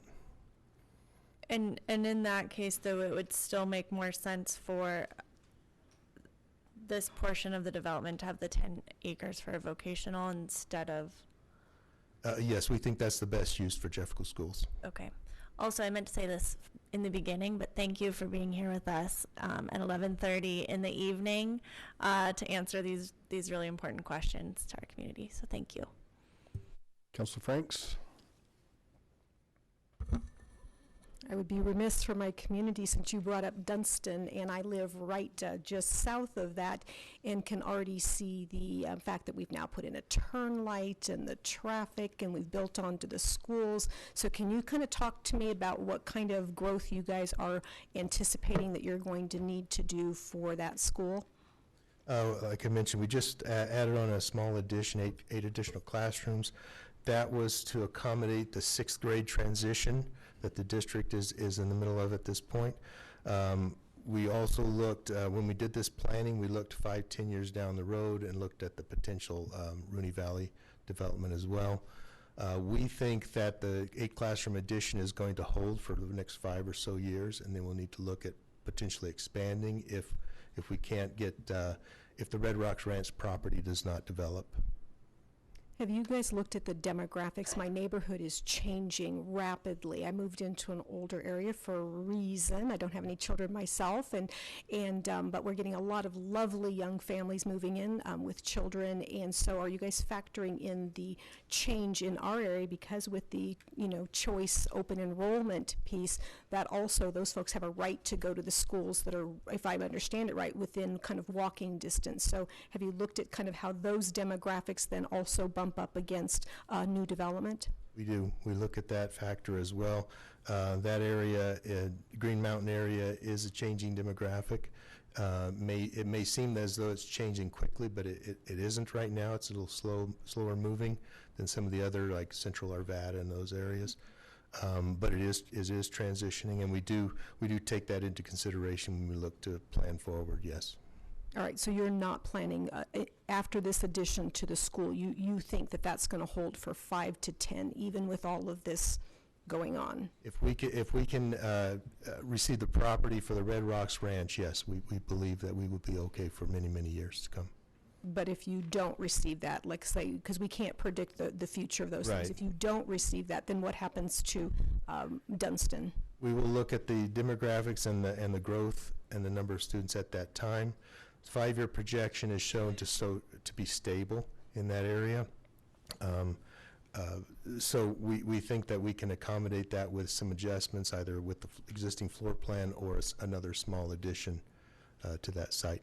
Keep in mind too that if the Red Rocks Ranch, one of our evaluation points right now, if the Red Rocks Ranch does not proceed forward, we can look at this 10-acre plot and look at a smaller school. If we need to add capacity to that area, we can put a small K-8 on that 10 acres or a small elementary school or something to that effect as well. So we have that option as well. Since you downsize the amount of property, what's the fee in lieu equivalent that you'll be getting? What's because obviously for many of us, we look at land as being a valuable thing into perpetuity, and a fee is a one-time issue, which is why we did some adjustments to our fees. What will you be getting in exchange for giving up what the requirement was? I don't know the full value of that. It's based, I believe it's based on value of the homes at the time and what's being built. The fees would come in as the permits are released.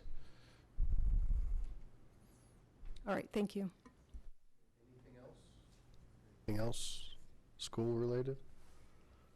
Well, thank you, sir. Thank you. Appreciate you hanging out. Enjoy your evening. Or your morning. IHOP is 24 hours. All right. So if we can go back to what I sketched out, that'd be cool. Counselor Abel, you are first. Remind me of the parameters of our, Sure. So I was hoping we could start with discussion on items, the first 2 items, which would be the rezoning and the vesting. Okay. So items 11 and 12. I have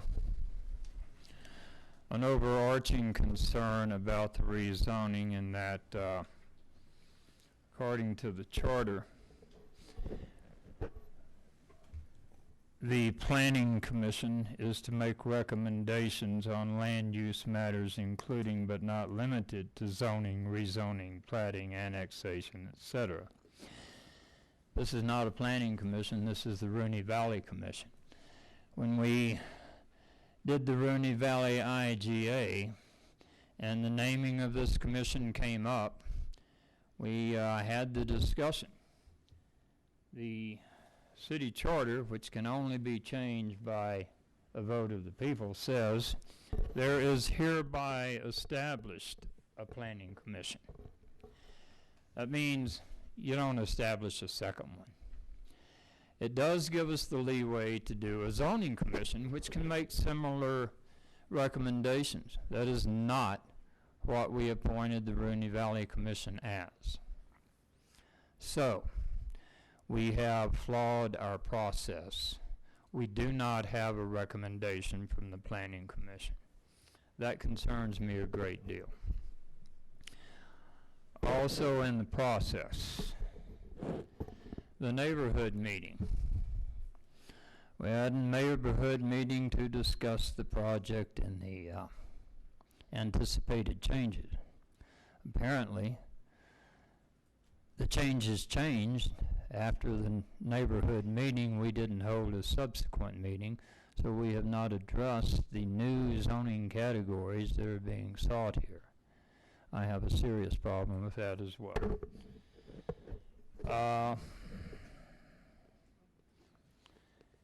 My other concern has to do with disclosure. That would, I think, probably have more to do with the service district, so perhaps I should come back on that point. If that's cool, we can start to address your first two questions. Thank you.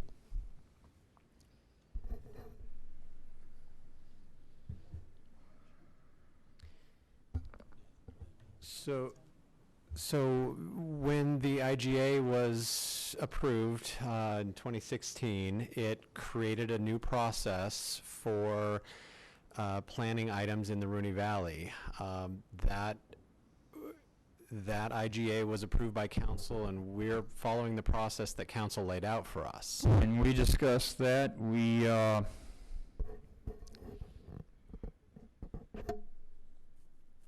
brought that up, and the Planning Commission was added back into the chain of review there.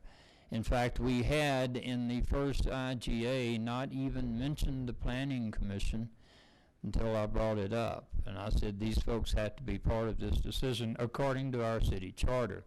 And we added them, put them back into the process for that. The IGA, I was here, I voted for it, and I guarantee I did not think that we were making this Rooney Valley Commission a zoning commission or a substitute planning commission. The charter says there's only one planning commission, and it was formed when the voters approved the city charter. So I don't recall anything from that meeting that said we would be vesting in the Rooney Valley Commission the powers of a planning commission. I do recall that discussion, Counselor. I remember an extensive discussion about the name that was going to be used, because at the time that we were working on the IGA draft, Morrison was already using a different name than we were contemplating. And that was the Rooney Valley Planning Commission.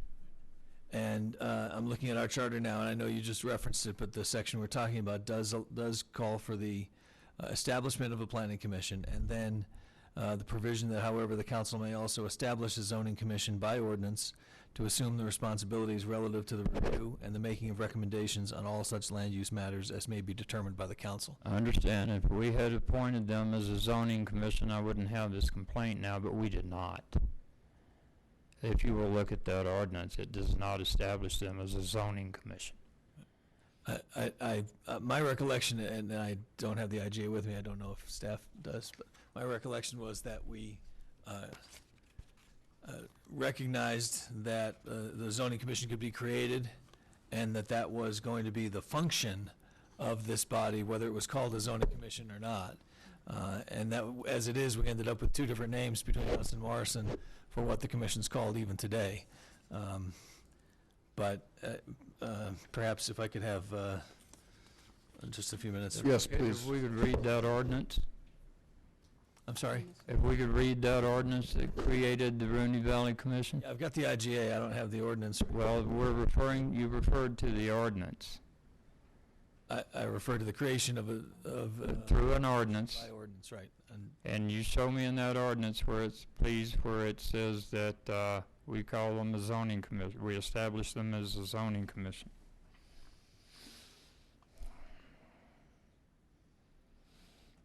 Yeah, Tim. Yeah, please. perhaps if I could review this, we could move on to another question.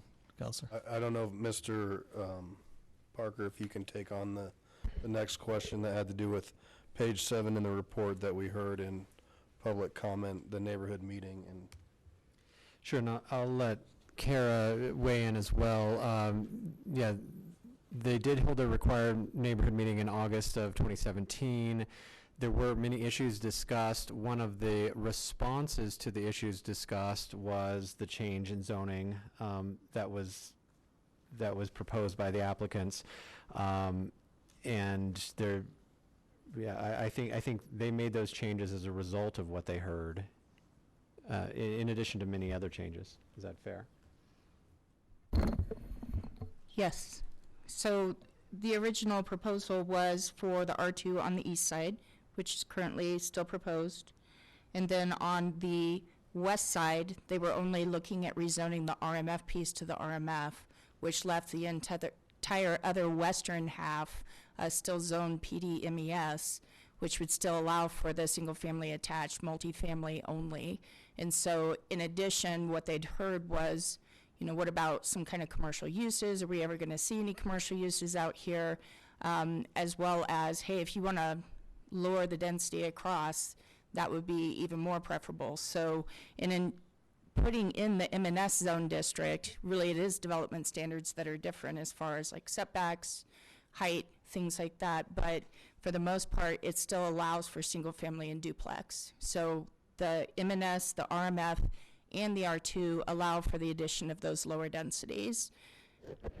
Currently, you can build multifamily and single family attached across the property right now. So were those discussed at that neighborhood meeting, including the setbacks and other regulations that go with those other zoning categories?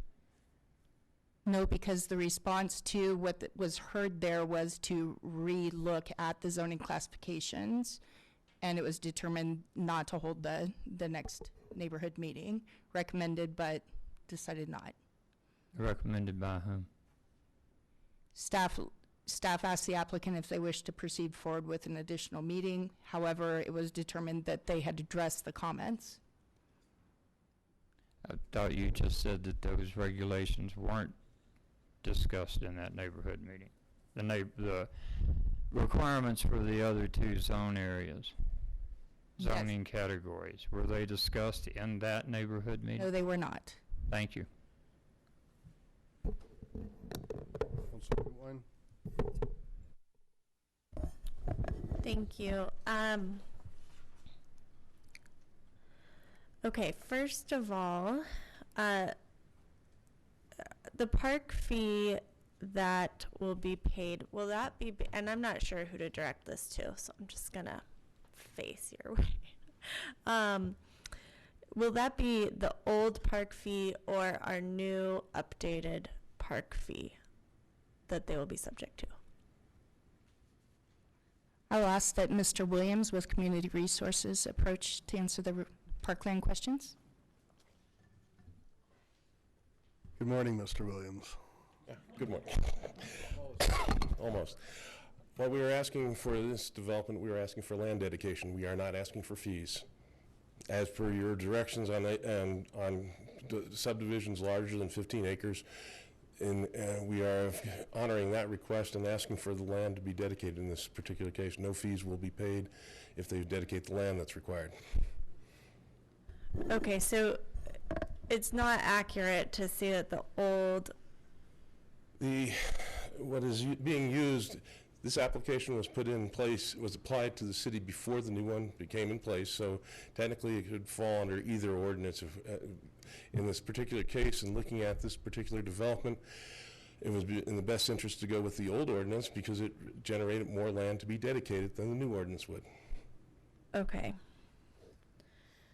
All right, thank you. That was my park question. Thank you.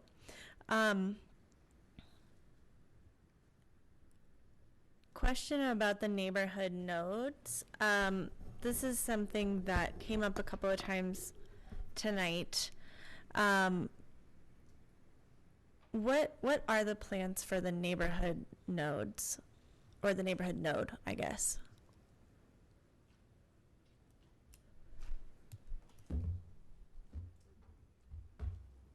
can pull up one slide if that would help. Great, thank you.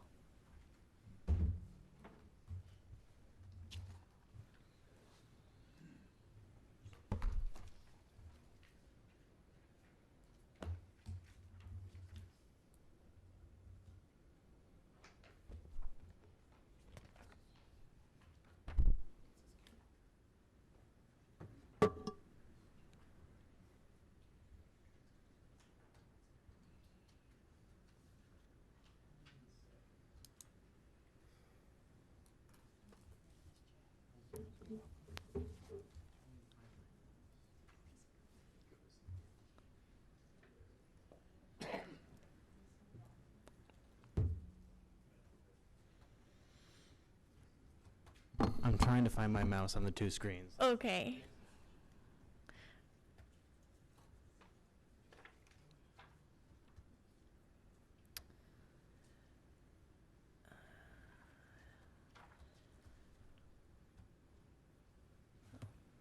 I don't know if you want to go to someone else or if you want to just wait. No, we'll wait. Okay.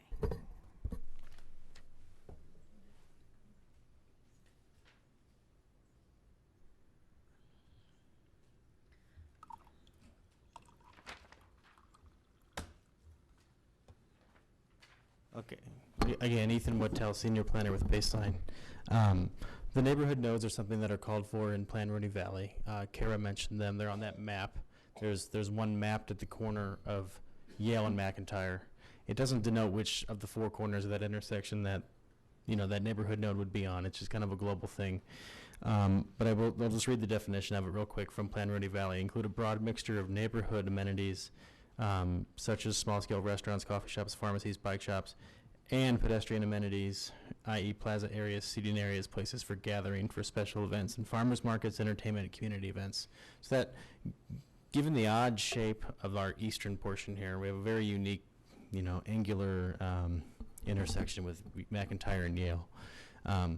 There's not the capability to have access, a good developable commercial access for commercial uses on this southeast corner. So we found that the plaza space, the community space, where you could have a farmer's market, where you could have a neighborhood night out, a movie night, things like that, with the sidewalk connections that go to Solterra, which is right across the street, and CDN's right across the street.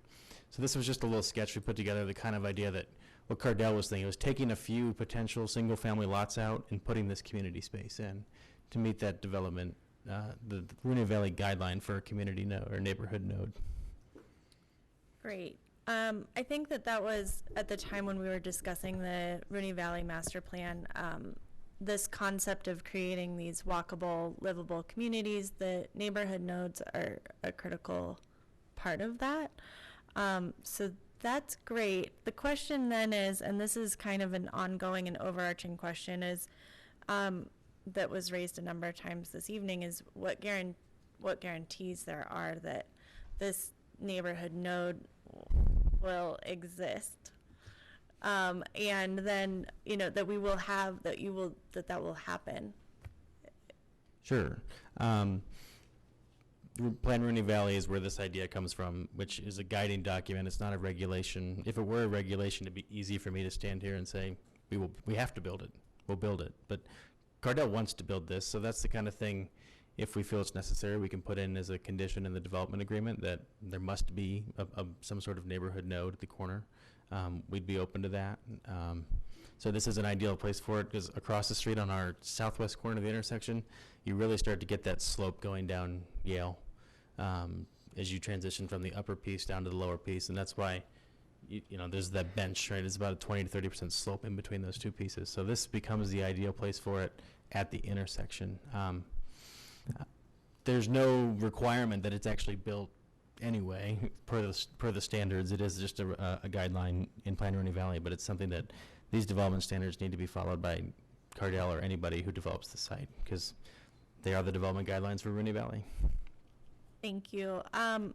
So, you mentioned the development agreement, and I think that's something that I want to continue to talk about, and that a lot of my questions involve. So, another example of a concern from our community is that there's no guarantee that this whole vision is going to even take place, that we're doing a rezoning, and the zoning rights is what we'll be determining. And so I am interested in exploring getting some level of guarantee for our community by looking at the development agreement. So for example, putting in a cap of the number of units based on your projection. So we have the 851 that you came up with, including that in our development agreement. So I guess that's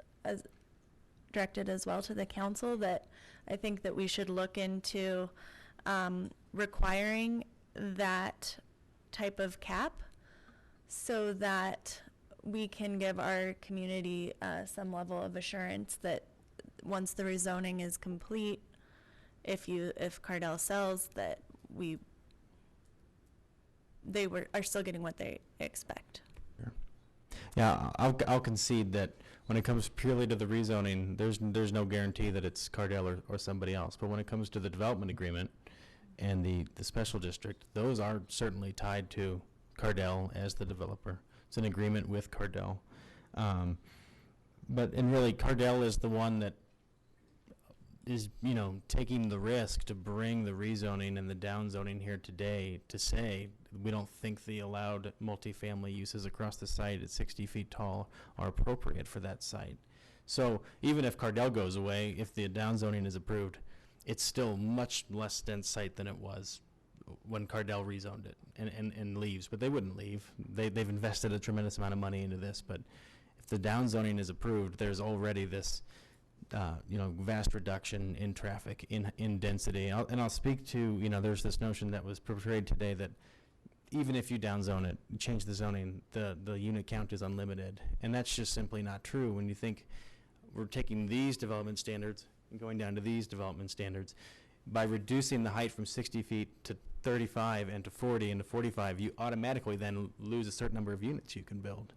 You just can't add that. Think about a floor of a building. You take out half the floors, we have the units, even if you're only building multifamily. Same with the setbacks increasing. You can build less buildings if the setbacks are larger. If the open space requirement is larger, you can build fewer buildings, and thus, and the lot sizes. Each zone district has a different minimum lot size and a maximum lot size. So there are things that Cardell is doing up front to help Lakewood feel comfortable, help you feel comfortable that this is, the risk they're taking, bringing this to you to ask for that. But then, again, through the vesting agreement, the development agreement, that's tied to them. The Metro District is tied to them. I know we're speaking to not to the Metro District right now, but that's a specific thing. Okay. I'm going to start with that, and then a question for Mayor Paul is, when is the appropriate time for me to be making those kinds of proposals? Like, This is certainly open discussion right now, so if you want. okay, so I guess, I would like to see us get some guarantees included in the development agreement, like a cap.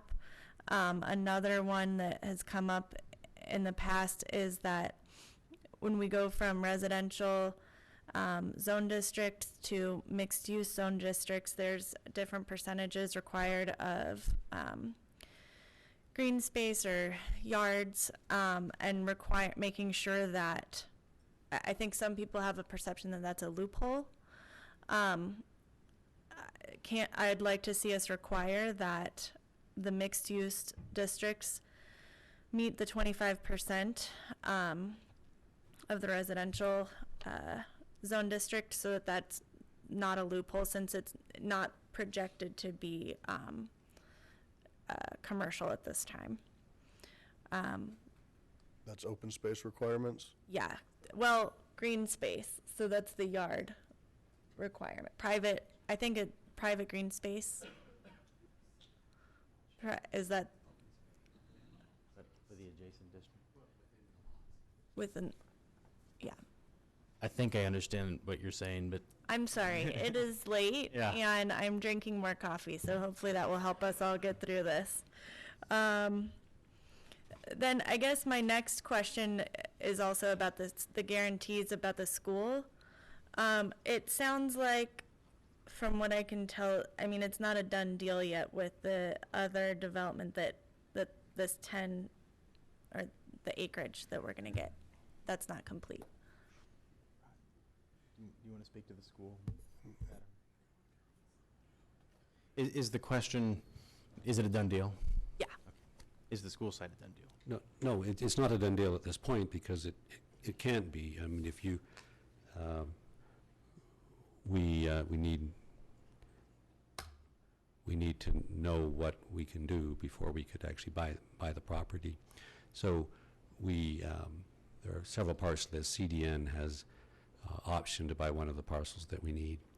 And we, Cardell or Indigo, we have contracts out that are agreed to in principle in terms of price and those kind of things. We're just working to get those details back in. So we're very close, but they're not done deals or land paid for yet. So. And I appreciate that, especially since we don't even know if the rezoning is going to happen. So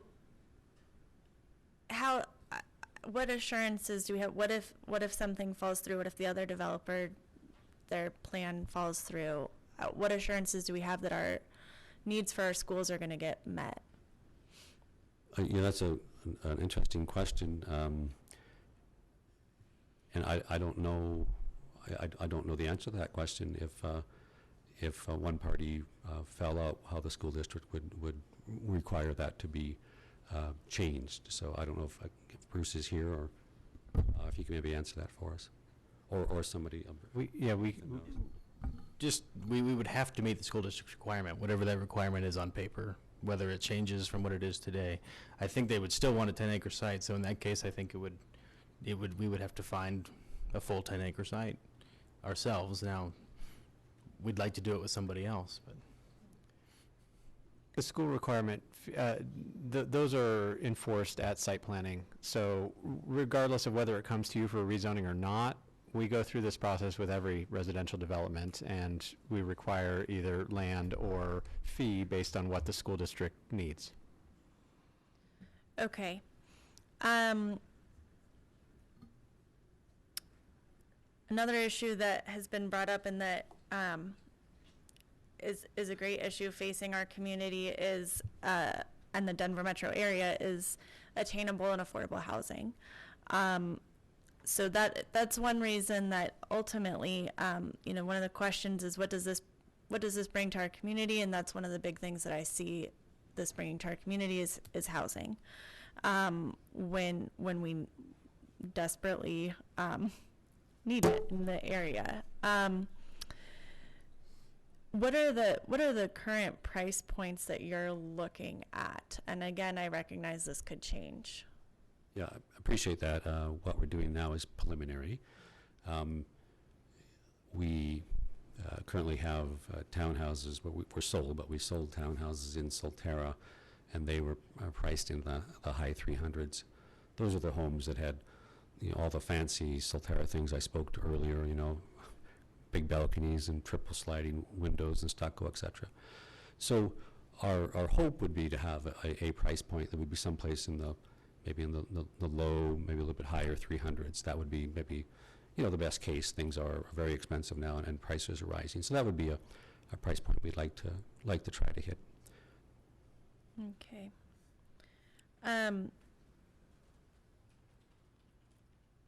So then another thing I would like to explore then is requiring a certain percentage of housing to be workforce housing, say 5 to 10% of the development to be workforce housing at 80% AMI.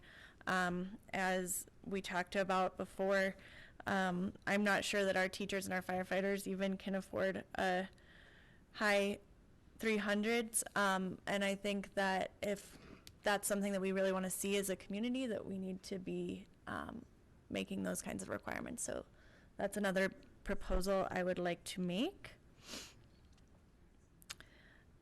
And with that, I'm going to drink some more coffee. So I'll pass it on to the next person. Thank you. So I have Counselor Franks.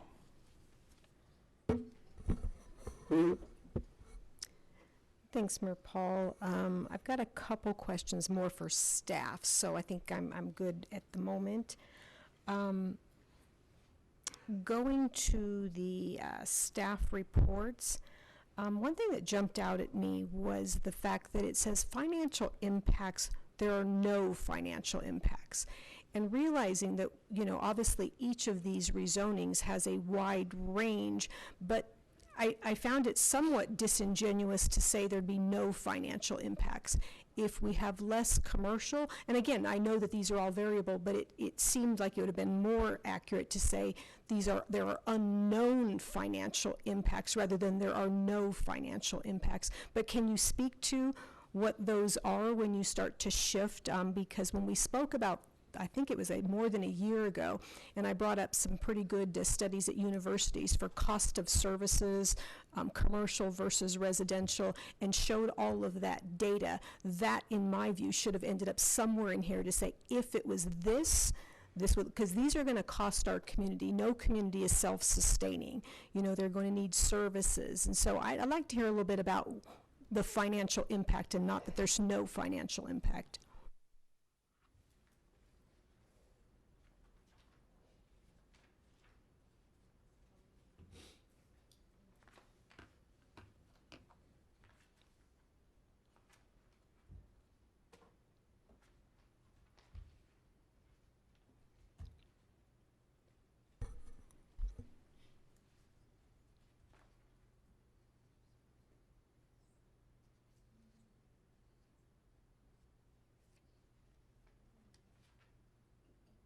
Could you tell me what page you're looking at, please?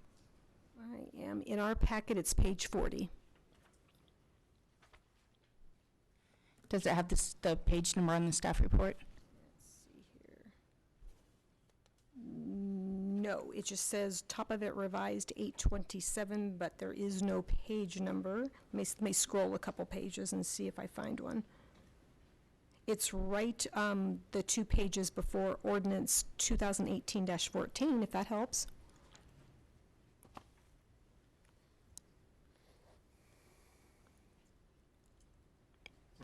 Yeah, this is the memo that's at the front, entitled staff report. Okay, so these staff reports are new in our system, and I think we've interpreted that to mean, are there any budgetary impacts? Are you going to have to budget? So this is not just used for rezonings. This is a staff report, a memo to council for everything that comes to you. And so you won't have any budgetary requirements. Okay, I think we probably better clarify that, do that. because that is a huge discrepancy. So, yep. All right, so I guess at least I can agree in my own head that there are financial impacts to this. So I guess I'll just have to go bereft of any information there.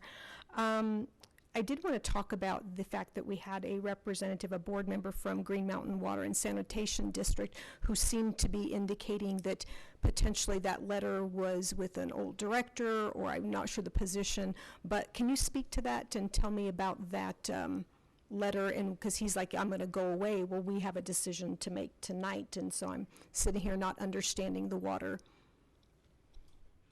I'm actually going to have the applicant speak to that, since the will serve letters in the Metro District packet.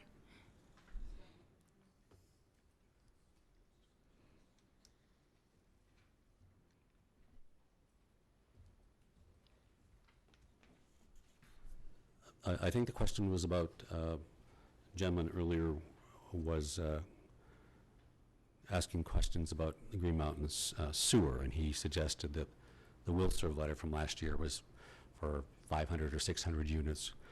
We have essentially it's a will serve letter from Big Sky Metropolitan District, which the owners of CDN control that metro district.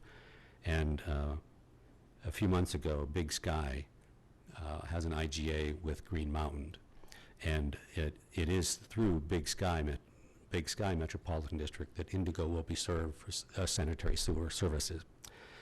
And so we have a will serve here that is today, to serve Cardell for 396 condominiums and 455 single families. So this will serve is brought up to date with the most current tentative plans that we were looking at. What page is that on? Oh, this was just sent to me this afternoon. I can give you this copy if you'd care. Yeah, that's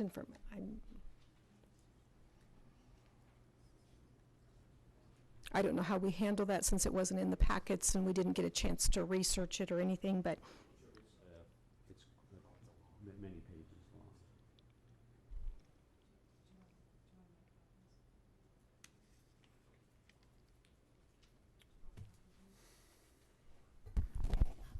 long. Would you like copies made? I don't know that I'm going to have time, kind of late to be reviewing something at that level of complexity, but I definitely would want, depending on what goes on, but I don't know that I'm in a position to read that at this point.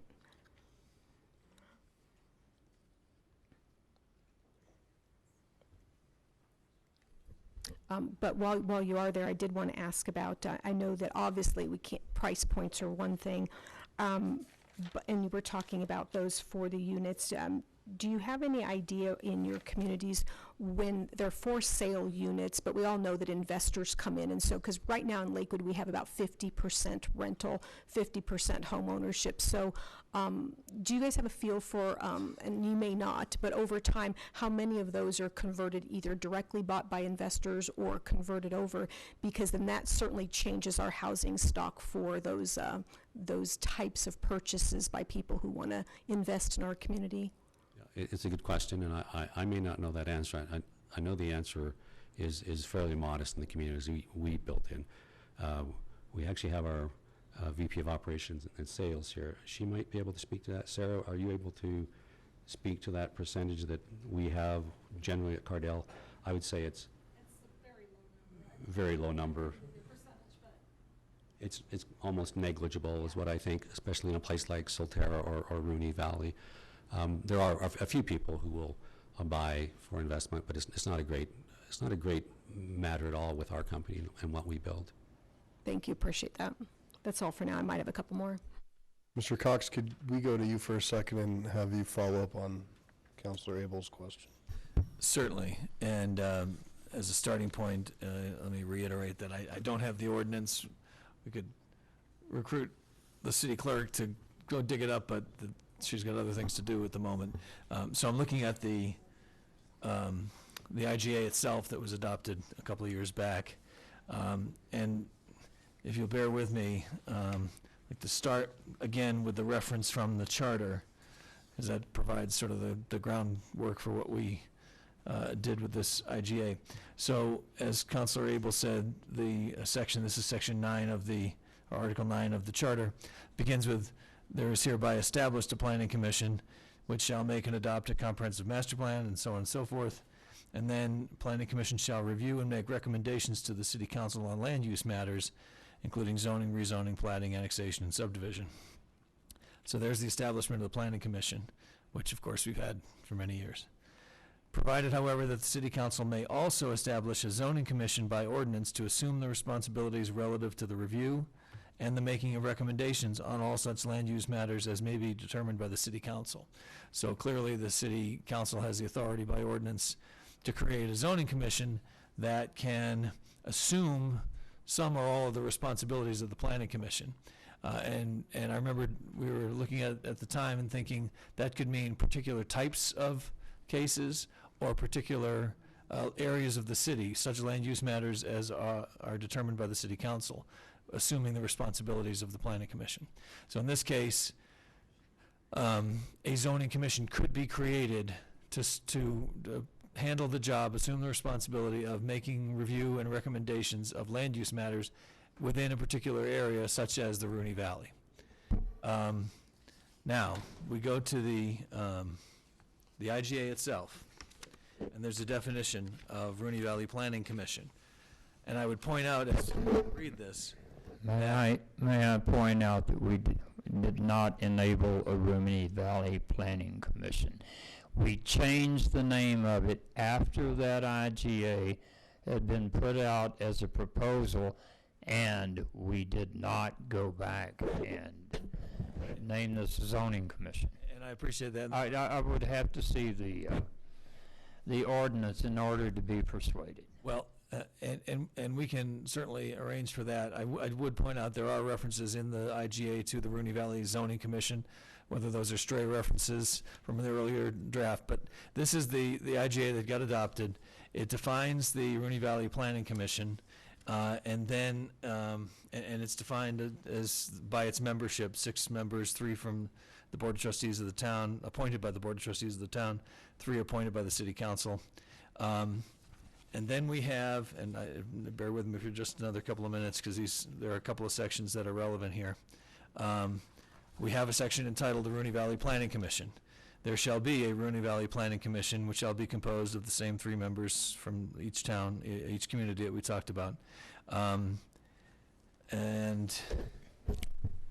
Mr. Cox, if I may. Yeah. That was the preliminary document that we were working from, in which we changed in order to remove the planning from the word planning from the Rooney Valley Commission. So what you're looking at is the proposal as it was sent to us before we changed it. Oh, well, I can only tell you, Counselor, and I know there were drafts at different times, but this is fully executed. Did we name it the Rooney Valley Planning Okay, Commission? could we please get the ordinance? Please. Thank you. Okay, thank you. Really, Margie's the only one who can track it down, and Is it 2017? it's 2016-8. It's an ordinance adding a new section 17.1.7.5 of the Lakewood Municipal Code establishing the Rooney Valley Zoning Commission. Is that the one you're speaking of? I have no way to send it to you from here. my recollection is there might have been an ordinance creating the commission and another ordinance approving the IGA, or a resolution approving the IGA. But this is the approved IGA, and it references the Planning Commission, the Rooney Valley Planning Commission, as the body that assumes responsibility for reviewing development approvals. And the development approval section specifically says, the Rooney Valley Planning Commission shall serve as the Planning Commission or Board of Adjustment, and the City Council or Town Board shall have final approval authority for all actions under this section. So that's what the role of the Rooney Valley Planning Commission, as provided in this document, was intended to be. So, Mr. Cox, we're gonna need to pull this up, and we have plenty of people searching, and we can discuss once you have a chance to review the ordinance. I want to go back, there's still some more questions regarding the Big Sky agreement. I think Big Sky went to Green Mountain Water in May, and, okay, thank you. Thank you, Mr. Mayor. I'm Tom George, an attorney with Spencer Fain, LLP. We're representing Cardell in the Metro District piece. This I can clarify. The Green Mountain Water and Sanitation District will serve letters attached to the service plan as one of the exhibits. The comment made earlier was that references 658 single and multifamily units, and that's in the introductory paragraph. The letter is not conditional on a number of units. The will serve letter is conditional on a number of things, including that Cardell there will be available sewer capacity, and Cardell will pay for any facilities necessary to serve the development. So it's not tied to a number of units, but just on Cardell paying for the infrastructure. And that's in our packet. That's right. It's in the service plan as an exhibit. I was gonna say, I think they've been talking about that for a decade. Okay. So I'm gonna go through a list here of quick questions. Design standards for the valley. So there was a conversation about you may not build to the level that was built in Solterra, but you're still subjected to the design standards, correct? Of the valley. So that would be stucco, that would be the colors, the hues, the design review committee, no?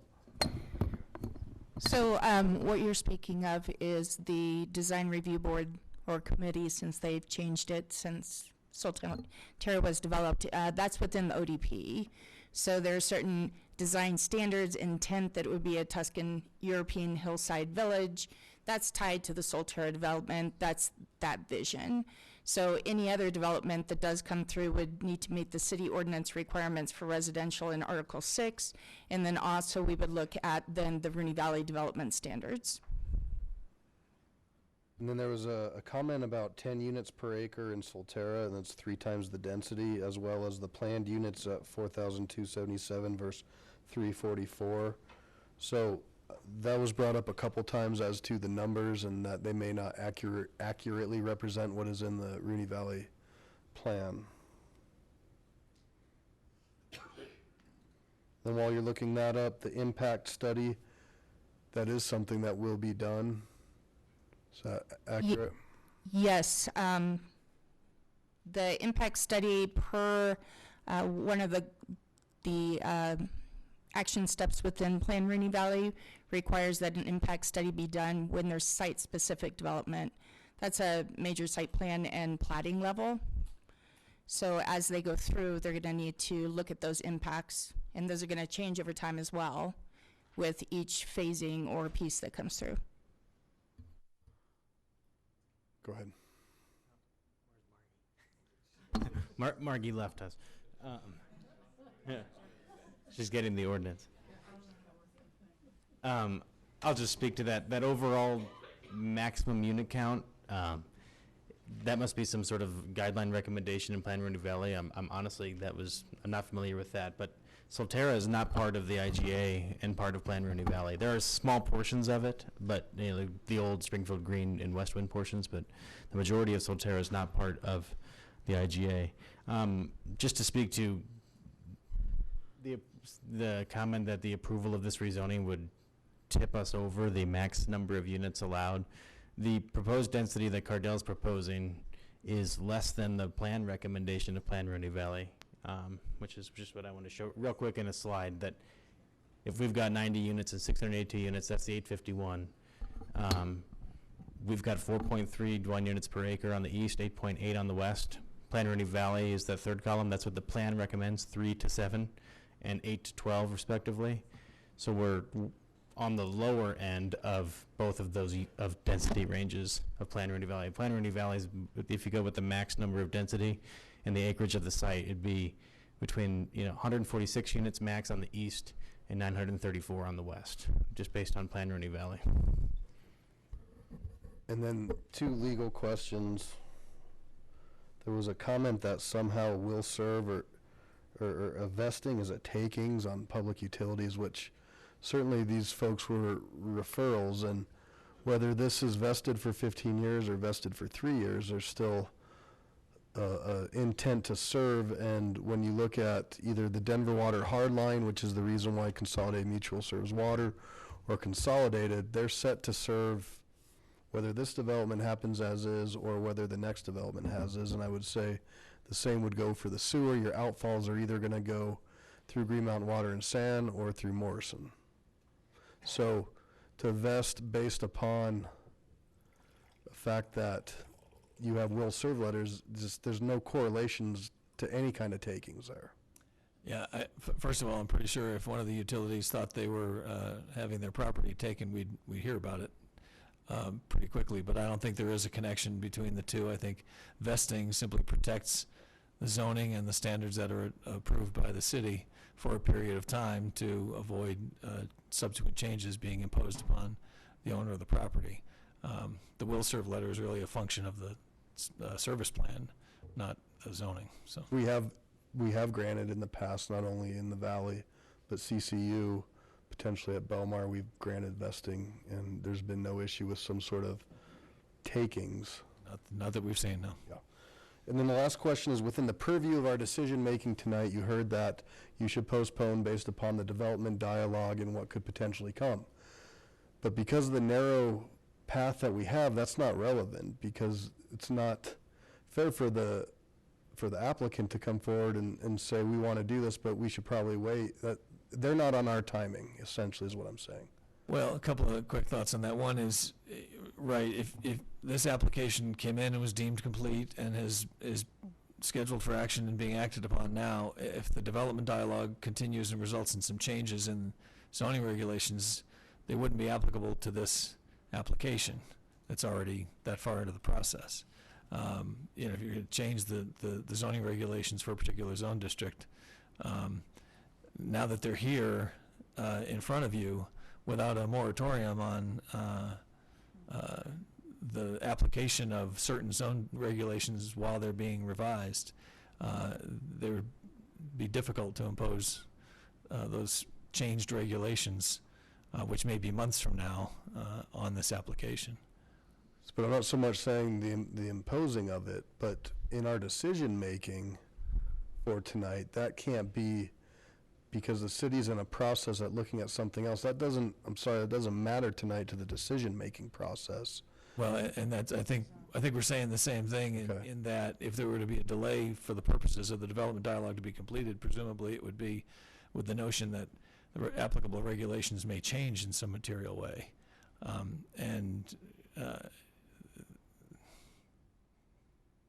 So you seem to still be in a different place on this, but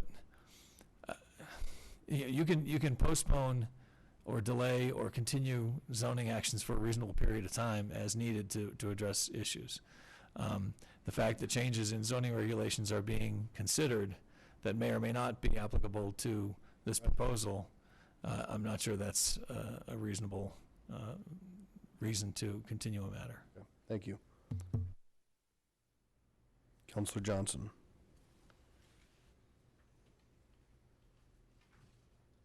Thank you. Actually, a lot of my questions have kind of been addressed.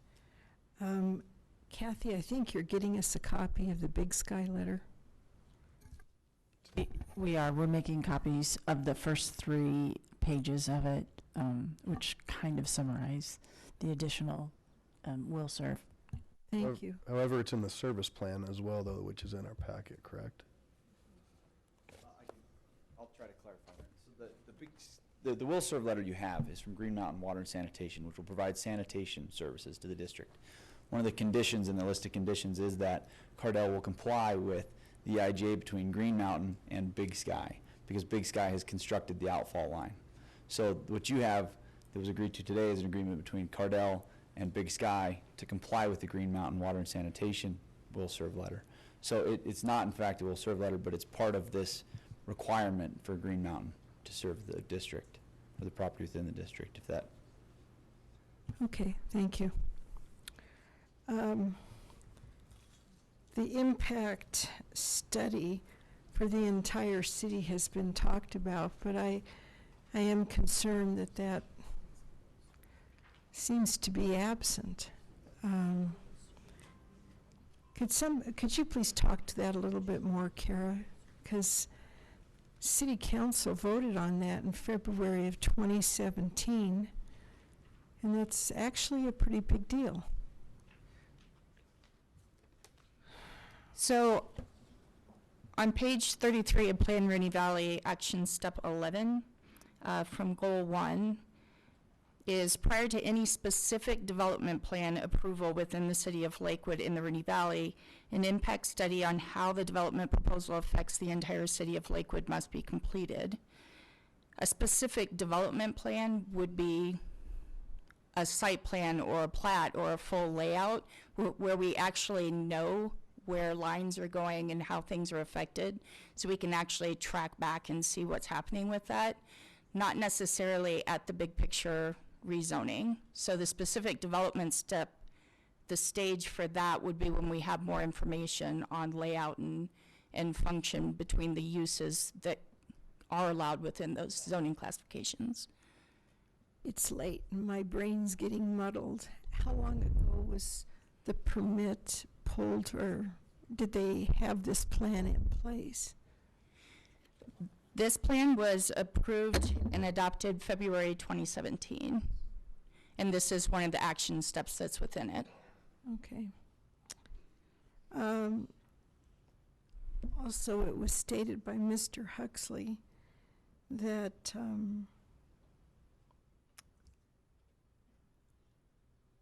the ballot issue that the schools are going to have, congratulations, by the way, will also be in play on this. So if it doesn't pass, Maybe you should address that.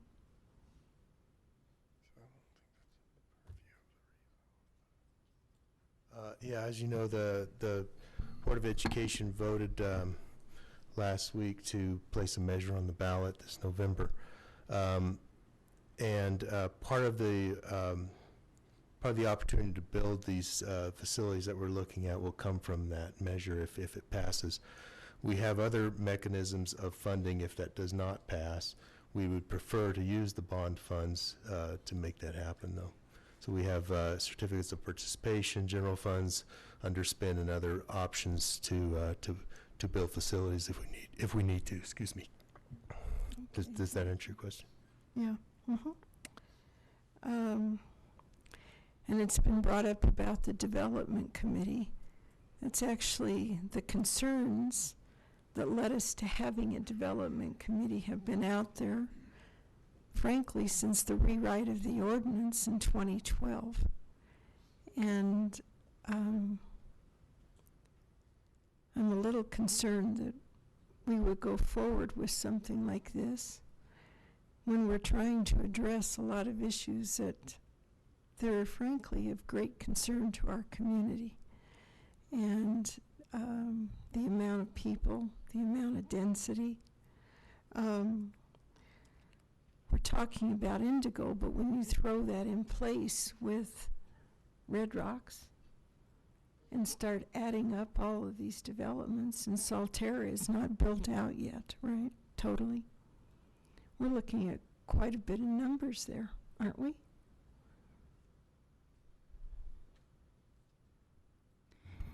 Ms. Johnson, I believe your question is, how many units are we looking at? Well, I guess I'm stating that Salterra is not totally built out yet. It's adjacent. We've now got this, and then Red Rocks. So you're looking, this isn't the only development, and although it has downsized, which I think is awesome, it needs to be held in context of the larger picture. The amount of rooftops and people and transportation. And although we say that this development, because of the downsizing, will also downsize on the amount of transportation and vehicles on the street, we're still not done with Salterra. And with Red Rocks, you start to say, wait a minute, it's a little disingenuous to say that the vehicles on the street are going to go down when we're not really looking at the big picture here of how many rooftops we're looking at in total in that area. It's late. Am I sounding stupid? Maybe I am. Not at all. I'm trying to figure out if there's a question in there. I'm just saying that Salterra is not built out, right? This is true. There's a few filings left. Okay. We're not only looking at this, but we're also looking at Red Rocks, right? Yes. I'm saying we've got the big picture. What are the numbers when we look at the big picture in that area? Do we know that? So for Solterra Center, you're looking at 1,630 max units that can be built. That's the CDM property north of this, between McIntyre and Rooney. That aren't built yet. That's how many units they could build there. There's no building there right now. It's vacant. Okay. The proposal that is currently with the town for referendum was to add an additional 350 units, which makes the total build out for Red Rocks Ranch, if it continues and goes forward, 1,350 units.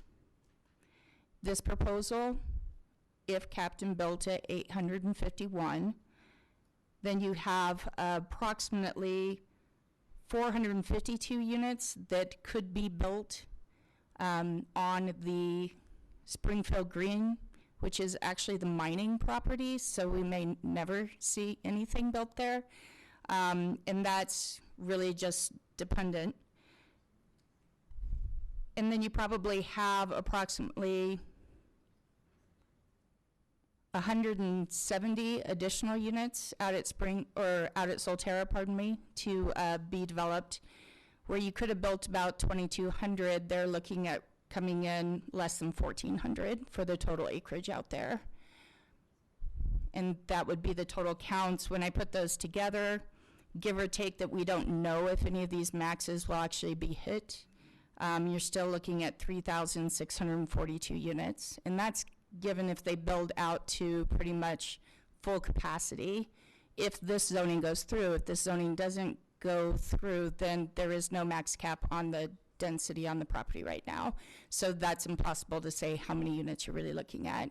So I guess the intent of the staff report in using the term downzoning is the fact that in adding those single family and duplex units, you're giving the opportunity to better adhere to the plan that's in place for the valley. And one last comment, vesting is actually a big deal. When council redid the zoning ordinance, we added ADUs, we added chickens and goats. Did that apply to the Solterra area? I had heard that it didn't because they had already, had vesting, I guess, which is what, so they live by a different set of rules out there than what other people do. Well, the zoning for Solterra is actually a planned development, and it has a pretty detailed official development plan that goes along with it. So I've not been asked whether an ADU can be built at Solterra. I think that would be something that first and foremost would have to go before their design review board and their HOA for a discussion. And whether you could have hens or not and that type of thing, it's not really acknowledged within the official development plan, but they do have CC&Rs, covenants, controls, and restrictions that the city doesn't enforce. So anything that's kind of different, that's not within that zoning document, it's first going to be discussed at their kind of HOA community level, and it would have to adhere to their covenants, controls, and restrictions, which they enforce. Thank you. Mayor Pro Tem Roybal, then Councilor Beta, Councilor Skilling. Thank you, Mayor. Councilor Wine, then Councilor Franks. Just got some utility questions, utility service, and I wanted to talk a little bit more about water. My understanding is that you're getting the majority of the water from Blue Sky, is the supplier for sanitation and water, which they get their services from Green Mountain, which Green Mountain gets their services from Denver. And we just had a comment from one of the board members from Green Mountain that said something has changed. Can you help me kind of work through that? Certainly, I'll start with water. I'm going to break it down utility by utility. So the water for this site is being provided by Consolidated Mutual Water Company. Okay, not Green Mountain. Which Consolidated Mutual Company gets their water from Denver Water, which is about 80-90%. I'm not sure that's correct. So the Rooney Valley is outside of Denver Water's service area, and that's why Denver Water will not serve. Consolidated Mutual serves with their own supply. They do have a dual supply, but they have to serve the valley with their own supply because they are outside of Denver Water's service boundary, period. So their own supply is the 20% that they have their own lake that they will provide service for Rooney Valley. Is that correct?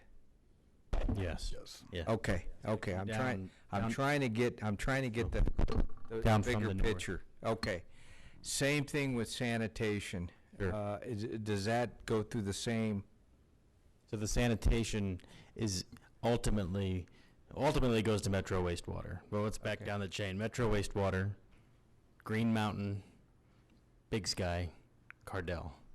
Okay. Does that help? Yeah, it does. It does. I'm just trying to get the picture of it and trying to get the gist of it because you've got too many suppliers on the chain. Yeah. My question is there anything that has changed with Green Mountain we did get a comment from one of the board members that was here tonight. Is there something that changed? I wasn't sure if he was speaking on behalf of the board. I'm aware that he is on the board of Green Mountain. As Mr. George pointed out, the person who spoke before, Mr. Plotkin, was referring to a unit count in the preamble, let's call it, in the will serve letter from Green Mountain from last year, from early 2017. Okay. It referenced a unit count, but then it had 12 to 13, 14 conditions, one of them being you need to enter into an IGA with Big Sky Metro District, which is something that got done. There was a letter that Rod Mickelberry held up today that was an updated piece. That's just one of those conditions you got to check off. That's why Rod brought that tonight, just to try and make sure there's nothing that is going astray in our minds with Green Mountain. We have a will serve letter from Green Mountain, and we're counting on them to take the sewage and go on to Metro Wastewater, and we haven't heard anything otherwise from them. Okay. And then, so utilities, electricity. Let's talk a little bit about electricity. Sure. And obviously, that's going to be a big impact in future developments here. And we had a philosophical discussion about that. I think it was 5 years ago, where we're going to need to enhance our electrical systems to accommodate for future build-outs. Is that any kind of an issue that's coming up or potential issue? Good question. So Xcel Energy, public service company, is providing the natural gas and the electrical service. I'll just bundle those into one since it's from the same company. But we aren't doing any final engineering on our site for those, but Cardell has been actively talking with Xcel Energy on providing those services. I know they're talking about, nearby you might need some little small gas regulator things that are, 10 by 10 feet just to kind of make sure the pressure is correct. So they're getting into those kind of details, and up to now there's been no issue or no indication that there's any problem to serve these sites. There's the high tension transmission corridor running through the valley. It's not like you can just, tap into that. They're going to have to probably build some sort of new substation that'll serve the Rooney Valley, I'm thinking, when it comes to electricity. And then further up north, I'm thinking for gas, they're going to have to build some sort of regulator stations. But everything that's within their purview, and those are things that developers... So they're aware of it and everything is... Oh, yeah. They've been... all the developers throughout the valley have been working with Xcel, and they have dedicated people that focus just on Rooney Valley and other areas of town. And they say, we know what CDN is doing. We know what Red Rocks Ranch is doing. We know what Cardell is hoping to do. All those developments... They're not in a vacuum. They look at this from a very high-up view from the meetings I've been in with Xcel in the past. And then one last question. Something near and dear to our heart, we all have, as a family up here, we always have a healthy debate, but it's stormwater. The water coming from the mountains, moving east. I was looking through this, and I didn't see anything that indicated that there's like 280 pages, and I kind of just glazed through all of it. But is there anything there referencing to accommodate for stormwater improvements? Of course. So in Lakewood, as part of a rezoning, you have to submit a preliminary drainage report, and then as you move through final site plan and plat, you get into final drainage reports. But we have prepared a preliminary drainage report. There's going to be a series of detention ponds that, what we have to do, and I'm not an engineer, I'm a planner, but I work at an engineering firm, and if we need to call the experts up, I will. But, those detention ponds essentially maintain that historic outfall rate at the site boundary, so that when you cover the site with new parks and trails and roads and buildings, you're adding impervious area. You need to make sure that at the outfall point, you're maintaining that historic rate of outfall. So that's what those detention ponds are for. And there's a series of those based on the basins, the topography of the site. I think it will have 3 small detention ponds, 1 up top and 2 down below. And then speaking to Rooney Gulch, which is separate from that, but definitely related, I can without a doubt say that as development happens in Rooney Valley, Rooney Gulch will be in a much healthier and more protected and better shape than it's ever been. There have been years of unregulated grading, before we ever had stormwater and grading and erosion control regulations. Urban Drainage and Flood Control District is going to oversee an improvement plan for Rooney Gulch for CDN for Indigo and for Red Rocks Ranch, and further north up towards C470 and Alameda. So at the end of the day, when everything's said and done, when development happens, Rooney Gulch will be healthier. It's going to have a reduced rate of flow.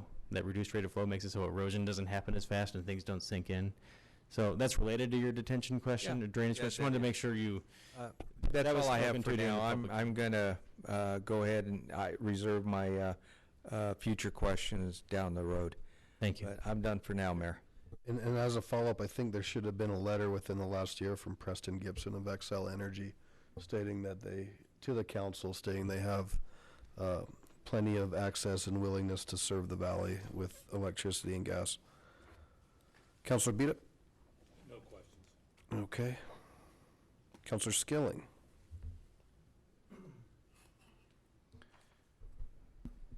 And Dana, and then. The last year's plan was 1,680 people. Now it's been revised to 2,127 people. Is that accurate? That's the people you expect to live. You went rooftop 673 to 851. Is that accurate? That sounds accurate, just based on as we keep refining the data. But which document has that? Is it a? I was looking at your red line from the service plan. Okay, yeah, that's a good. It's not really a service plan question. It's more of I'm getting information from the service plan document. It also, there used to be a carve out for almost 3 acres of commercial property, and that's gone, correct? So there's no plan to build commercial, correct? That carve out of 3 acres of commercial zoning is in the existing Delmer Humphrey ODP on the east side. It's divided up into 2 planning areas. It's got the 389 units of multifamily or townhome or duplex or single family, and the 3 acre commercial site. That specific commercial site is what I spoke to with the plaza discussion during Councilwoman Gutwein's question about the toughness of getting commercial on that exact corner. But commercial is not entirely removed. There is everything west of Rogers Street is a mixed-use zone district, just like is what's on there today. It's MNS between Rooney Gulch and Rogers, which is neighborhood scale commercial, which we think is more appropriate than MES for this area. And then west of Rooney Gulch, we've maintained the MGS zoning, which could be commercial as well. Is there a plan to build commercial? Cardell does not build commercial, but we understand that as we go through the site plan process, there could be some expectations and desire of the community to embed some commercial, especially in the MNS area. So we don't like to say that it's entirely removed. Okay, but in the mixed use that you have there right now, is there a plan to add a mixture of uses as of right now? We've been planning for homes right now, but with the nature of that zone district, it's easy to, if you have a multi-story building, maybe 2 stories, it could be on the bottom floor. Oh, I'm well aware of the mixed use zones. I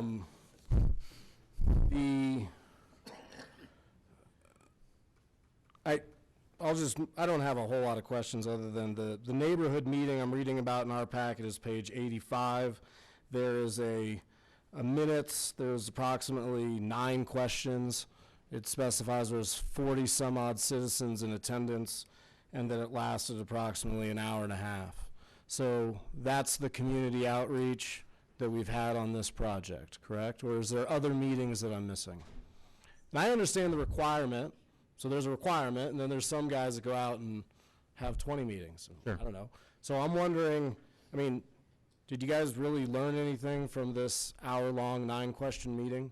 I think we did. We learned that we heard the aversion for heights taller than 60, or taller than 45 across the site, and the desire of the community to not have intense commercial retail and intense office, to really drive that traffic down. We did hear that, and that's part of the reason to zone the entire site. And you've also heard the outcry from a lot of people, including the Solterra folks, that they want walkability, grocery stores, retail stuff. They want all that, right? You've heard that. I've heard that, but I also hear then the traffic, I'll say complaints, because those don't always go hand in hand. Because traffic just is a much higher commercial is a much higher generator of traffic than residential in that Fair. scale. So it's up to us to come up with a proposal to you to balance those, and that's why we were keeping commercial on the site, but lessening that intensity, and keeping half the site not commercial, getting rid of, the list of intense uses that I mentioned, like light manufacturing and motels. We just don't think those, and we heard that from Solterra as well. Yeah, and I'll tell you, I'll make a comment on that as well. I don't really like it when people come to me and say, well, here's all the really bad things we can do. Unless, of course, you select what's behind door number 2. That's not collaboration. That's you saying, look at the mortuary. I think that was on the list that we could build. Or there were pictures of high rises and all of these things. That doesn't seem like collaboration. That seems to me that, well, if you don't approve this, look at all the bad things that we could do. We're just trying to let you know that what Cardell builds, we think is a better fit for the community than what can be done there today, and that Cardell owns the property, and they really don't want to build it out with those uses, the intense, tall uses. Speaking back to outreach, I'd just like to make sure you know we have a project website that's been blasted out to the community as well. So that's a form of outreach. And sure, and that's fair. And the price points, we mentioned the 300s out of the 851. So I assume that's some of the products, the townhouse products. Yeah, I can't speak exactly to which price points personally. The 350, 375 that Rod mentioned was what townhomes are going at Solterra today, though. Gotcha. I'd say that. So the smaller the footprint of the property, whether it's attached or detached, and when I say attached, I mean like a row home or a duplex. So I was trying to picture, you got Solterra that has those areas of the townhomes that I think that's what we were talking about, the 300s. And then you've got homes in there that go for, I think there was one on Evans for like 2.1 million that I tried to put an offer in and they wouldn't take a check.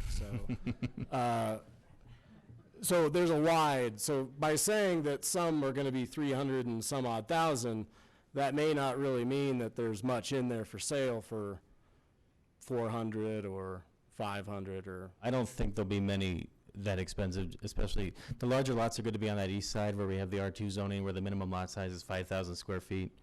So we're thinking of lots that are, about 5,500 square feet. Those aren't going to command $2 million price tags. There might be a few spots where, given that interesting orientation of that eastern side, you get some funny angles. There's going to be some lots that are a little bigger on the ends of cul-de-sacs, little pie-shaped lots. Mhm. They're going to command a premium. There'll be some view premiums too on the west side of McIntyre, but I can't imagine anything being that high. Yeah. Okay, and I appreciate that, and thank you for all the information. Just the final thing, you mentioned the blast, we started talking about the actual outreach that's happened.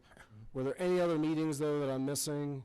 Not any public meetings for this project where the community as a whole was invited, but there was probably some targeted outreach, just Cardell speaking to neighbors and things like that, but not any, hey, everybody come. Gotcha. Okay, well, thank you. I appreciate it. Sorry for being hard. I appreciate it. I'm happy to answer the questions. Thank you. Councilor Gutwein? Oh, just, one other form of outreach was the Planning Commission, the Rooney Valley Commission hearing, which was a well-attended hearing, and there was a lot of public comment at that as well, I think, and we were the only item on that agenda. We were at Red Rocks Baptist Church, a pretty large space for the hearing, so I think that was well-attended, and we heard some good comments at that. All right. So here's the way I see this, is that at this point, some members of our community like to think of this area as open space, and I understand why that conception comes into play, because there's nothing on it right now. But the reality is that it's not open space. There are significant property rights here, which, this council has, as was mentioned also, we've talked a lot about property rights and takings, and in relation to the bike lane. So that's the reality, is that this isn't open space. There are property rights here. We have heard consistently from our community that they would like to see less development in the Rooney Valley. We've heard that tonight. We've heard that at the Rooney Valley Master Plan meetings, which were long, and we've heard that consistently across the board. This is an opportunity to downzone significantly, It matches much more consistently with the community vision that we have heard time and time again. What I would like to do is see our council make a responsible decision on behalf of our community, because we are responsible for the outcome, the end outcome. So I think that what we need to do here is seek to get these guarantees that our community has asked for. So I'd like to get a guarantee on a number, on a cap. I'd like to get a guarantee on the amount of green space, and also about the workforce housing. And so my question is to all of you, and I'm not sure which of you to ask this, but I recognize that there are certain financial realities in developing and in price points, and that providing workforce housing and achieving a cap, those two may play against each other. My question is, what, the number that we looked at is 851. If we were to require 10% workforce housing, is that achievable at 851 units?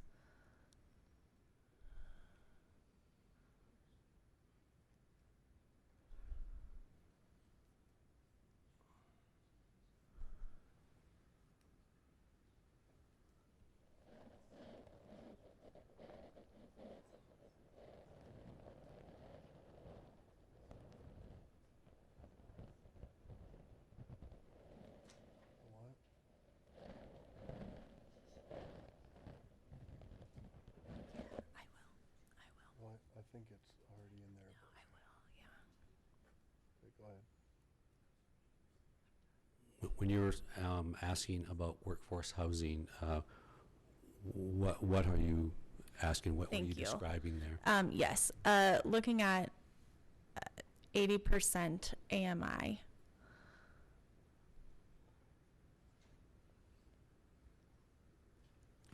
Well, that's something we'd have to discuss. If we were to discuss that, would you give us an increase in the cap to be able to accommodate? Yeah, I think I understand that those aren't go hand in hand, and so, I don't want to put requirements that are unachievable. And so, I'm not the expert on what the pricing is, and so I'd look to you and see. Yes, I think that if we can get that 10% workforce housing, I think that makes sense to increase the cap if necessary. Yeah, that's something I would need a little time to speak to our team to discuss that. Okay. So those are the two big ones that I would like to see us include, and it sounds like we can. There will need some discussion on what is achievable and realistic. Yeah, your question is one that's new for us. It's asked, and so we're having to think about that a little bit and understand the implications of what that might be, and what would these houses be, and where might they go, and how would we build them. So it's a fairly significant question, I think, for us to contemplate. Okay. So then I'll go to some simpler ones then. The recommendation that we had before was to go from a 250-foot wildlife corridor to a 300-foot wildlife corridor. The other one is that whatever school fees are in effect at the time of, I guess, platting. It would be the time of platting or building. They'd pay with building permit, but the approval would be the plat. Okay. The point being that if we do update, that whatever the most current fees are, the development will have to pay those fees. Increasing the green space from 20% to 25% in I'm sorry, I have MNF, but is it MNS? Yes. Thank you, MNS. And then, so those are my proposals to council. And but I would like your feedback on that question. So, you're asking us to consider now these matters that you've requested?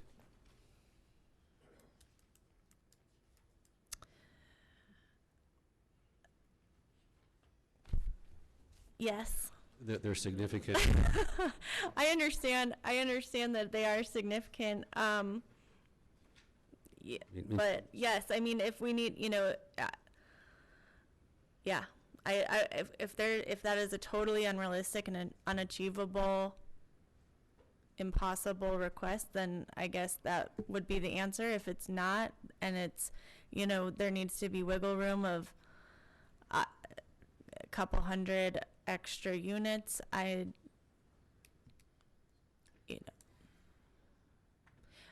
what I'm trying to do here is ensure and get as much of what the community wants to see in here. And I also appreciate and recognize that Cardell has been willing to come to the table, and I would like to see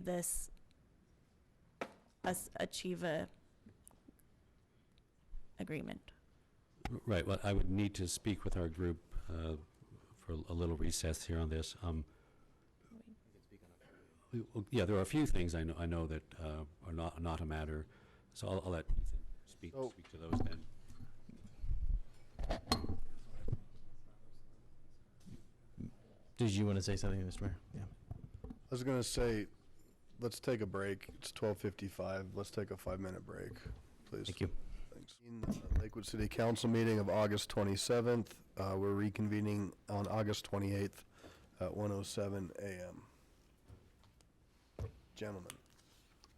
Thank you for the break. It's helpful to consult with our team. You've asked for, suggested some things. What we would need to know is, we appreciate your comments. Are there other comments? What is a total request or other comments that the other councillors might have before we could consider? You've mentioned a number of things. Is that it from the council? These are the matters we need to address? So I think there's a lot more probably. But the ones that were laid out, just for clarification, was the neighborhood node. Is that neighborhood node a cap? The mixed use open space requirement to mirror the residential requirement. Affordable, and was there something about the 300-foot? The wildlife corridor. And the school fees. So that's from one counselor. Right. So can we abide this? So that's what we need to know. Yeah. If there are other things of this sort that we need to consider. And we need the totality. Sure. So we'll keep that in mind as a body, and there's still some lights here. So Councilor Franks, Councilor Abel, Councilor Johnson. Thanks, Mayor Paul. I think it's important. I know that there's been folks up here talking about what the community wants. There's not a single vision of what the community wants for that area. There's hundreds of visions about what that community wants. There's concerns about regional transportation. There's concerns about the impacts on our roads. There's concerns about lack of retailers, grocery stores. there's been visions of campus-like environments. So I want to be clear that we're just not, it would be disingenuous if I sat here and said that there was one single vision. There's not. I think where I need to dig a little bit deeper, and it's really not with the Cardell folks, it's with my planning staff. So I'm going to kind of look through you. Don't mean to do that, but I think that's really what I need to understand is that we have been talking about impact studies for a while. And I keep hearing that, well, we have to make a decision and then the impact study comes. And since I've been on council, I've been saying that there's ways to do impact studies to say minimum and maximum and say what those impacts are, because we're being asked to make decisions that impact our roads, that do impact water. Other communities have been served with various utilities, and over time those utilities come back and say things like, well, we need everybody to conserve, or we have more pressure on our infrastructure, and there's all kinds of things.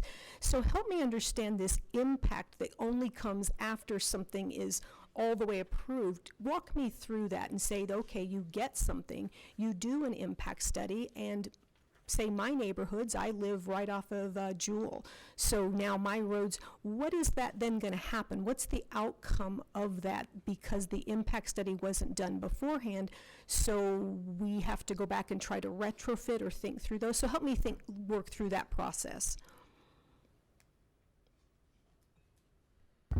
So, to some extent, we all have a good understanding of what the impact changes will be. We know from Consolidated Mutual that they have water to serve, that there's no capacity issues in the Rooney Valley for water. We know that for sewer. You saw in the applicant's presentation that the impact on traffic would be to cut it in half from what the current zoning has projected. So the projections put in place when the current zoning were 13,000 and change vehicles on the street. The projection from their proposed development is 6.5, I think. So we know a lot of the big picture impact changes for a rezoning versus not. The type of specific study that I think the Rooney Valley Plan talks about is much more detailed and nuanced. It's when we get a filing that has, 200 homes, what are the specific impacts that we're going to see on McIntyre and Yale and surrounding areas, and what impacts will that have on specific services? So I think we have a big picture general idea now that's fairly clear, and when we have individual specific projects, we can do more specific takes on those. I think what bothers me about that is that it is just looking at a single entity, and for me it's the entire valley. It's kind of like that pot that starts to get a little warm, and you don't really realize that you've maybe, not made some decisions. So what I was expecting at certain points along the way was an entire what's possible now with all the zoning and an impact. And I know that's probably not appropriate for tonight, but those are the types of things where if we keep looking at these individual in isolation, any one of them can look good. And I'm not saying this does, or I'm just saying anyone can look good. It's the totality of what's going to happen. I plan to age in place. I'm going to be there in 55 more years. Yes, I'm getting to 105 if all goes well. My great aunt just turned 106, so you know what? I got some good genes going, hopefully. So I'm looking for that same thing that other people, what is that going to look like? What am I buying into? And so I think that's the type of impact studies that many of us, including like former Councilor Wickman was asking for, is how do we assess the total impact? Knowing that all of these property owners can make different requests and everything can change, but we know what things are zoned at now. So if things were zoned there, what's that impact? And then that helps us then plug in the variables when folks come and ask for changes. Without having that, it makes it very difficult to look at these things in isolation. So I know that's more commentary, not a lot of questions for you, but that's the concern, and I just wanted to make sure to get that out so everyone heard that it's the totality of the area, not individual projects.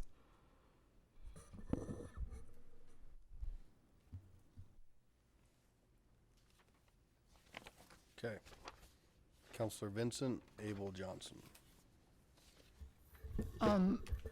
I feel uncomfortable moving forward the affordable piece because I think that's kind of put you on the spot. And it also can impact how many additional units we may have to put out there. So I'd just like to suggest that maybe we pull that piece. Okay. Or not.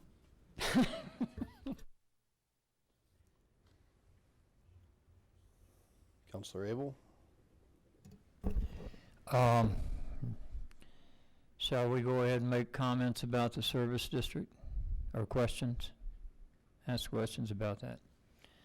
Yeah. Okay. I have a, Please. I'm glad I can entertain you this time of morning. I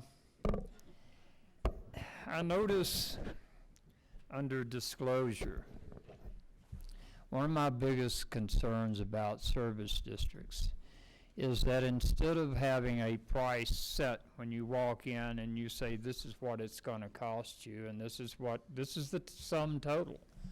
That's not what we do with a service district. You go in there and you tell these folks you can get into the house for this much money. The other shoe that drops is when they find out how much it's going to cost them in the long run with their assessment that doesn't end when their home is paid off. I've had this concern not with y'all, with other districts as well. But in this particular instance, you say the district will use all reasonable efforts to assure that all developers of the property provide written notice to all purchasers of property regarding the maximum debt mill levy and general description of the authority to impose and collect rates, yada yada. Reasonable efforts just don't feed the bulldog to me. I mean, it is.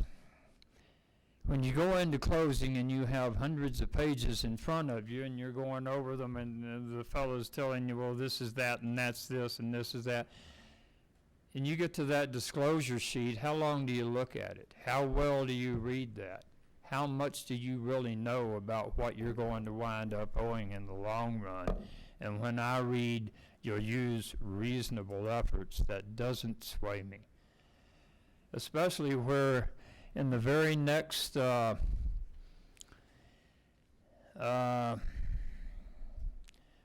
numeral, that was Roman numeral 9, disclosure to purchases, miscellaneous additional requirements election notice, you say in addition to all notices required by law, the district shall cause written notice of all regular elections after the district's organization to be mailed to each mailing address within the district's boundaries.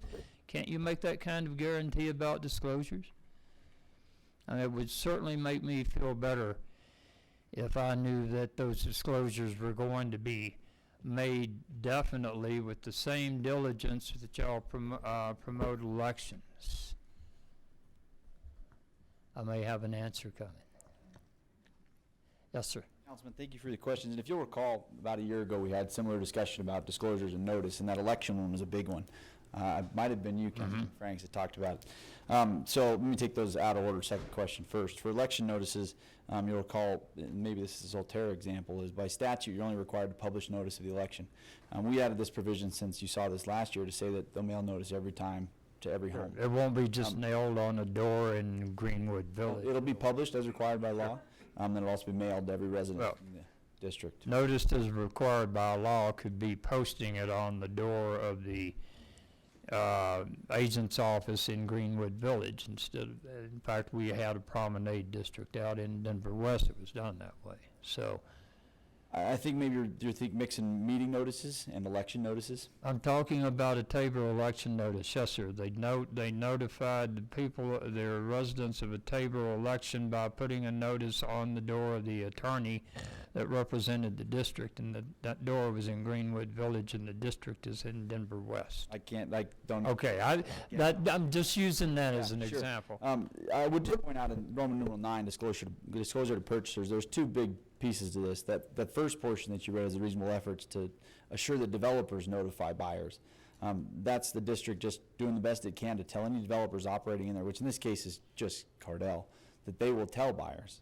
But also, the second half of that paragraph is there's a form notice that's in your service plan that has to be approved by you all, that will be recorded against all the property within the district. So that'll show up in title. It'll show up not only at closing from the seller, but also in the title documents, so that the real estate agent, that the title company, and the buyer should know about it. And that's approved by you in a form. Okay.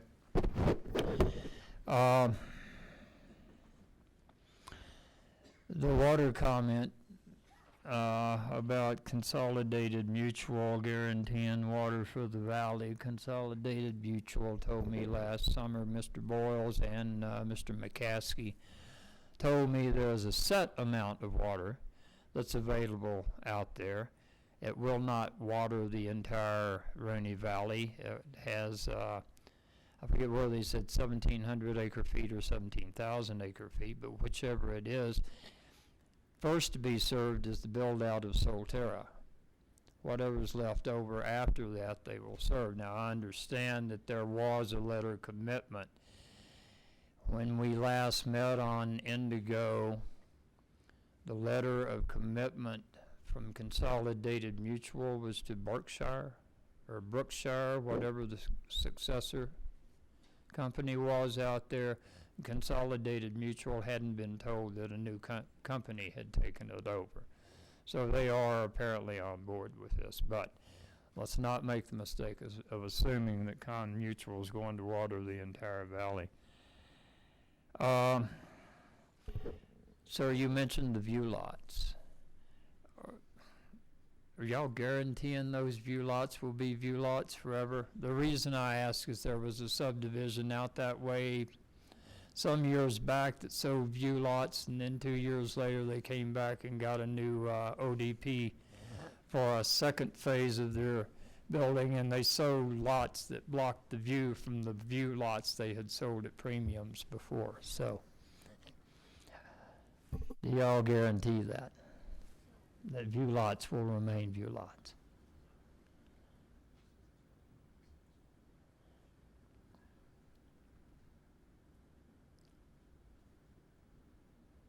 Okay, my slide's not coming up, but it was a topography slide. There's the one little spot along the west side of McIntyre that's above everything else, where you could have a view lot looking west. Can't guarantee it, but what I can tell you is the downzoning to go down from 60 to 45 down below it would make it so there wouldn't be a blocked view with those buildings.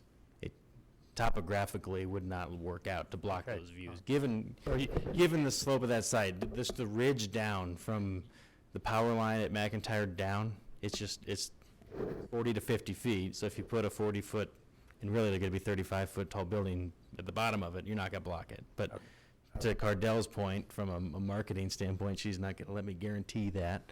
But you won't guarantee that, but Mother Nature already has. Yeah. So, From a planning and engineering standpoint, those are view lots, if you look off of McIntyre. Yeah. Okay. Thank you. I understand that. Thank you very much. That's my questions. Councilor LeBear, because he hasn't spoke yet, and then we'll go to Councilor Johnson. Thank you. I'm sorry, Ramey, did you want to go? I just want to say I'd really like to get down to the zoning question at some point, because I think we have landowners here who would really like to hear an answer on that, and I think it's important to move that forward, even though I know some of you won't agree. As far as the Metro District goes, to our planning director, is there something we can do, such as having a report of the finances come back to staff related to that Metro District? Sure, we've talked about that, and one of the things that we're looking at and we'll bring forward to council at some point is policies for metro districts, both new ones and existing ones, and I think that that's something that that you can and should do, and we as a city can and should do, is require regular financial statements, require annual reports, so that we can, all be aware of what's going on in these districts.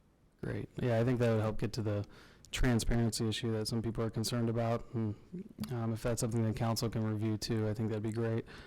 Excuse me, Counselor. Just quickly on that, follow up on Travis's point.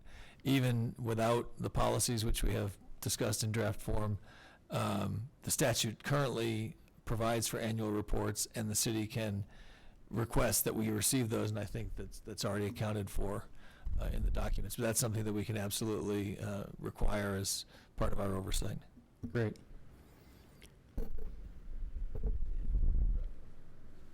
May I add to that, the service plan in section 7A requires the district will provide us annual report to the city manager's office no later than February 15 of each year. Great. It's already a requirement of the service plan. Perfect, thanks. I was reading through this too, and this is going to sound a little absurd, but it's 1 a.m, so what the heck. One of the comments I was reading through this report, there's some concerns about the burrowing owl, and it's a state-threatened species, and there's also a prairie dog colony over the property.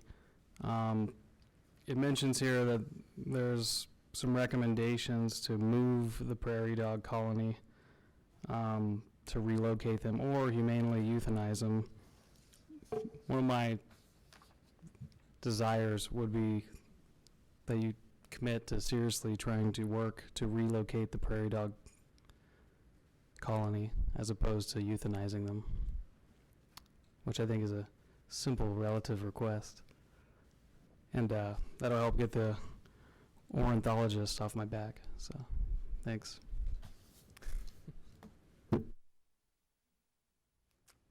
Councilor Johnson.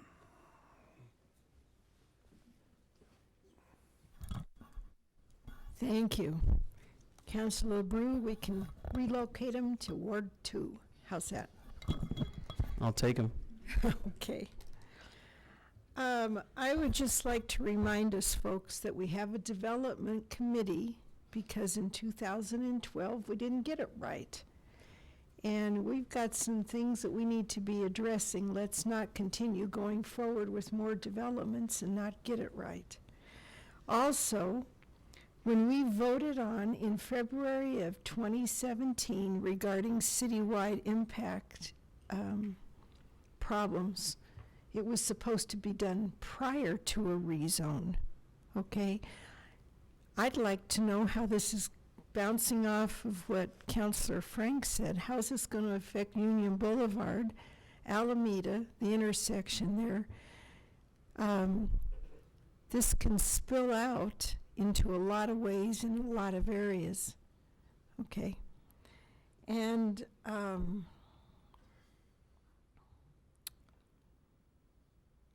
also, I'd like to say this is about a rezone. This is not about affordable housing. Let's make sure that we are on task, that we are dealing with a rezone. Okay? Thank you. Okay. All right, anything else? That hasn't been a motion made yet, so. So, Councilor Gutwein. I think that based on some of the comments during the last round, that I understand there's not a lot of traction for including affordable housing in this part of the discussion. I also recognize that that's a significant lift to ask at 1:30 in the morning. So I think that I would like to withdraw that piece of my list and then just retain all of the others. So the cap, the node, well, you have the list. The neighborhood node, the cap, the require mixed use meet the open space requirement of residential, 300 foot on the outfall, and school fees subjected to the fluctuation of change? Yes. Okay. Thank you.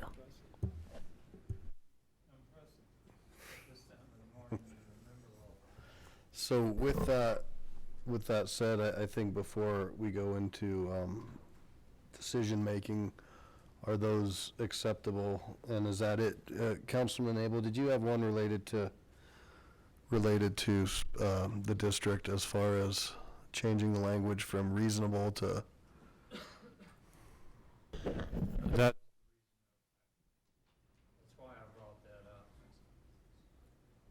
why I brought that up. I'd like to see something there that's a little more committal than making a reasonable effort.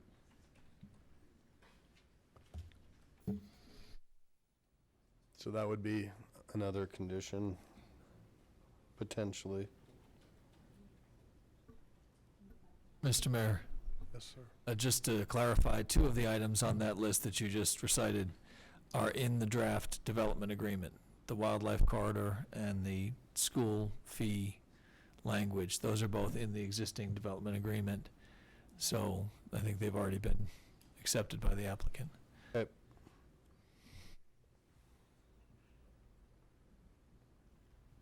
Mr. Mayor.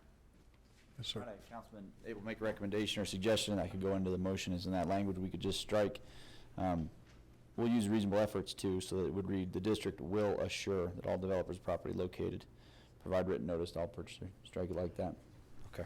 So that'll be, the district will, and we'll strike use reasonable efforts to from the service plan as a condition of the resolution approving the service plan. Great.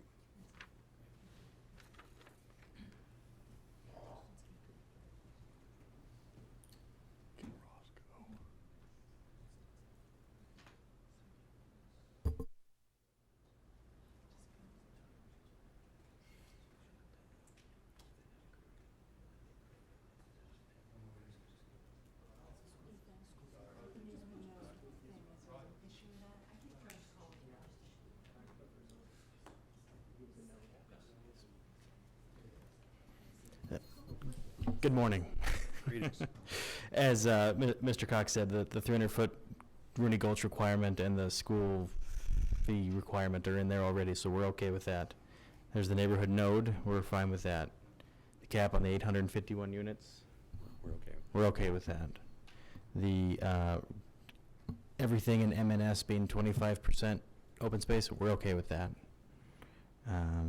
And then we were okay with, on the condition of the Metro District, the language change suggested by Mr. George. So we're okay with all those conditions. Thank you. And the prairie dogs, rabbits, and rats. Ward 2. Zippity. Hey, I want to hear what he has to say about the prairie dogs. I think we just said we're okay with it. Okay. All right. So, Mayor Pro Tem, will you please read, or I'll accept a motion on, forgive me, Items 11. item 11, please. Okay, items 11. I move for the adoption of ordinance O 2018-14. Do I say as amended? No. Or I think we're okay. second and final reading? I second. Okay, motion and a second. Discussion. Counselor Abel.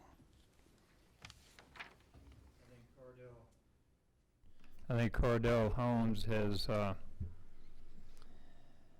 tonight made a lot of effort to satisfy our concerns. I think they've done an adequate job of that. However, I'm disappointed with the process, and I cannot endorse anything that violates our charter. Thank you. I will be voting against all 3. Okay. Any other comments? Okay.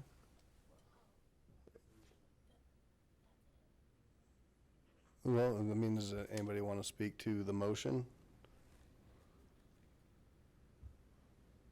Go ahead.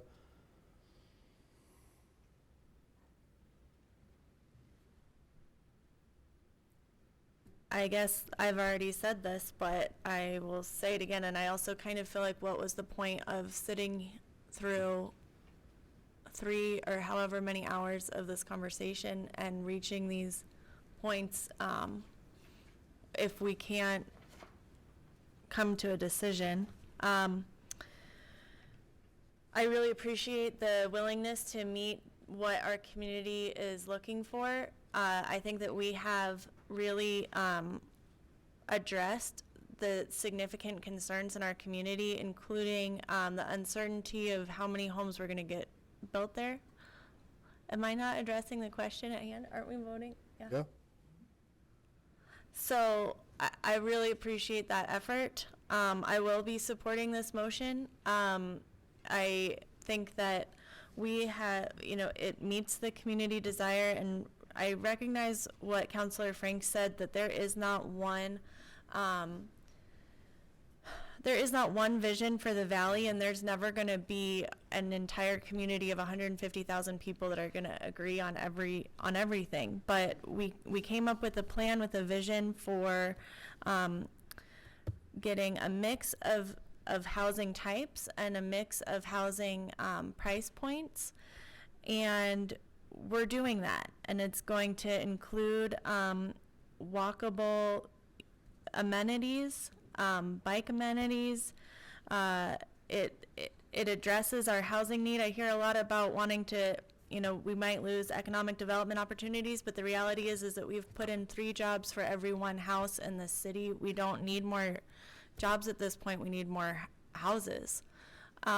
So I think that recognizing the property rights that are out there, this is the responsible, long-term, best thing that we can do, is to support this. And I hope that my colleagues will do that as well. Councilor Skilling? I wanted to apologize. I was a bit cranky earlier, so I apologize for that. I will say that the community, especially in my ward where this is located, and with the development dialogue and some other things, we're really right now focused on things like site design and sustainability things and new building standards and mixed use and how we're really going to make that work. That's all happening now, and I know that people want to see in those mixed use areas what we've heard time and time and again is how you solve some of these traffic issues is make it so that people don't drive on 470, which, by the way, last time I was on it at 3:30, it was still backed up. And when I'm back on it at 6:30, it's still backed up. And what we're trying to do is get people to work where they live and live where they work, ride their bike to work, walk to work, and not have, I apologize, Highlands Ranch, but not have just a sea of houses to where everybody has to get in their car and continue to drive. It may not be a grocery store, and to Councilwoman Franks' point, there are a lot of different views. Some people don't want grocery stores, but they do want a mixture of uses, and they don't want a sea of houses. That's what we hear time and time again. I understand there's a housing shortage, I suppose, but I want to solve the mixed use problem. I think that's what people spent a lot of time doing in 2012, and it's what we spend a lot of time talking about. This is a big project. I want to see what happens with what we come out with these site designs, the review boards, the new mixed use stuff. I want to see what that looks like.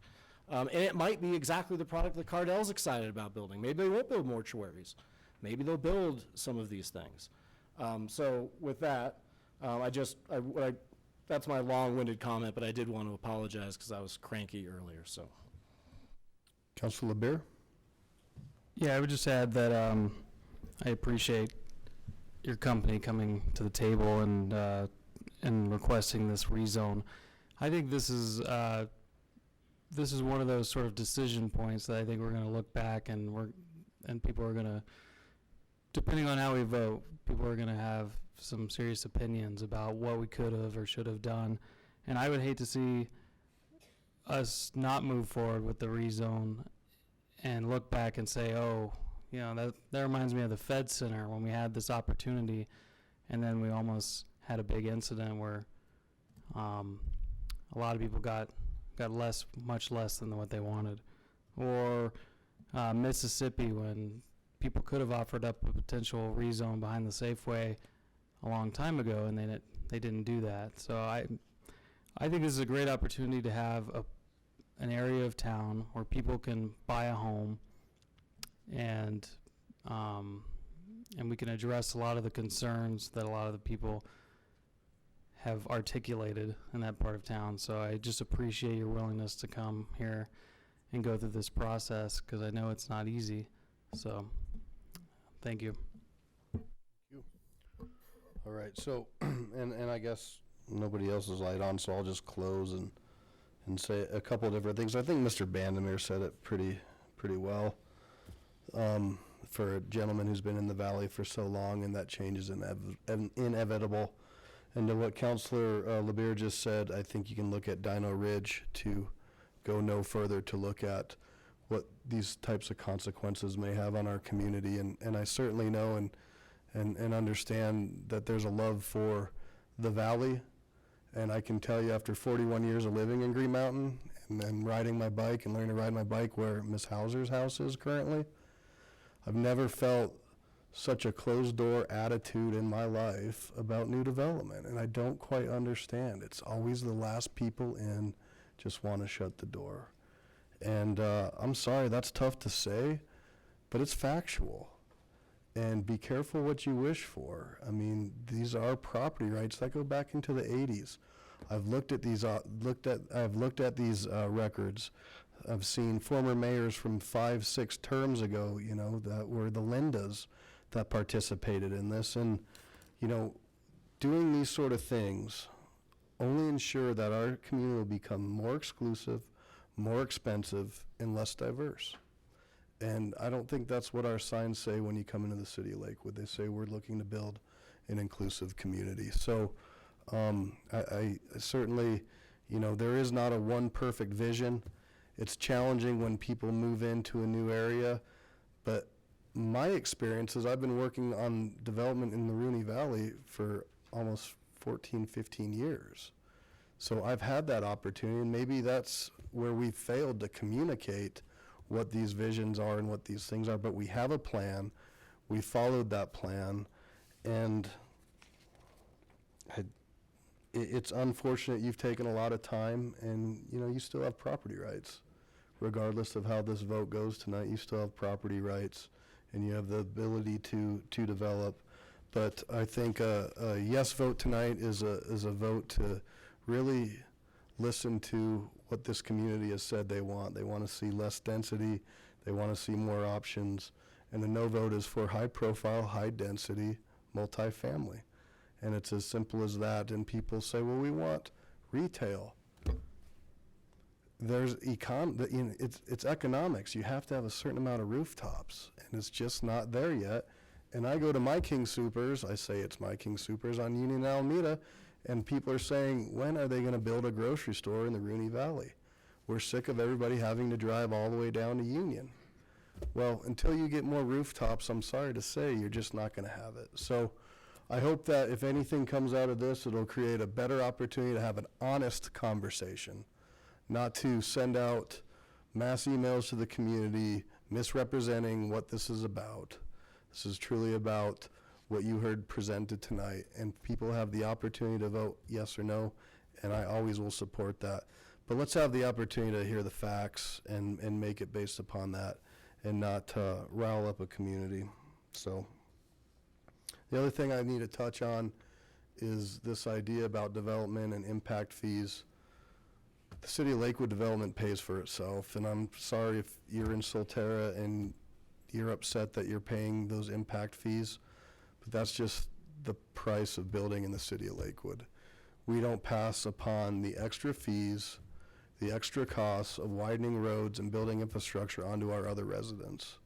It's pay as you go, and I think that's a pretty good way of building out and expecting. It's almost like an impact fee for the people who are living there. And so by setting and allowing for a special district, that allows the City of Lakewood not to have to engage and build roads and build sewers and build parks is development paying for itself?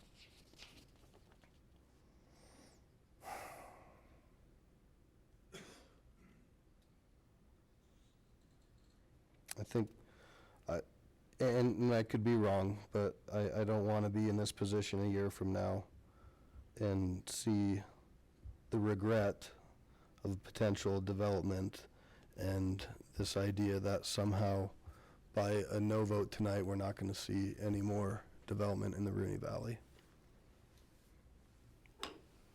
Please cast your votes.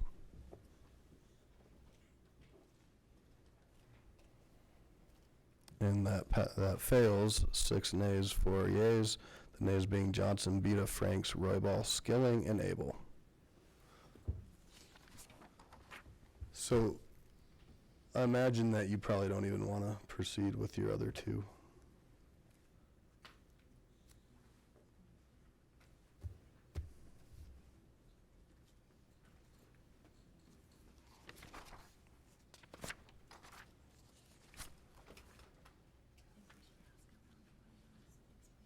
Yeah.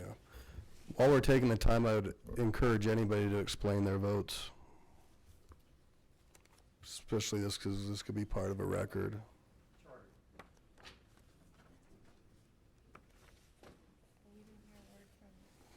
Councilor Johnson.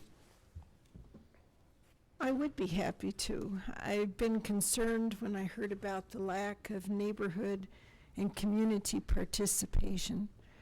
That after the zoning was changed, that there was not another meeting. That's problematic for me. Also, that we did not have a citywide impact study that is mandated prior to a rezone.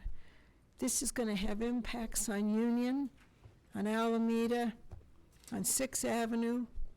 I mean, this is a huge development, and it's going to filter out to the rest of the city. We should have had that done as it was mandated and voted on.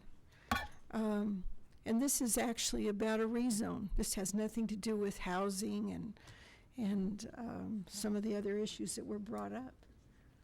So, there you go. I appreciate that. I will correct you, though. There is no mandate at the rezone to do an impact study, so that's just false. And it was explained multiple times tonight.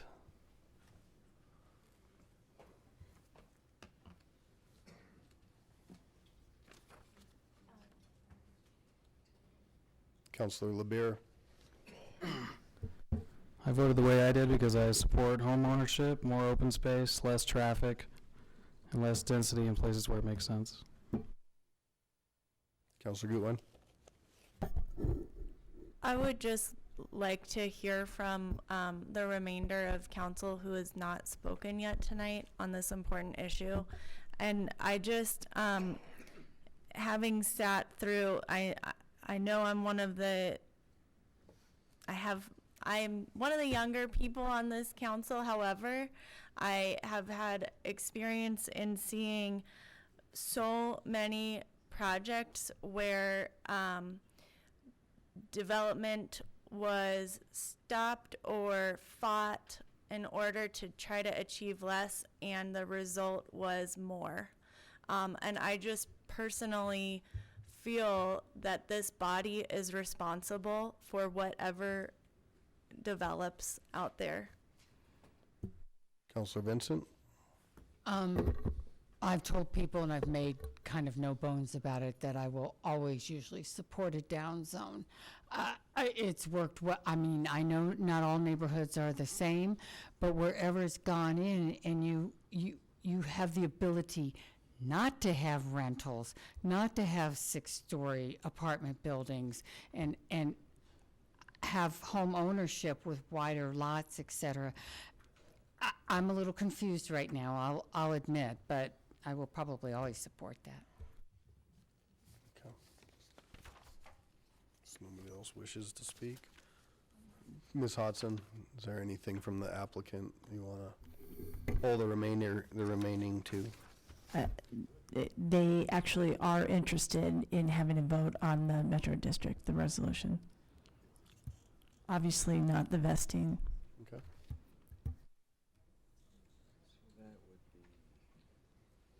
So we will pull item 12 from the record. And then, We'd like to ask you to consider the Metro District. okay. Yep. Please. Okay, Mayor, items 13, I move for the adoption of Resolution 2018-38. Is there a second? Second. Okay, motion and a second. Any discussion? I'll just, certainly, Councilor Skilling. That's for the Metro District. Yep. Okay. I just need a point of clarification. I thought that the Metro District specifically was mentioning the number of homes. It's a completely different, I mean, it makes mention of that, which is what I talked about when we were initially saying all the commercial was out of it, replaced by strictly residential. If I may. Would that, yeah. I'm Matt Dalton, I'm with the firm of Spencer Fane. The motion should be that you would approve the service plan with the ability for the proponents to go forward with an election. It already says in the service plan that we can't tax anybody, issue bonds until approved development plan is approved by this body. It can also be a condition of the vote that we don't move one hair until the property's been properly rezoned in a manner which council approves. The only reason we're asking to do this is if we don't have an election this November to finance things, we will be a year away with an election to finance things because there's no May election next year. It's a matter of convenience, and that's simply what it is, but it would be a no-harm convenience to the council and the city. So that last part that you just said, I have no reason to doubt you at all. None, zero. But it's almost 2 a.m. I know. And so your deadline is when that you have to get this done? We could come back on the 17th? The 10th.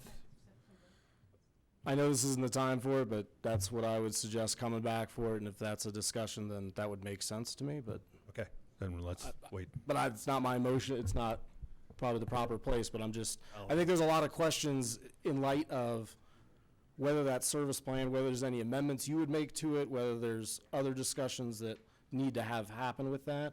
And potentially whether any of those amendments or discussions on the service plan potentially impacts the development that you might do in the future, or any rezonings that you come back to us, say in 6 months or whenever it is, whether you've talked to the community or whoever, and you say, you know, we learned a lot from that night, whatever, or from the subsequent community outreach we've done, or we've looked at some things and we've decided, hey, we kind of like this other type of zoning, maybe that comports. Right. That service plan may impact what you bring back. I'm sure you'll be back soon with a plan.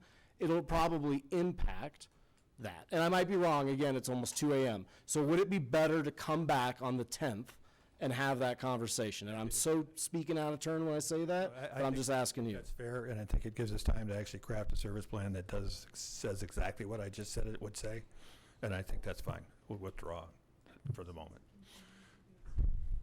Well, I mean, I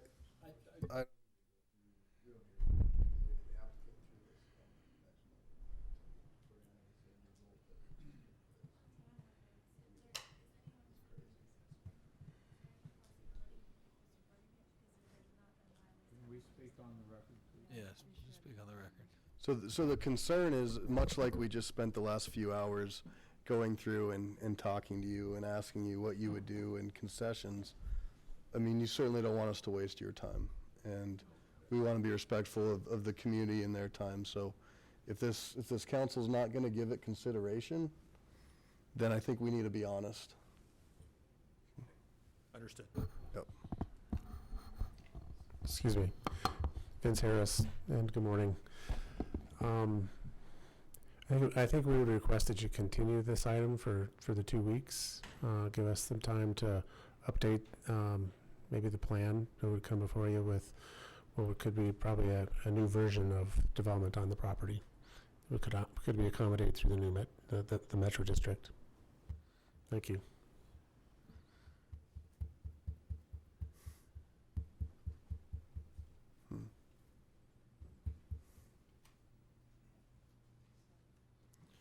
Okay. Yeah. So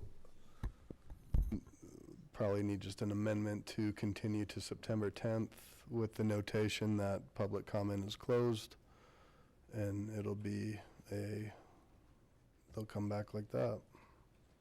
Yeah, I think you need a motion to continue it, to do an amendment. You're just moving to continue that agenda item for 2 weeks to that date certain.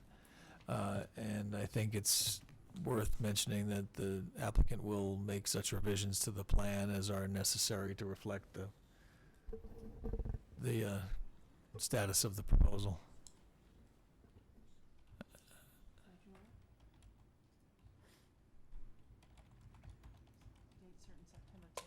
Right. Then council would like to do that, that would be the motion that would need to be made.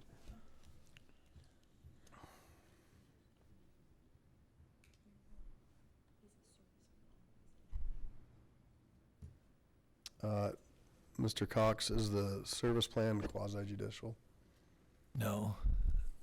I don't believe it is. There's a question as to whether there was already a motion There was a motion on the floor. to approve the service plan. Yeah, so there's a Prior motion to and the- a second. to the and reference, so- amendment could be to continue to a date certain of September 10th. In light of the situation where there was a quick move to have a motion to adopt the service plan, and then the expressed desire of the applicant to continue it, I think the appropriate format would be to see about withdrawing the motion to approve it and making a motion to continue. They didn't have a lot of time to think about their options, and we had a motion on the floor, and now we're looking at a different motion. So the seconder on that was who? That was me. You withdraw? Yes. Motion maker, Mayor Pro Tem, you withdraw? I withdraw. So will somebody restate the new motion? I wanted to make the point that we've heard that there would be some potential changes to the service plan, but I'm not sure that needs to be part of the motion. I think the motion is to continue the item 13 for 2 weeks until the date certain of September 10th for further action. Somebody could say so moved. So moved. Okay, is there a second? Second. Motion and a second to continue to September 10th. Cast your votes.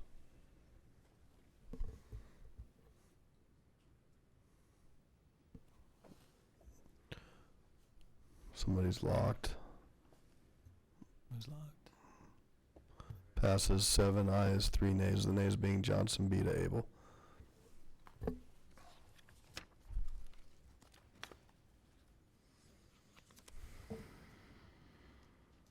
I don't think it is quasi-judicial, no. The approval of the service plan? No.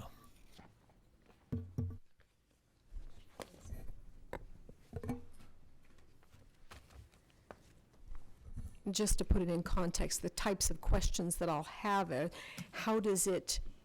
what am I putting in place that makes what possible? So that, basically, it's just kind of to understand then, because if I'm putting that in place, then I'm putting in place over the top of existing zoning. That would seem to be my interpretation. So is that not correct? Because we're still talking about the two same areas.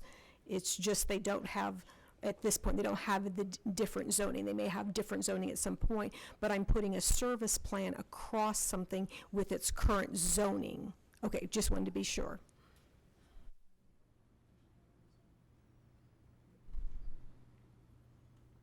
Okay. Anything else? Councilor comments? Mayor Pro Tem? It's too late, no comment. Councilor LeBeer? No comment. Councilor Abel? Happy Tuesday. Councilor Skilling? Nothing, thank you. Councilor Gutwein? Councilor Franks? Councilor Beta? Councilor Vincent? Councilor Johnson? Yes, Ward 1 will not have a meeting this Saturday due to it being Labor Day. Enjoy your holiday. Ms. Greer? Mr. Cox? Ms. Hodson? All right, we'll adjourn at 1:59 a.m.